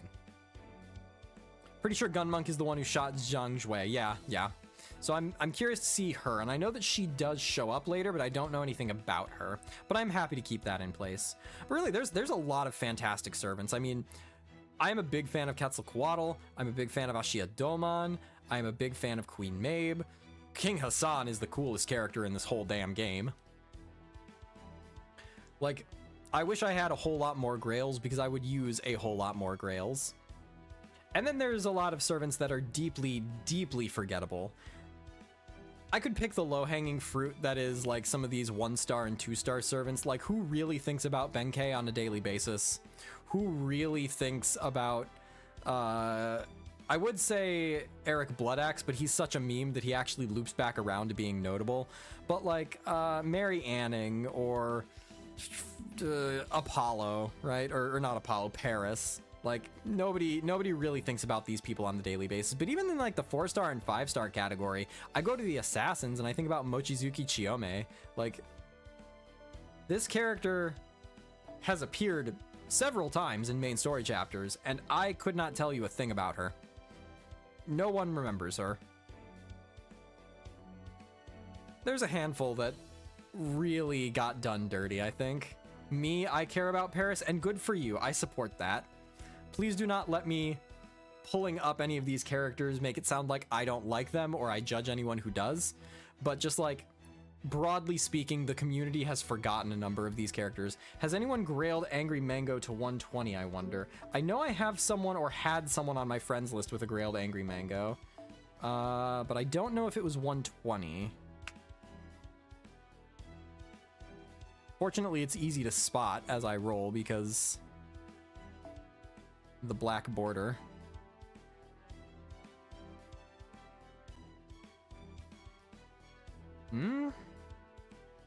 Ah, there we go. Oh no! Always back, no escape, they say. 358 days ago, nearly a full year. 07, Ritsuka, 07. But yeah, I imagine someone probably has 120'd. I always forget Neja exists despite them being a main ally for like 2 chapters. I like Neja a lot, actually. Neja is one of the more forgettable servants, I do agree with that, but like, I don't know, I like her. I like her speech pattern. She's unique. She's fun to read. NP4, oh my. I believe mine was like NP 12? Obviously not like leveled to NP12, but I've gotten like 12 copies of him, I think. I also am not representative of the average Fate Grand Order player, so take that for what it's worth. But yeah, overall, I think that Fate Grand Order has done a very good job of keeping its cast interesting and compelling. My issue with Fate Grand Order, more than anything else with the introduction of new characters, is I really wish that there were more bronze servants. Bronze and silver. Like, we get one batch of low rarity servants every couple of years. Maybe. That's not even a guarantee. But like, let's take a look at the low rarity servants that they introduced Anniversary 4, I believe it was. Here we go. Let's take a look at the quality and caliber of these low rarity servants. First, in the Saber class, where is he?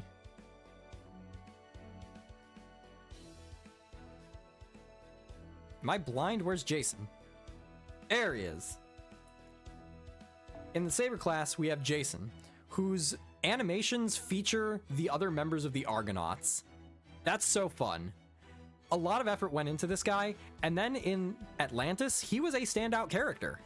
Like, they did a great job of writing a character who is smug, a jackass, perfectly self-centered, and yet still oddly like noble and chivalrous in ways, and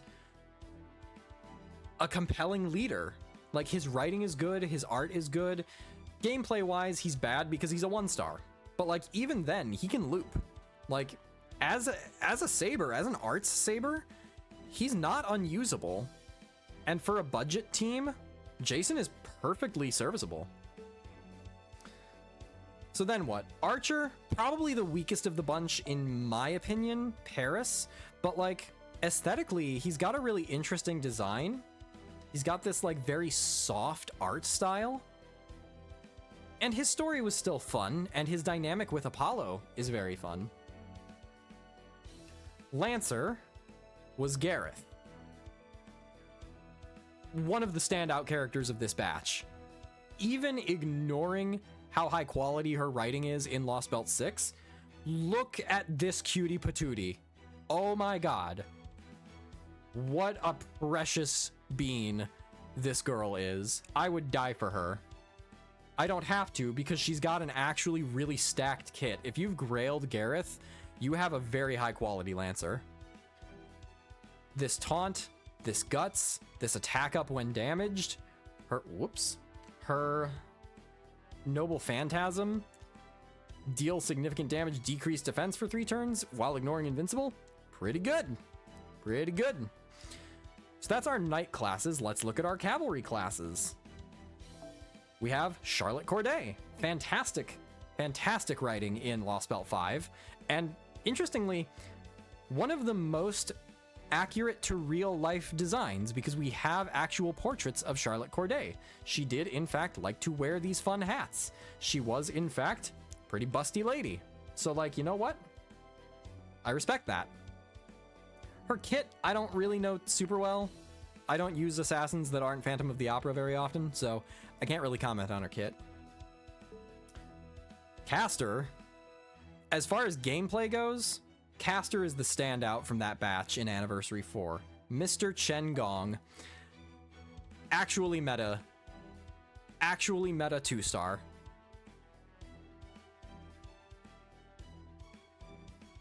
This is an Arash that does not need to sacrifice himself and can be used multiple times. This opens up so many farming options that this man is a strategy unto himself. Yeah, not to mention the memes. His writing in Lost Belt 3, kind of forgettable, but that we can excuse just for the sheer quality of his kit. Rider. Who was the rider? Oh, Bartholomew. This is probably one of the other more underwhelming servants from the Anniversary 4 batch, I think. He is fun. He's got a fun personality, and his like shtick with like, oh, can you cover your eye with your hair? Like just having a fetish for that specific hairstyle. That's funny. He didn't really get used super well in the story, and I have enough AoE riders that I've never used him. He's a pirate though. Pirates are fun. Voyager of the Storm is a good skill. So like, mid-tier at worst. And then Berserker, the other standout character here for me.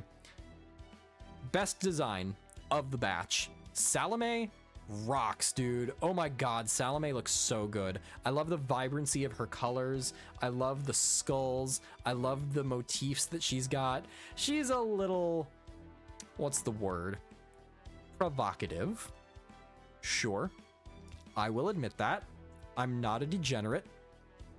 I just happen to enjoy this character who happens to have a provocative outfit. But like, her kit is unique and good in the right circumstances. And her writing, we didn't know anything about until Traum, but once it came around, it was really good. She didn't overstay her welcome, she had a fun story arc, and then she was gone. and she was used very nicely in the narrative. So I'm very, very pleased with that. Salome, peak. Absolute peak. Absolute cinema. Why did I go on this 30-minute tangent? Because I'm Ventox. Hi, nice to meet you. Because they don't need to release 4-star and 5-star servants with like crazy god level power scaling in the narrative. They can release these characters who have more modest roles, who have more modest positions, but who are still maybe meta defining, maybe brilliantly designed, maybe brilliantly written. And just making them more accessible doesn't devalue the 4 stars. All it means is, you know, that this design got sold for money rather than being given for free. And I get it. They're a business. Gotta make money. But there is a balance to be had where, you know, you can hook people with a freebie every now and again. And that sounds malicious. But is it? That sounds cynical. But at the end of the day, people don't play gacha games because they want to play a gacha game. They play gacha games because of the community. They play gacha games because of being able to commiserate with friends and, you know, share their experiences. And you can help build your community by having variety in it. It builds hype. It helps your business model in the long run to have freebies every now and again. And welfares do accomplish the same thing. I'll grant you that. Other gacha games use low stars solely for leveling fodder. Yeah, and that's one of the great things about Fate Grand Order, right? Is like, not only are you encouraged to use your favorite low stars through the Grail system, but also you are actually restricted into using them by the party cost system. Even if I want to bring all my favorite 5-star servants here. No, she's not a 5-star, Castoria here. Yeah, look at this. Look how much I am over the cost. You have to bring lower rarity servants. You have to integrate them into your team comps. And that is good. That promotes diversity in the player base. And again, the fact that this is a single player game and that I don't have to compete with anybody else means I am much more at liberty to have fun with the game. What a novel concept. Playing a video game to have fun? Crazy. I always love that about FGO. You can't just bring all 5 stars and 5-star CE. Yeah, exactly. Now, there is always good old reliable MASH with her zero party cost, but she's a unique case and she's the game's mascot. True, that's why I've sticked with FGO for so long. Same. I would not be playing this game if it had gone the same route that Fire Emblem Heroes went, where I have to compete in a ladder every week in order to get the rewards. Now, I am not decrying PvP as a concept. I think that there is room for a PvP game mode in Fate Grand Order. The problem comes in when you tie PvP to rewards, and you tie those rewards specifically to the rank that a player achieves in direct competition with other players. If there is PvP, like in Pokemon trading card game Pocket, where it does not require you to rank, it requires you to participate. You just need to play this many games, play this many matches. You can lose all of them and you will still get rewards. You can get some cosmetic rewards, you can get badges for winning like certain numbers, but like primarily what matters is that you participated. That's fine. That's a-okay. I think that's great. It is when you have to win in order to receive the rewards, and you have to win more than anybody else, because then that becomes a feedback loop into, well, how do you win? By rolling the gacha, by getting the best characters, by getting the most copies of the best characters. And then, in order for you to keep that business model going, you have to introduce new characters so that the people who are on top, if they want to stay on top, have to keep going. And that is a feedback loop that is very insidious. So that is why Fate Grand Order, to me, is the only gacha game that I am willing to commit time to. Stream going longer than I thought. I'm on a roll, man. I don't know. I didn't think I was going to be streaming this late either, but I have strong feelings about these topics. I have a lot of passion for the game, and that's something that does get missed in a lot of conversations, where people are very often critical about something because they are jackasses. Just as often, people are critical about something because they're genuinely passionate about it and they want it to be the best it can be. And it's hard to see the distinction between those two people sometimes. But for me, I'm very passionate about Fate Grand Order. I love this game. I've put a lot of time into it. I've built a community of people that I really, really love. And it is dated, certainly. It is a product of the year that it was released. But I still want to see it flourish because I want the community that I have fallen in love with to flourish. So when I do offer these criticisms of the game, it comes from a place of love. It's why I never touch Summoner's Duel and Auto Aether Raids. Is that still Fire Emblem Heroes? I dropped Fire Emblem Heroes a long time ago. I mean like 2017, 2019, somewhere around there. Yeah, I've tried a few other gacha games. Someone recommended to me Nikke, and I was like, do you know me? Does this look like a game that I would enjoy? Granted, it had a collaboration with Evangelion, so yes. Perfect game for the D-Gen that is Vent. I had the Disgaea gacha game for a little while, and that was fun. I enjoyed that. It captured the Disgaea vibes pretty well. 2019 was 6 years ago. I feel old. Tell me about it, Rise. Man, that was another lifetime. Yeah, I'm trying to think. Arknights, the Disgaea RPG, Fire Emblem Heroes, Fate Grand Order. I think that's all of the gachas I've played. Apparently Nikke's story is great. It's just the issue of I cannot play this game in public at all. Yep. But the other thing, like, Nikke, from what I have been able to glean, is a more of an idle game than it is an active game. Like, you're not really making decisions or participating in the gameplay. It's more about the collection and the accumulation of resources, and then the actual gameplay is just kind of sit there and let it auto. And that was actually one of the things that turned me off from Arknights, was I would open the app on my phone and then go to the mission that I needed to do and then hit the button and then set it down and then come back a minute later and it would be done. And I was like, did I meaningfully accomplish anything? Am I participating in the game that I'm playing? No, I'm not. And that was what started to kill some of my interest. And it's part of why I'm glad that Fate Grand Order has never implemented an auto. I do think that it could benefit from, like, you know, spend double the AP, gain double the resources. Yeah, that's fine. I'd be okay with that. Because there's a lot of farming that's just tedious. But, like, for lottos, for example, I do all of my lotto grinding by hand. And I feel a certain sense of pride and accomplishment in that. Thank you, EA. But, like, I feel like it would lose something if it was just open the game, hit the auto button, and walk away. Because then I don't feel like I'm playing a game. I don't feel like I'm working towards a goal. The chemicals in my brain don't get produced from, you know, seeing a result. Auto ruins games for me. I pay way less attention. There is a phrase, I don't know where I originally heard it, but it has stuck with me, which is optimizing the fun out of a game.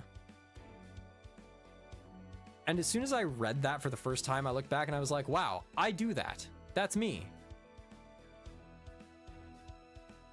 And there's this cycle of finding a new game and it being really exciting and really novel and really new and fresh and just figuring it out, and then going from figuring it out and finding something fun to finding what's optimal, finding what's best, what's the most time efficient, what's the most resource efficient, to the point where it becomes a structure rather than a game.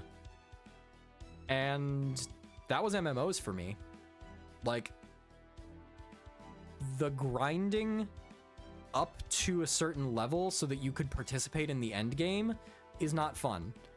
My most fun that I had with World of Warcraft was just organically going through and leveling the character, following a quest line, enjoying the story for the story's sake, enjoying the challenge that I'm facing now, and trying to solve the puzzle that is this individual combat, this individual boss fight, this individual quest, whatever it is. And I feel like there's so many games, and this is especially prevalent in the live service model, of how can I be the most efficient that I can? I need to get these dailies done as efficiently as possible. I need to clear this battle pass. I need to get this, I need to get that, and so I'm gonna do that as quick as I can. And that is what turns a game from fun into a job. Mainline Fire Emblem games are war simulators and you spend more time in the pre-combat menu than the actual battle. Dude, I love Fire Emblem. Fire Emblem is so good. It is so engrossing. I put a lot of hours into Three Houses. Civ, what a GOAT game franchise. Oh man. I'll never forget. I was sitting there with a friend playing Civ 5. And like, my desk is here. There's a window right there. And I remember looking up and being like, what is that? Is that the sun? And sure enough, it had been the entire night of me saying just one more turn, just one more turn, just one more turn. That is rough. That is insidious, but not in a bad way.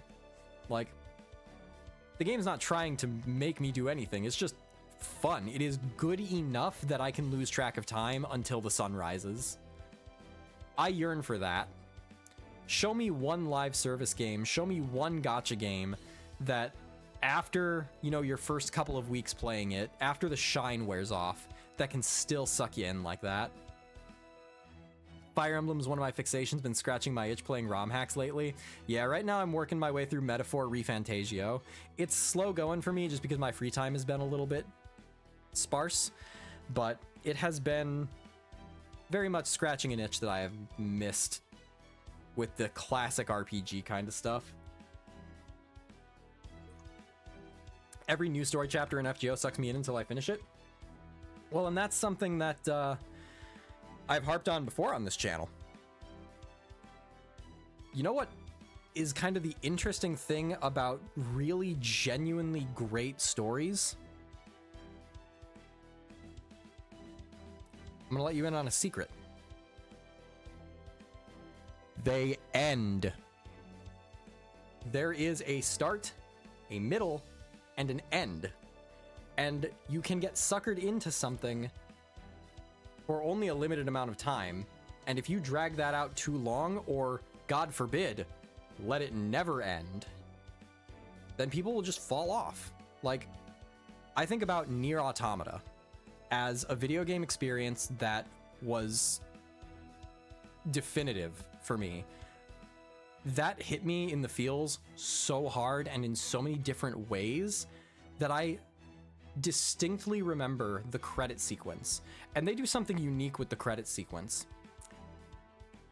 Had me in tears. I was literally sobbing as credits are rolling because of the credits rolling. And I walked away from Nier Automata thinking, wow, that was one of the greatest games I've ever played. Every live service game I've ever played, regardless of the quality, I walk away going, oh yeah, I guess I kind of stopped playing that, didn't I? Overwatch. Yeah, I kind of just stopped playing Overwatch. Deep Rock Galactic. Kind of just stopped playing. Gacha games. Kind of just stopped playing. And I never look back at it and think, wow, that enriched my life. Final Fantasy IX. That enriched my life. The World Ends With You. That enriched my life. Okami. Nier Automata. Those are pieces of art. Now, Nier Automata happens to be a piece of art that is written by a degenerate. And he is proud of that, and he is not putting up any pretense about that. Why is 2B dressed the way she is? Because I like sexy women. I like looking at ass. Alright, fair enough. Carry on. You do you. Keep writing Peak. Getting over it with Bennett Foddy.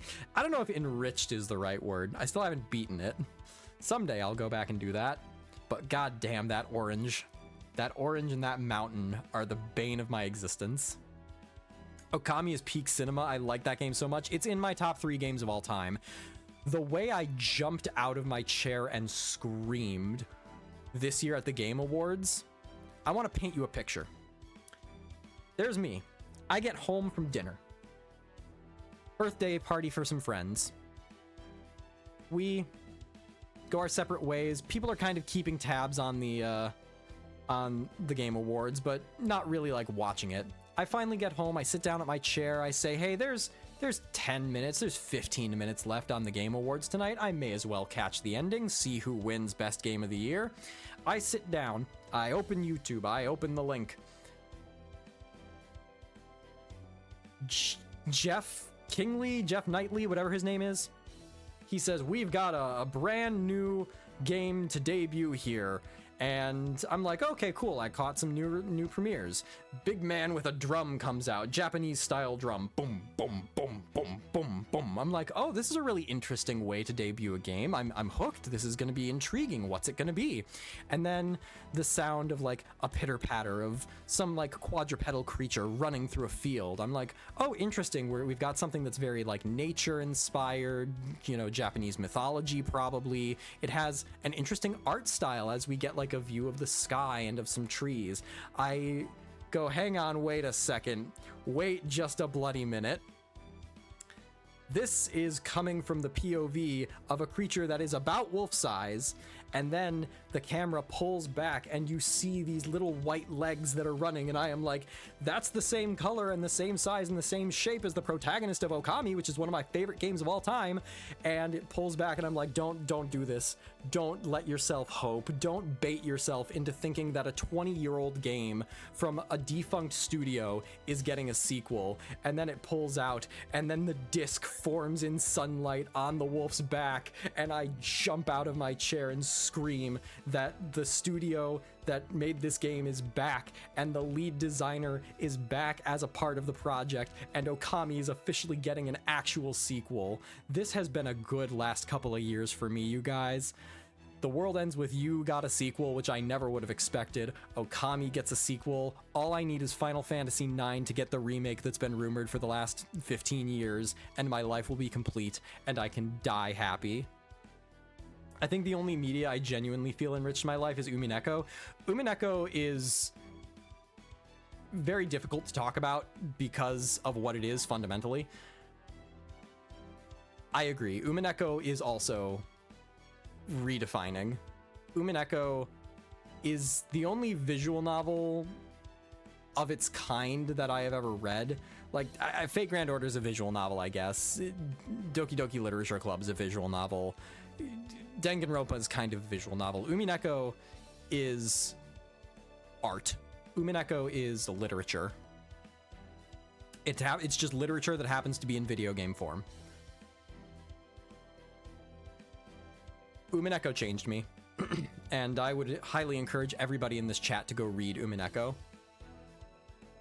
Read it with love, because without love, it cannot be seen. Curious, if you played Final Fantasy XIV in the Nier Raid series in it, I don't think it's enriching, but it was a pretty good story. I haven't, and I have been a fanboy of the Final Fantasy franchise since my first video game. Well, I guess not technically. My first video game was a Looney Tunes platformer on the Game Boy Color. So my second video game, which was Final Fantasy IX. I have played every mainline Final Fantasy game except for Final Fantasy XI, because it was an MMO that I don't have access to anymore, and Final Fantasy XVI, which I just haven't gotten around to yet. Final Fantasy XIV, I want to play deeply. I have wanted to play it for ages. I do not have time for an MMO. For the reasons that I've talked about here on this stream, it is so demanding to play an MMO because it requires you to commit. It requires you to join a community. It requires you to look into resources. It requires you to do your dailies. It requires you to sacrifice for it. And that can be, to a good end. Like, you can have a lot of fun with an MMO. I would love to, but like, I've got a wife. I've got friends. I play Dungeons and Dragons every week. I DM for Dungeons and Dragons. I need to take time to, you know, build my dungeons and craft a narrative. I have to stream. I have to play Fate Grand Order. I have to keep up with my dailies in Fate Grand Order. I've got a full-time job. It's hard enough just feeding myself. Yeah, I stopped playing Final Fantasy XIV because I just didn't have the time anymore. Yeah, exactly. I would love to. I've heard fantastic things about the game, especially in recent years. And that just kind of comes down to if I want to play Fate Grand Order, or sorry, if I want to play Final Fantasy XIV and meaningfully engage with it, that has to come at the expense of almost everything else. Oh no. Oh no. Karm, why are you clipping me?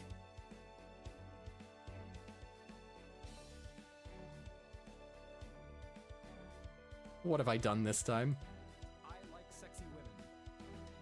I like looking at ass. Alright. Nope, not taken out of context at all. Well, guys, it has been fun. Tonight did not go as well as I had hoped it would, frankly. Was really, really hoping that we would be left with any St. Quartz at all. But hey, I got NP2 Kukulkan. I got NP8 Tlaloc. Thanks, Tlaloc. I got a couple new Grailed Servants. And I've got a lot of excitement for tomorrow's stream. So, thank you all for being here. I want to give a big shout out to Canis CE for generously sponsoring some extra roles. Big shout out to CAD for the raid. If you are new here, if you have enjoyed hanging out with me for the last, I don't know, hour or so, please do join the community. Link to my Discord is up here. That's the best way to know when I'm going to be streaming, what I'm going to be streaming, and I hope to see you guys tomorrow. I'll be doing Fate Grand Order, Lost Belt 7, maybe hosting some roles for some other members of the community, so if you like watching Gacha, might have a chance there. And I will probably go on tangents. I go on a lot of tangents. I try not to go on so many tangents when we're getting through story because, hey, I need some obsidian daggers and solar hides, so I can't get too sidetracked. But yeah, this was really great, and I really appreciate you guys being here. Like I said, the best part of streaming is getting to chat with friends, getting to chat with new people, getting new ideas. So I'll be seeing you guys tomorrow. In the meantime, thank you all for being here. Be kind to one another, be kind to yourselves, be safe, and as always, my friends, peace out. Good night.